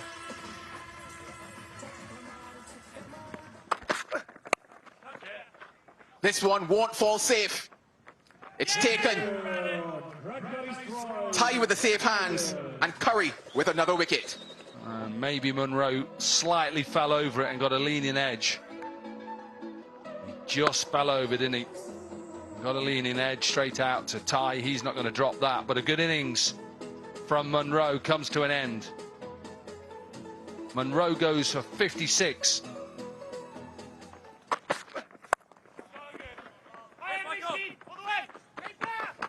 Well, they should come back for 2. Could be tight. Gets there in the end, but still a good way to close the innings for Curry. It brings up the 100 for the strikers. 102. That's the target from 60 deliveries for the Tigers. They've been batting well. Can it continue for them? Hemp will take the first ball, so a change at the top as well. Hurft and Hemp will come in. Izzy Udana, who has bowled well in power plays, bowled well with this new white ball. Smashed. Absolutely smashed. Went short. Again, climbing into this. First 6 of the innings. He can't make it another dot ball. And he's got to concede a boundary. It's exactly what he's trying to target. But it doesn't matter. Perfect Yorker gets a little bit of an outside edge or bottom of the bat. And it runs away for another boundary. In the air, he'll have a bit of luck. This will run away. 1 bounce for 4. And another good over for the Tigers. 14 from it. Has to be out. Has to be out. It is given out. I was wondering when the umpire was going to actually give him out. Hurft has gone again cheaply. Yeah, playing right across the line. Big appeal. The umpire waits and delays. It's a slow death. Hurft gone for 1. 25 for 1. Well, has he got enough? Chris Lynn, he hasn't got enough. Sign for his kids once again from Colin Monroe. Tried to use the breeze, but they have their second wicket. Big wicket. Chris Lynn tries to cross the line. Hits the bottom of the bat. Colin Monroe continues a good day. Chris Lynn 1, 49 for 2. Wicket first up. Looked like it was pace on. And Hemp tried to go across the line. Very well this innings. 1 too many. His downfall was moves across, but just takes his eye off it. Matiola, you beauty. Hemp, 24, 37 for 3.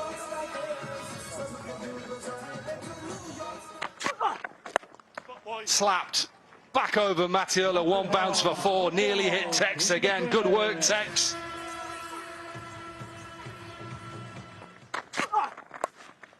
Helped on his way. Poor delivery to finish off the over from Matiola. 4 overs are done, and the 50 is up for the Tigers. 50 for 3.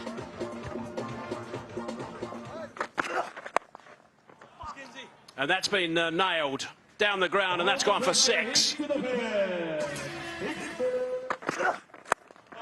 That's smashed. And 4. It's a very good over, this one.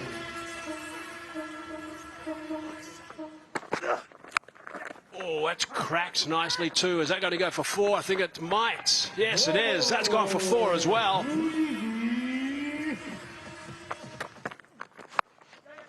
Looking to hit that too hard, I think, Nurse. He might go for 4, though. He does. Nowhere near where I think he was trying to go, but he'll bank that.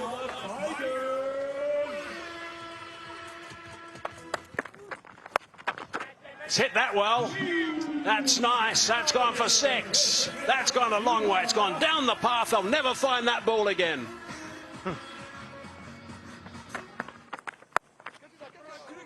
It's nicely timed. That's going to go for 4. It's a good shot. Too short, too wide. A little bit short that time. That one's hammered down the ground. That's gone for 4. Just a fraction short. Got the treatment. That's a very good delivery, actually. That's nicely bowled. After the short delivery one before they got hit back past him, he was brave enough to toss it up, and he's picked up a wicket. But the Tigers are still roaring. 6 away now. She never lets the Tiger go. But that one, as you said, a really nice delivery. Tossed up delivery outside off stump, asking him, inviting him to go for that big shot again. And how often we have seen the batter slicing those deliveries to point. But it's been very impressive, Ansh. 37 for Ashley Nurse of 17. 96 for 4. Tigers. That has been launched. And has it gone all the way? Yep, it has. Very good shot. That's it. The Tigers have now got up and they've won this one. Very good performance by the Tigers. They continue on their merry way. Yeah, let's have a look at that match summary. Get everyone up to speed with what happened in this game. The Strikers, 101 for 4. The Tigers came back in this situation. Munro was terrific right at the top with 56 off 32. And Curry, Hurft and Ty were the guys who picked up the wickets. Not too many wickets for the Tigers. And in reply, Nurse, the top scorer, with 37 off 17. That was good hitting. Leask with 25 and Hemp 24. Bodigum picked up 2 for 18, with the Tigers getting up by 6 wickets. So it's a really good performance by them yet again.